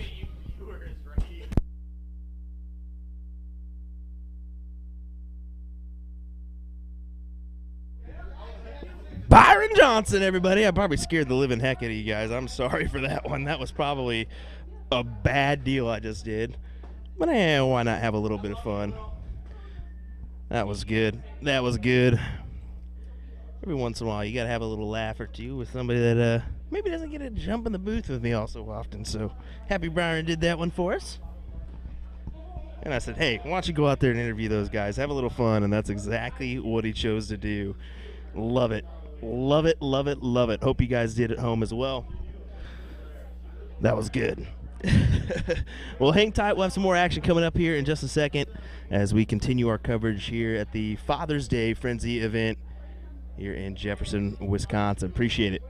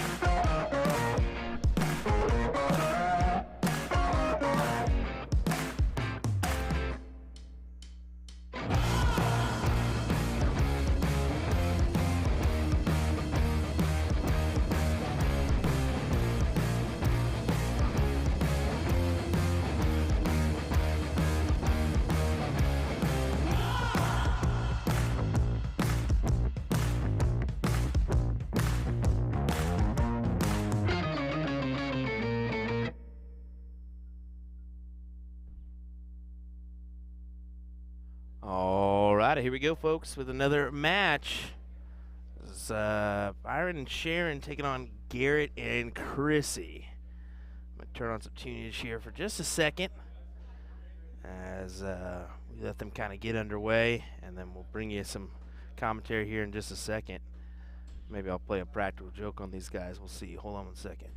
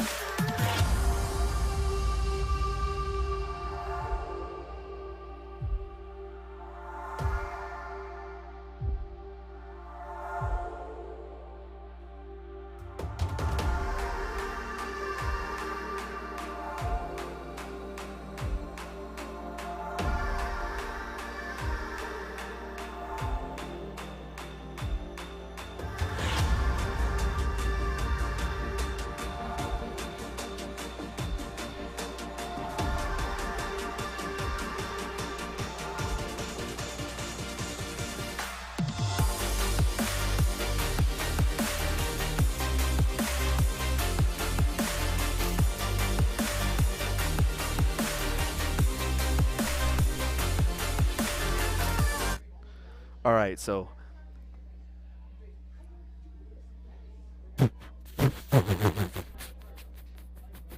I should put a clip on him. Let's put a clip on him.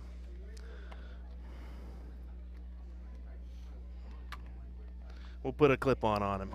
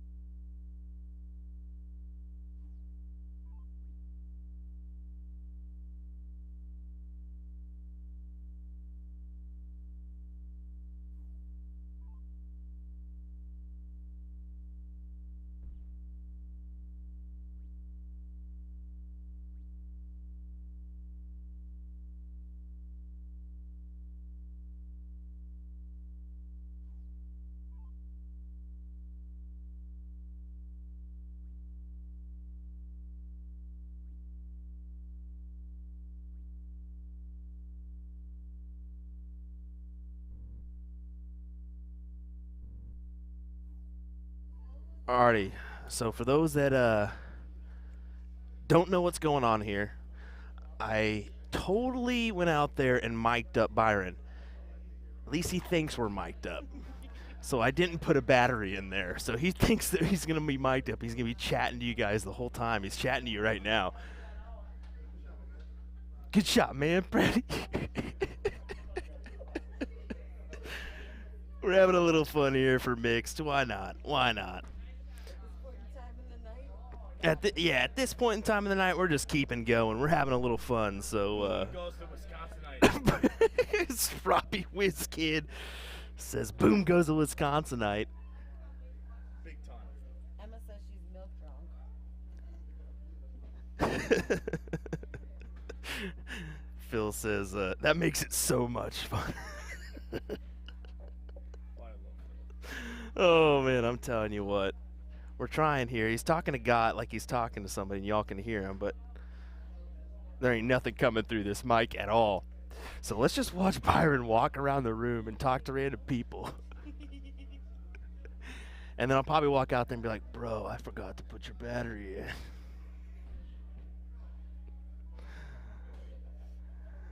in. Oh, my word. Why not? We'll have a little laugh.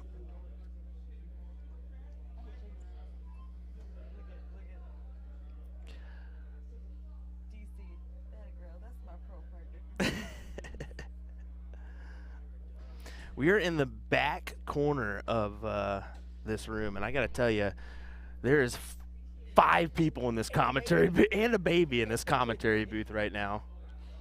And this baby's like, baby's like a freshie too. She's like literally 4 weeks, 3 weeks old. My goodness, my goodness. It's hitting me right in the feels. As tomorrow's Father's Day, and my little man's hanging out at the house with Mama. So, man, look at them eyes. I tell you what. That's the Kansas boy coming out. I tell you what. Should have what? Chrissy with a double 8 look here, or yeah, double 8, because this is double out for this pro format. Had to make sure I was correct on that one. Whoopsies. Unfortunate bust. Not what you wanted to see there. Turn on some board sounds finally. I wonder if Byron's still back there chit-chatting. He definitely is. He's going to every person in the group right now.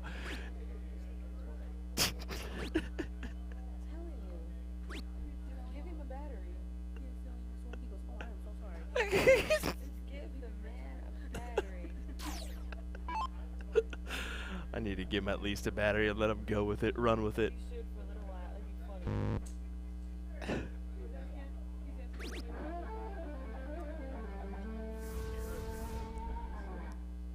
I'm going to go tell him the heartbreak literally after this match and be like, all right, we'll do it for real.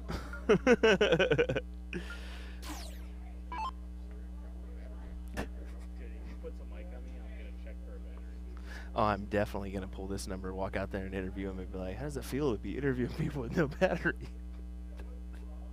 Just watch his face melt. Nah, I couldn't do that. I couldn't do that.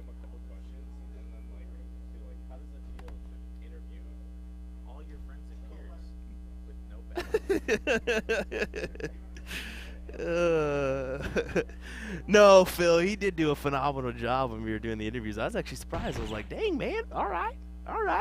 I think he was a little overwhelmed at first, and then once you get after it, I mean, why not?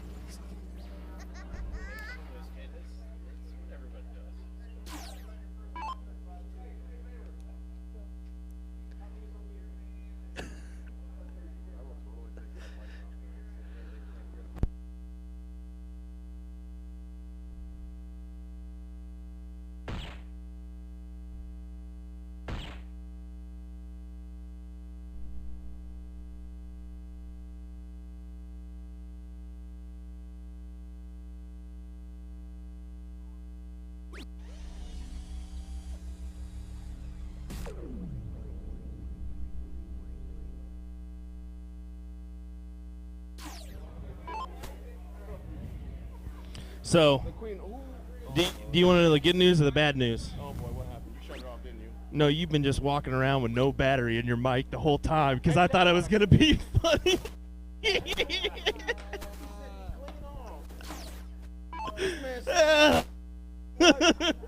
off me right now. I was going to kill you. Hey, you can still be special. We'll still do it for real. I got to the point I was like feeling a little bit bad. I was like, nah, let's go ahead and do it for real. I hope your viewers really cut you off and stop surprising you. That was you smell like a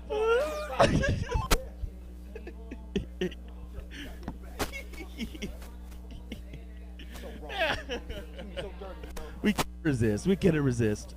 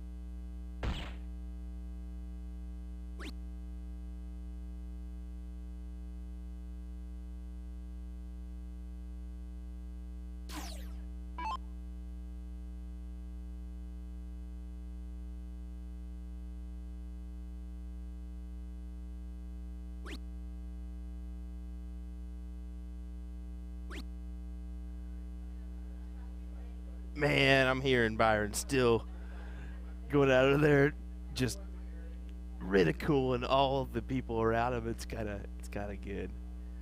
I got to figure out a way where me and Byron can communicate and actually do this out there. I think if I just let him go with it, dude, people were telling me he was actually going up there taking his role seriously, and that's where I kind of felt bad. I was like, oh, no, I got to go out there and actually put one in. And by the time I told him, he was like, nope, here's your mic.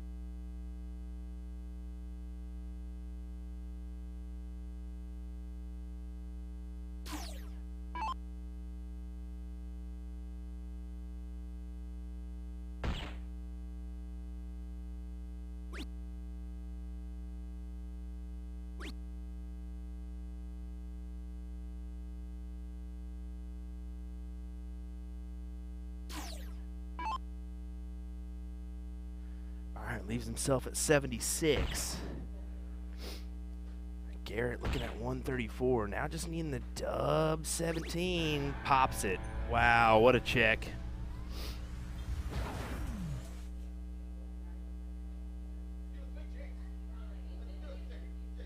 Do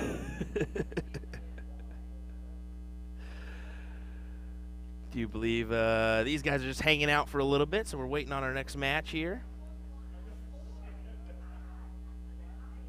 Check and see where we're at. As I think we're almost to the king seat spot on our mixed pro. We'll see.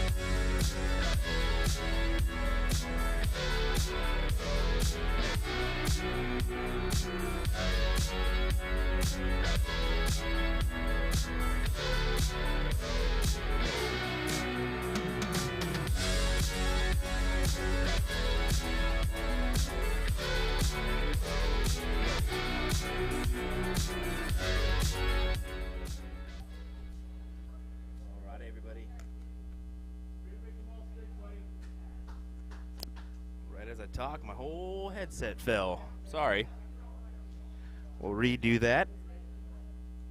What is going on here? Jake Smith, Hunter Smith, taking on David Gott and Heather. So, Heather, I don't want to tip your last name because she said it to me earlier. She said, if you mess this up, I will hurt you. I said, okay, well, it's just going to be Heather then.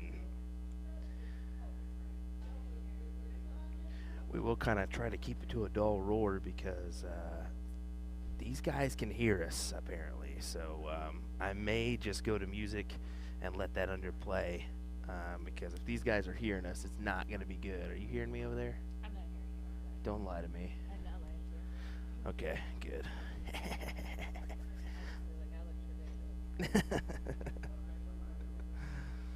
Here we go. Got looking for big double, not able to convert. Let me turn on the actual board mic for us. There we go. Change that over.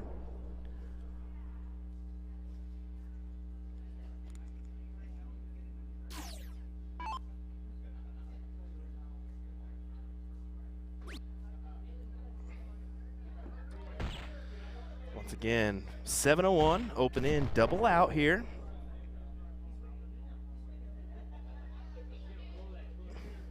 Yeah, Ryan, appreciate you putting that last name in there, but I'm going to be honest with you. I'm not even going to attempt it because I'm terrified after what she said to me, like, don't mess it up. And I was like, okay, it's just Heather. Literally, she looked at me, Robbie, and goes, yeah, don't say my last name wrong. I was like, well, there's no guarantee on that one. Yeah. Jake Smith, not happy with that low ton. This rolling with a no hat in this one. Wondering how many times he's took on and off that bad boy. He's a common fidgeter when he's at the line if things aren't going right for him. Got with a nice 150.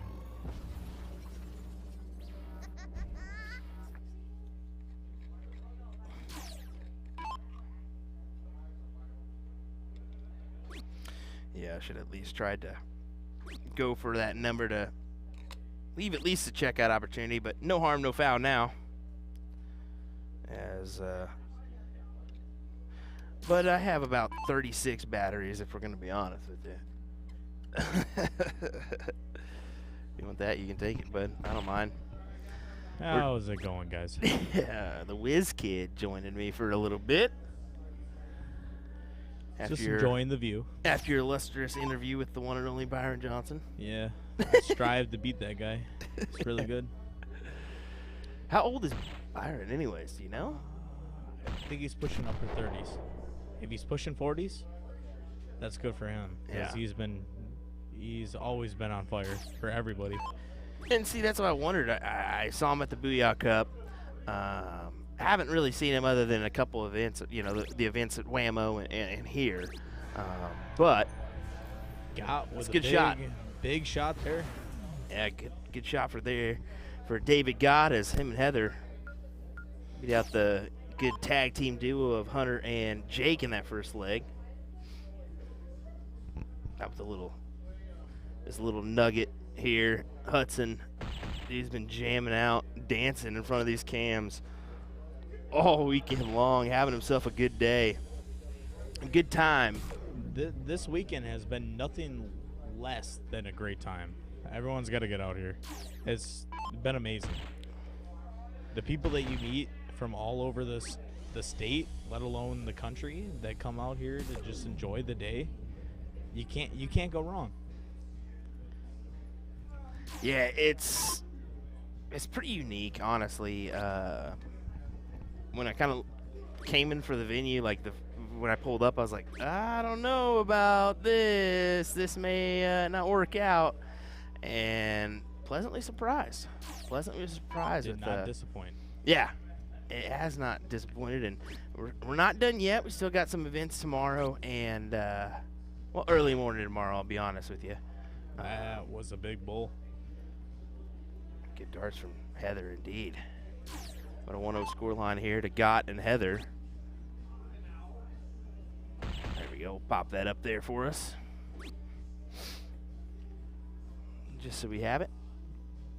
That was an unlucky flight out there. See what God has. We will probably try to convince. This guy just doesn't miss bullseyes. I He's- played him in the Booyah Cup in one of the series, and when bullseyes are in play, this guy doesn't miss them. He's a good player. He definitely is. I mean, you don't win an event at bull shooter, whether you have a partner or not. He did have a partner in the doubles win that he had. But you don't win an event at bull shooter without being a good shot. Yeah, you can't carry anybody in a bull shooter event. Nah. It doesn't matter if it's a regional, world. You know, you got to play with your partner, and no matter what you do at any time in any of those regional events, you know, if you shoot nothing, you're not going to win. Yep. So I heard he was spot on when he needed to be, and that's all that mattered. Exactly. Exactly. That's all that matters. Timing is everything in a bracket, in a match. I went to World a couple weeks ago for my first time, and literally one dart mattered the entire match. You know, somebody missed on a double 10, and you know, you get left with a 157, and they hit it. You know, it's one of those things where it's just timing has to be everything for you guys, and it's about just clicking. You got to click with your partner. Yeah, you got to have the identical mindset when it comes to your decisions as a team. So Neck and neck here. yeah, Neither on an out. You are correct. Neck and neck indeed. Heather taking just a second. Grabs that last was- dart bull. That was a big bull. Yeah, big dart there from Heather's. She is going to give David a look at a checkout possibly. No matter what, it leaves a bullseye for a checkout. You can go for a triple, try to leave a checkout, but no matter what, all it takes is a bullseye to get at one number. That's all it takes. Oh. That was a See? I think So you should have went chance bull here. first there. yeah. Trip 19. Not able to grab that one, so I maybe. do agree with you there, though. Yeah, I think you should have went bull there just to bring it down to 45 and then either 13, 32 or 5 tops. So many choices when you hit Yeah. the bull first there. Even go 9, 36. I kind of like that route as well. Was a Hunter. risky one as well. Yeah, Hunter looking over his shoulder saying, Jake, what do you think? So you go trip 9? No, trip 17. One hole out. That's a tough one. Good leave, though. She got almost a See little what lucky Heather's gonna there. go. 'Cause Yeah. that was real close to that triple. It was. I was sitting there, I was like, oh no, it's not Sometimes best all it route. takes is a little bit of luck. 9 for tops. Ooh.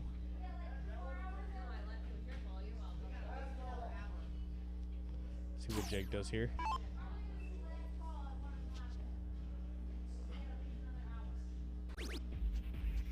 Drills at first start. You never Wow. expect anything else, but anything can happen at that point. Level up the match here. Yeah, tied up. 1-1. Not too happy with that diddle. Let's take a little closer look there. Yeah, you can see why. I'll just go ahead and say it. A little bit well outside of the standard. You know, I had a couple of those today. Oh, trust me, I had a couple of those last night in that blind Yeah. draw. I was like, all right. I guess we'll just give it to this individual I'm playing right now. It's never over, though. In this format, anything can happen. That's the greatest about this. What'd you think about that split bull format last night? I didn't play in it.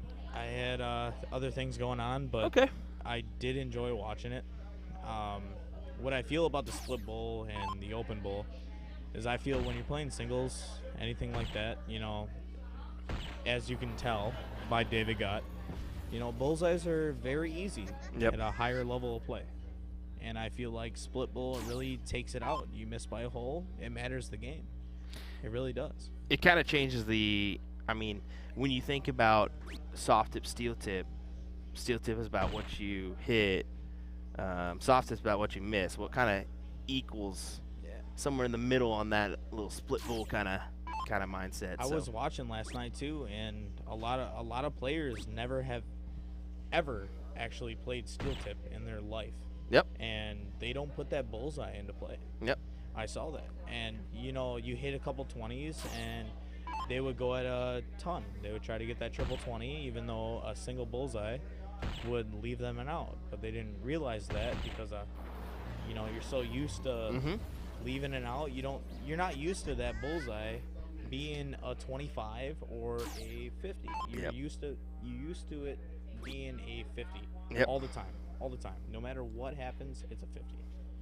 And when you play steel tip, it changes the whole way you think about the game in split bull, because it really does. Because you can put that bullseye into play in so many different ways.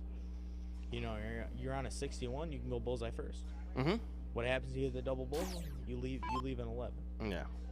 But if you hit the single, you leave 36. That's the thing. I saw that a couple times last night where I even mentioned that. I was like, I like the 25 here for 18. I mean that double is kind of there. It's present, but at the same time, I mean, there's so many choices. And the same can be said about the transition from steel to soft, because I do struggle with my freezes, my simple soft tip sometimes math, like, okay, go at this instead of this because it makes more sense. Yeah. I mean, that kind of thing like that. I mean, it's just kind of.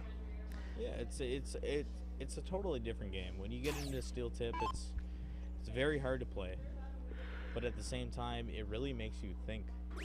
Yes, soft tip, you go into this and you think you can hit everything, you hit everything, right? But when you get into split bowl, which you put in the steel darts side of things, it's not about what you hit, it's about how you play the game. You can work around that board in the correct way. You could be playing worse, wait for somebody to miss, leave a 170 with a bullseye out, and you can hit a trip 20 double bull. It changes the game. I like it. It really takes that extra step to pushing players to hit everything you're aiming for. Bullseye out. Yes, it's great. It's very easy to play, but it's harder to win. You can miss by a hole and it ruins the game. Yep. It really does. Well, that's what we saw. That when you do your fat bull, your cork is a big factor in the match, especially if you're doing like an alternate start or something like that. I mean, your cork is very, very much a big deal because it's hard to break through in that fat bull format.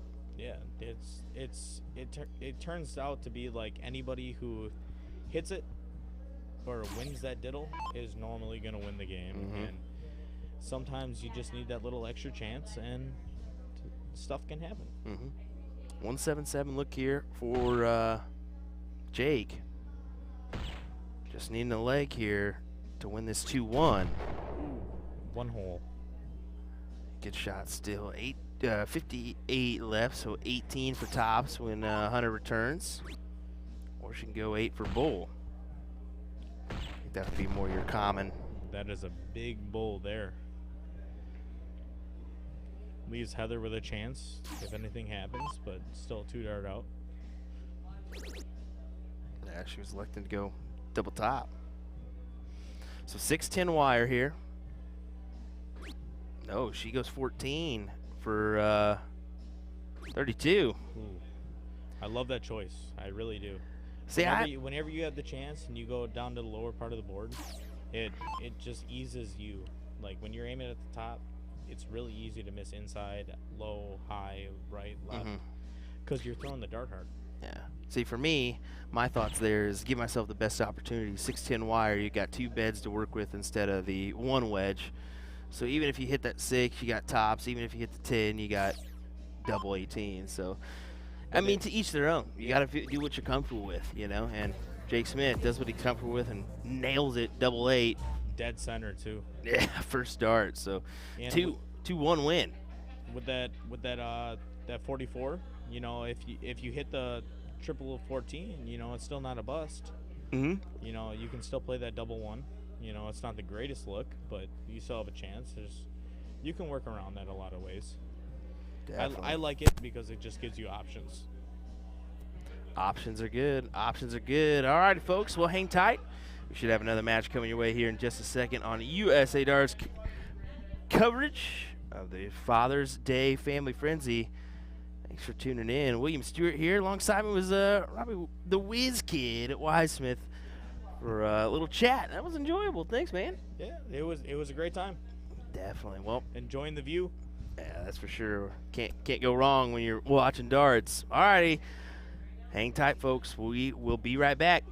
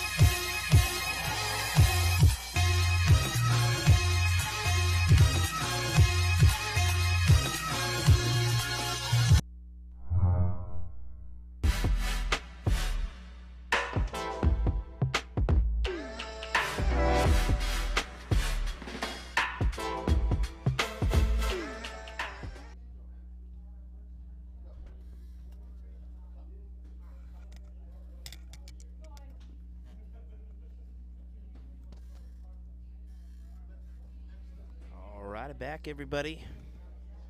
As this is actually our fourth place match. Yeah, fourth place match. Rick Kinsey and Brianna versus Sharon and Byron.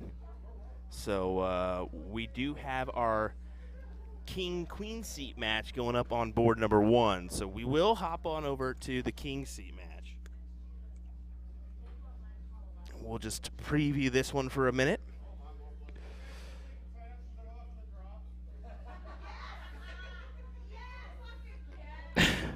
As Ken asks, you guys taking sign-ups for the blind draw? Good stuff.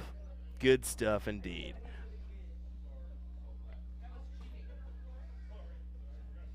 So taking a couple more warm-ups there on 1 before we hop on over. But in the meantime, like I said, we'll keep it right here.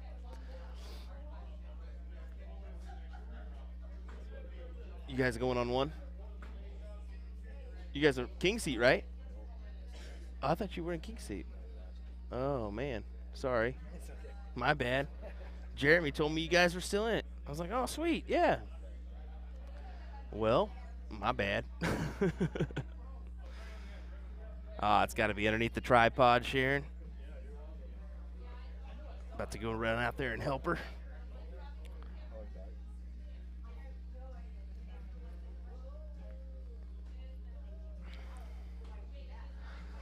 Keeping an eye on that scoreboard there on board number 1 is Robbie. It's Garrett and Chrissy. That's right. So now I got to update my score line there.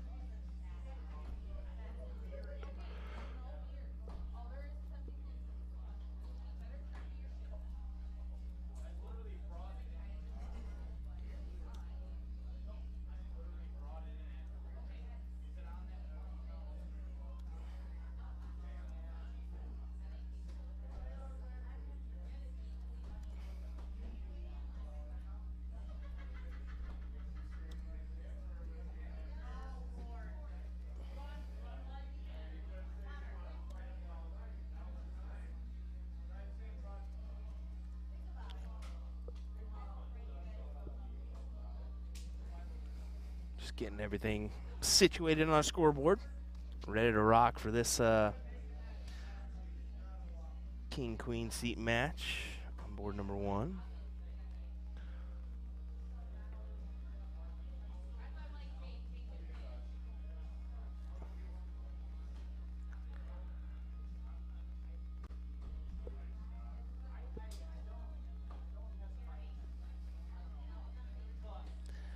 You're approaching the 1:30 hour, so definitely a little bit later than we wanted to be here, but I think the whole crowd feels the same, but we all know how that goes every once in a while. Things just don't work out like you'd hope.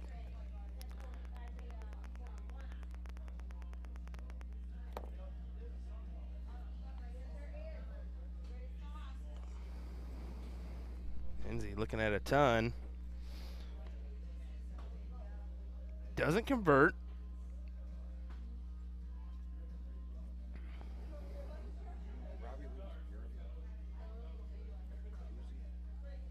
I don't see it.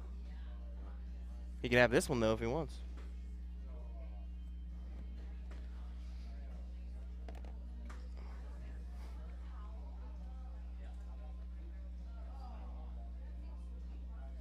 Tops.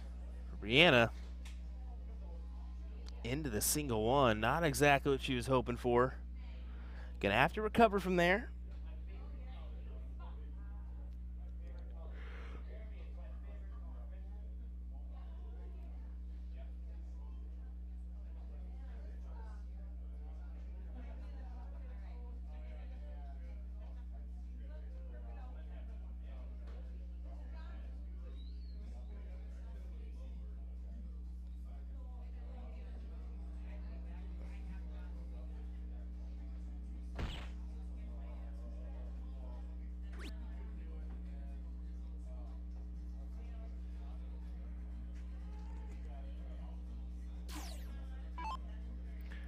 tops for Hinzi here. Don't think this is going to last, especially with Hinzi certainly capable of taking this out, and does so fairly quickly. Gonna adjust some of our mic volume as we got an interesting song playing in the background, aka the old Fireball. So I'm gonna make sure you don't get dinged on that one. These guys are still waiting to get underway here on board number 1. Yep, there we go. They're diddling it up right now, so we'll take it on over to that board here after this chuck.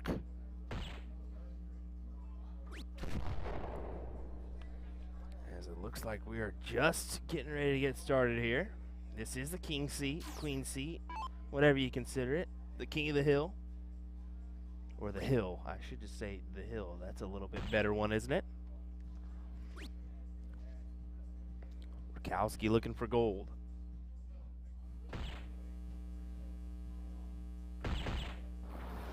Nice 150 there.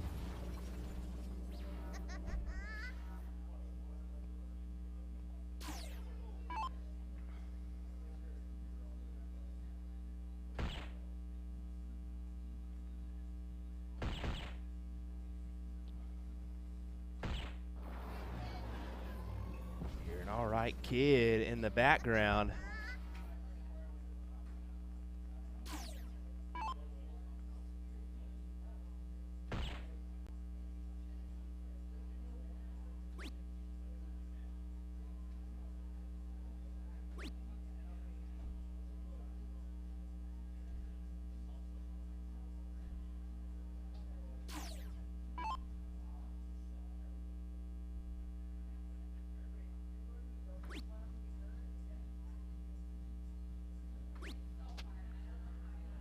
A little bit serious between Robbie and Amanda here. They were joking, having fun earlier. Now it's just complete and utter seriousness. No messing around here.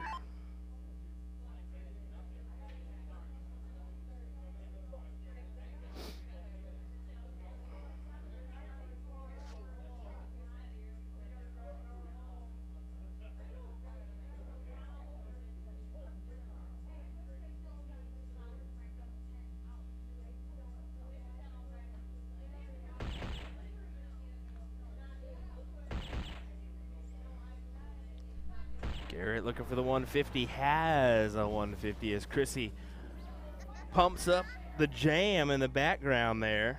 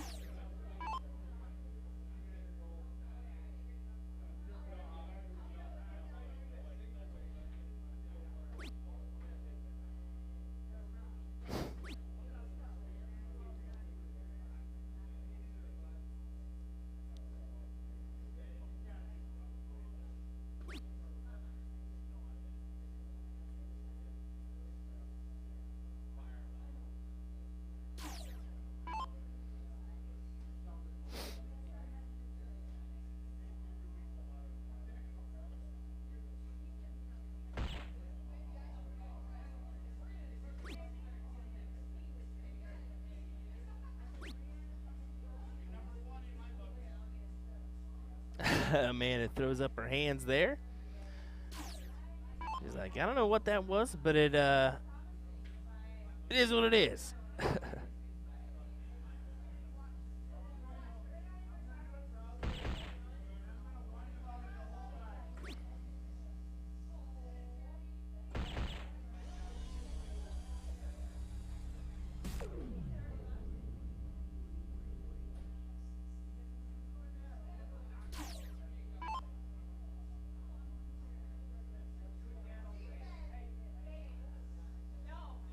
Garrett and Chris here, definitely in within striking distance here. As they look to go up 1-0.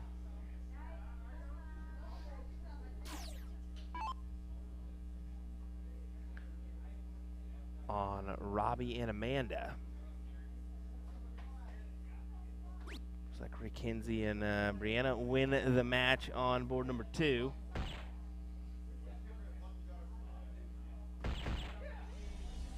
Chrissy throws up her hands and says, "Come on, yeah."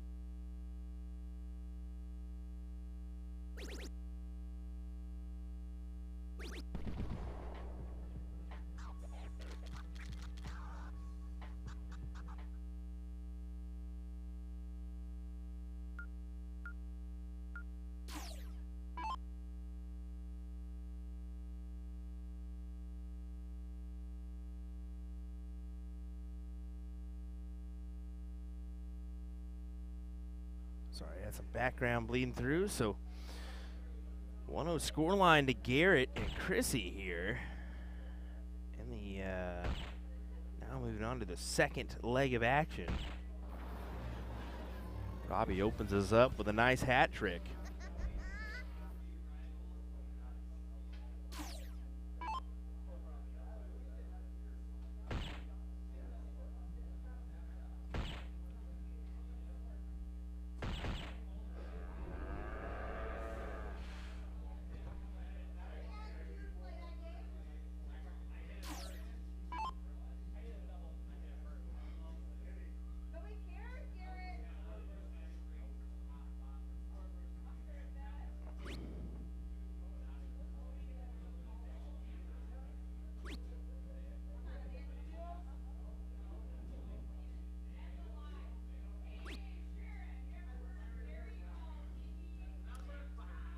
Amanda was looking for a little bit more out of that one. Not exactly what she wanted it. She pounds the fist to her leg.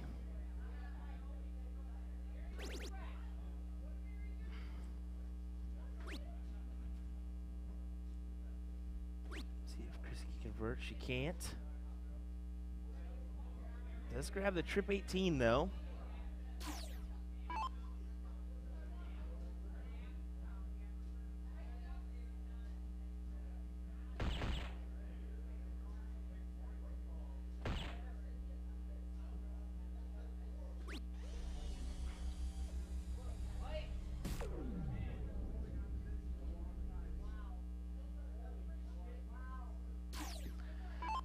It's IE on Chrissy.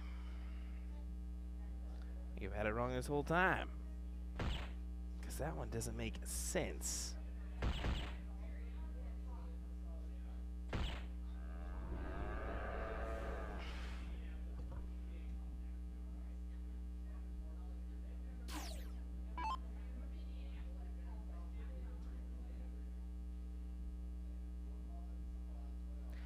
Yeah, that's what it is.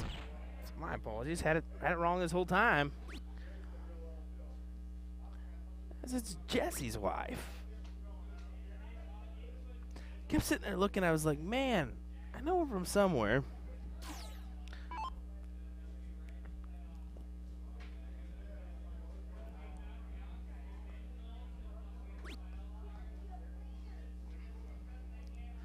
What's surprising is it took me all day to realize that. They've probably been hanging out next to each other, and I just haven't opened my eyes and seen it. Isn't that embarrassing?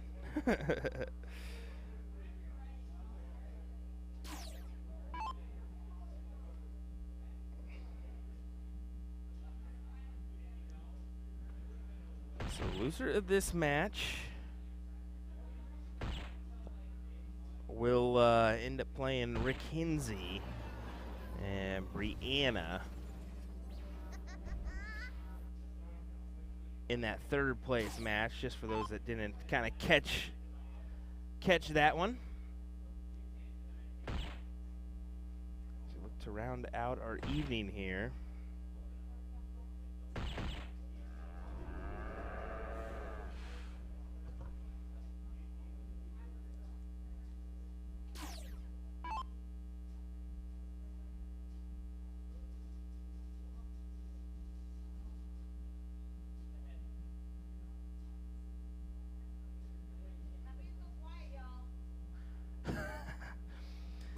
In case you didn't catch that, Amanda said, "Quit being so quiet, y'all."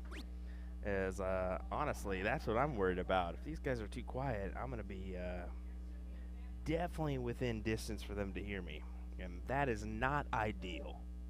Not ideal at all, because that could mean bad things.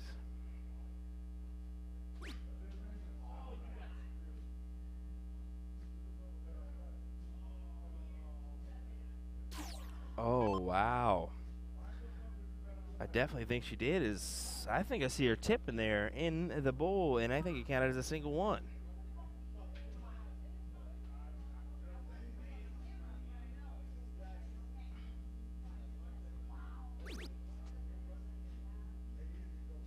Unless that tip was in there already, which I'm not sure about.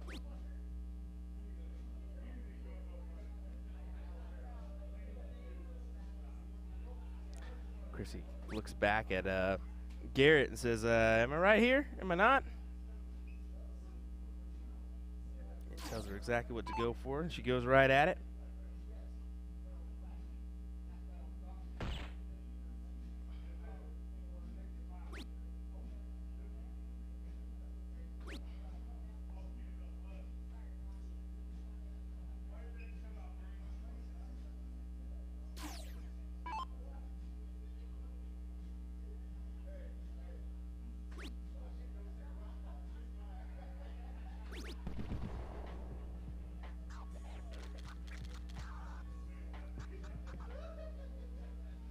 Garrett and Chrissy go ahead and take the leg. And it looks like we'll have a Rick Hinzi, Garrett Rakowski. Or sorry, Rick Hinzi, Brianna Osterhope? Hopefully I said that right. Garrett Rakowski and Chrissy Johnson, third place match. So, no, sorry. Garrett and Chrissy are your Quincy, the Hill owners. Sorry, it's a late night, folks, if you can't tell. So Rick and Brianna will play. Oh my God, Amanda and Robbie. So that match will be coming up here next on board numero uno. So hang tight, and we'll have it coming your way in just a second time.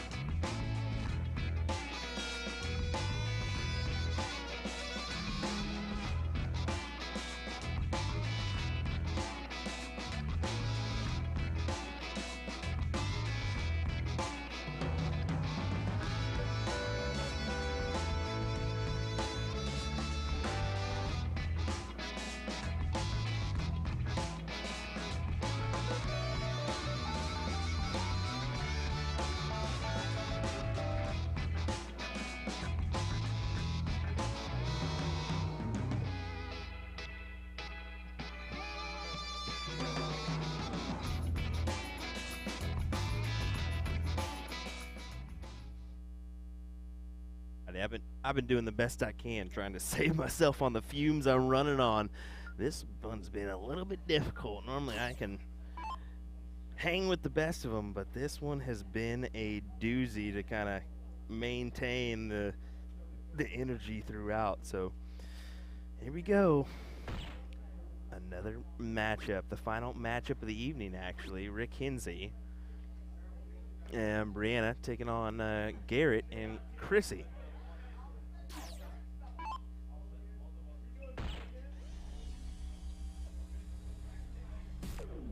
Looks like he had to change the score there.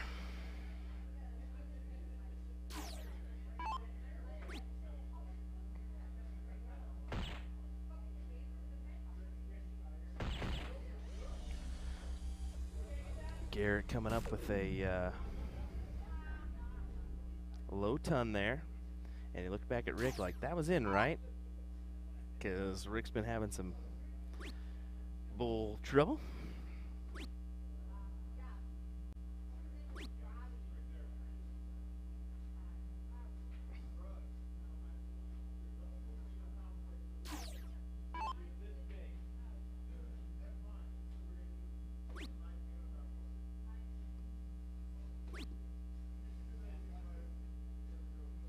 So, I'm hearing a rumor that Chrissy is fairly new to the game still. Still a good shot. Helps when you have a quality shot like Garrett Rakowski as your partner as well.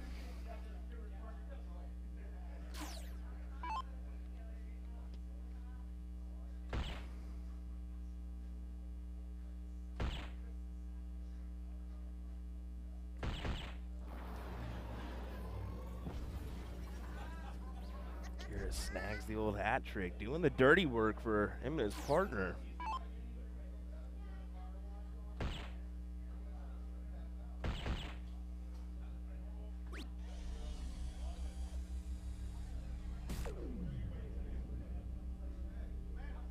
Rick points out the dart, says, "That a girl, love it." She puts in a nice mark there.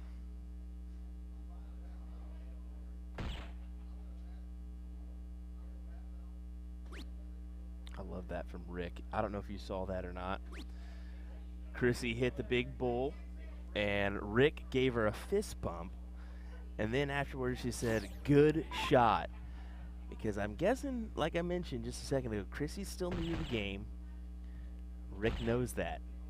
And Rick is the kind of guy that's just nice, humble person, and he's going to give it to her every time. Give you what's due. If you beat him, he's gonna give you a shake and say, "Great shots, man." If he beats you, he's gonna do the same.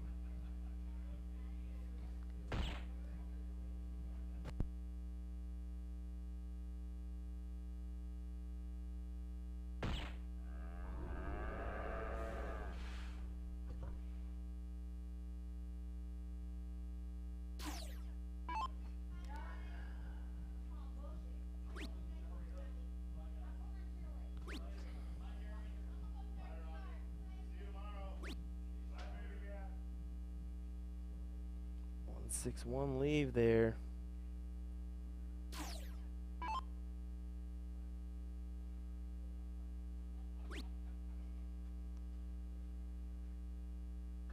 Chrissy's got to find a bull.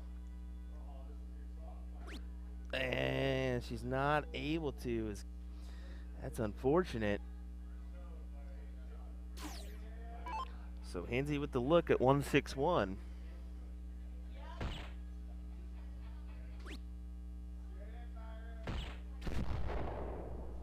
Goes ahead and hits the low ton, leaving 44.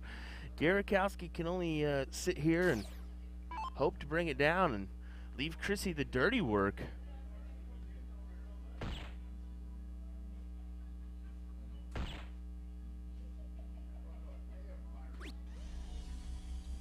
Tries to hit that 150, not able to do so. 47 left, so Brianna with 44.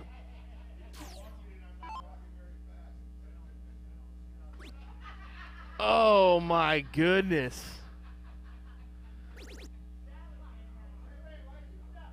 I think we just got some dollar bills thrown at Byron over there. He was maybe doing a little dancing and somebody liked it. What's going on at this Father's Day family frenzy here? My word.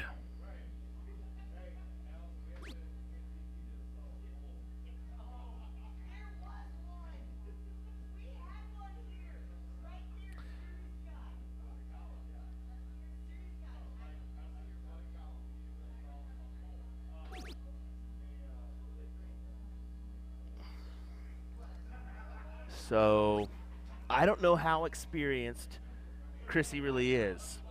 But in that situation, I think with an inexperienced player, I'm telling my partner 7-19 wire there. Because it leaves them a checkout opportunity. 7 would have left.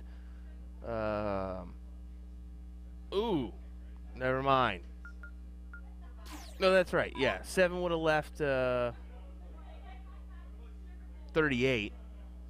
19 would have left, what was that, 26. So at least both were checkout opportunities. But I'm only thinking because of the rumor I heard that Chrissy's a new player. So could be the case, could not be the case. But if she isn't experienced, that's the route I would go. Just because it's not an ideal double, but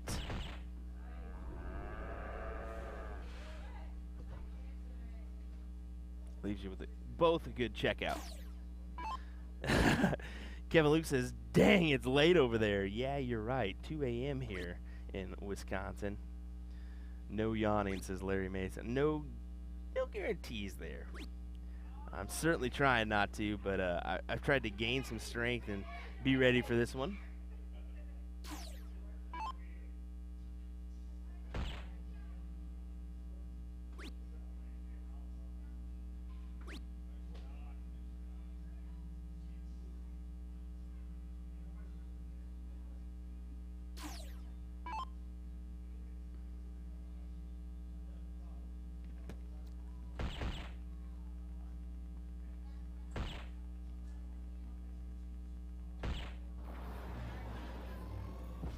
Rakowski with a big one there. Ooh, I do need to update my scoreboard here. Sorry for that one. Rick and Brianna 1-0 lead. And I did the wrong one. Yeah. Oh, you can definitely tell it is late here as Will's struggle bus continues.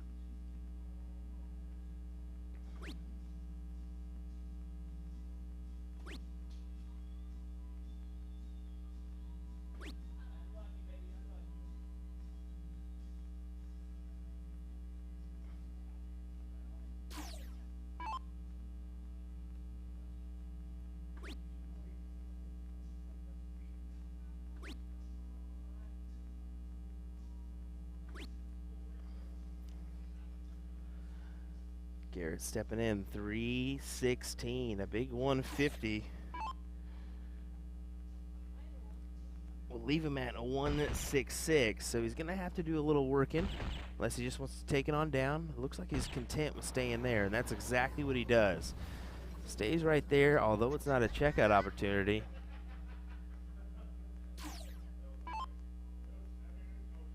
It'll at least pull him down, and his teammate can pop up here and hopefully hit a good number herself. So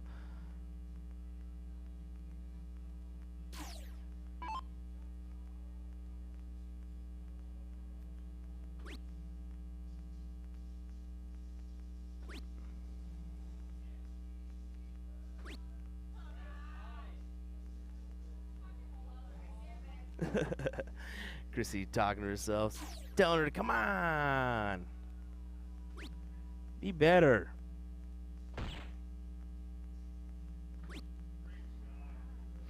Rick Hinzi quick to acknowledge his partner, saying good shot. She leaves a 1-2-4. Garrett needing 1-4-4 here. 54 for tops, and he's going to get a look. He's going to get a look, folks, and he's going to take it. What a phenomenal shot there from the Garrett Rakowski. A 1-1 tie here.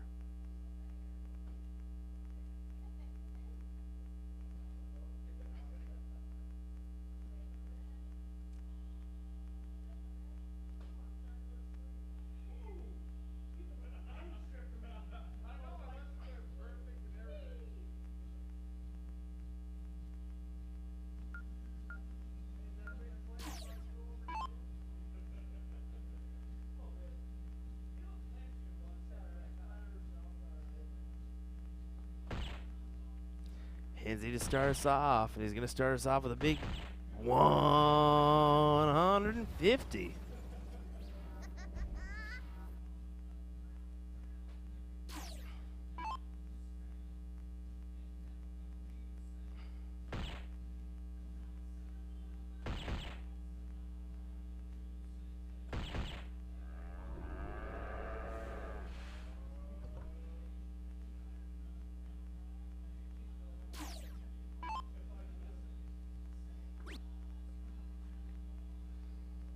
Looking to counteract that one, not able to. Too short of the bowl. Does find it with the last. But does she feel like that was enough? That's the question. Because things are hairy. If they lose this leg,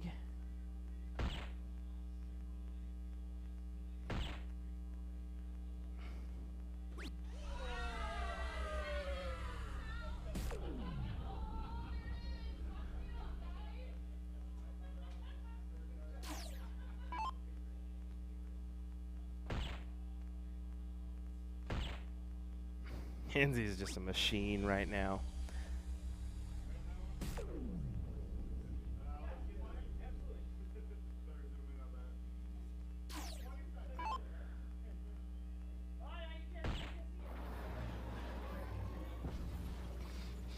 The guys in the background saying, "Hey, can we see that? Can we get a closer look, please?" So I gave him the zoomed in view. Still wasn't able to see it.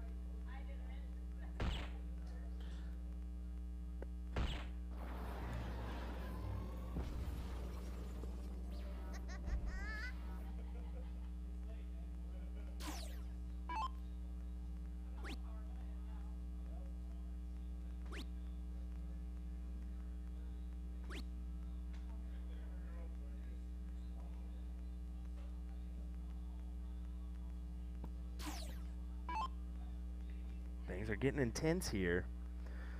As Kristen needs to pop in a nice bowl, and she does with the first dart. She's got a nice throw. If she's near the game, you couldn't tell. Wow. Leaves Garrett 235.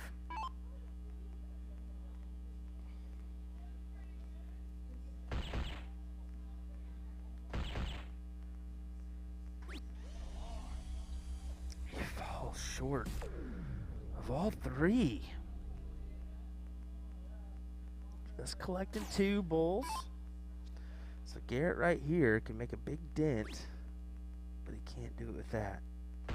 He's got to find another big one. Does there, so leaves himself a Shanghai finish.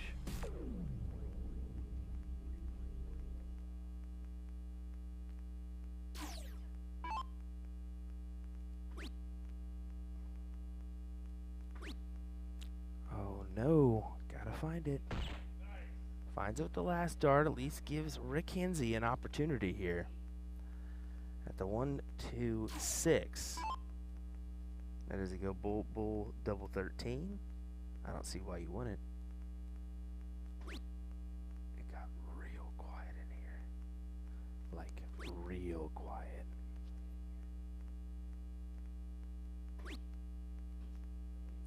Even Chrissy said it's too quiet in here, and I agree. It all of a sudden just got faint.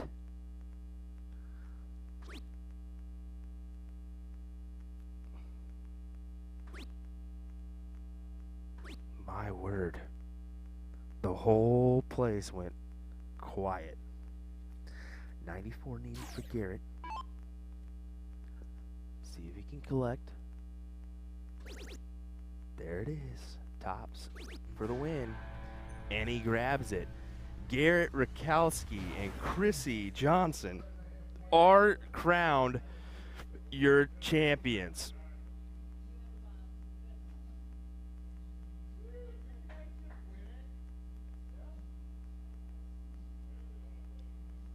Great darts there, as it is definitely time to shut down the stream. We're going to head on down the road, be back tomorrow as it's bedtime. We will do that. Thank you folks for tuning in. We appreciate it, as we will see you bright and early. We do have a youth event, so we'll try to catch at least the finals of that one. We'll see you in the morning, folks. Thanks for tuning in to USA Darts coverage of this Father's Day family frenzy here in Jefferson, Wisconsin. You folks have a good night. We'll see you tomorrow. Take care.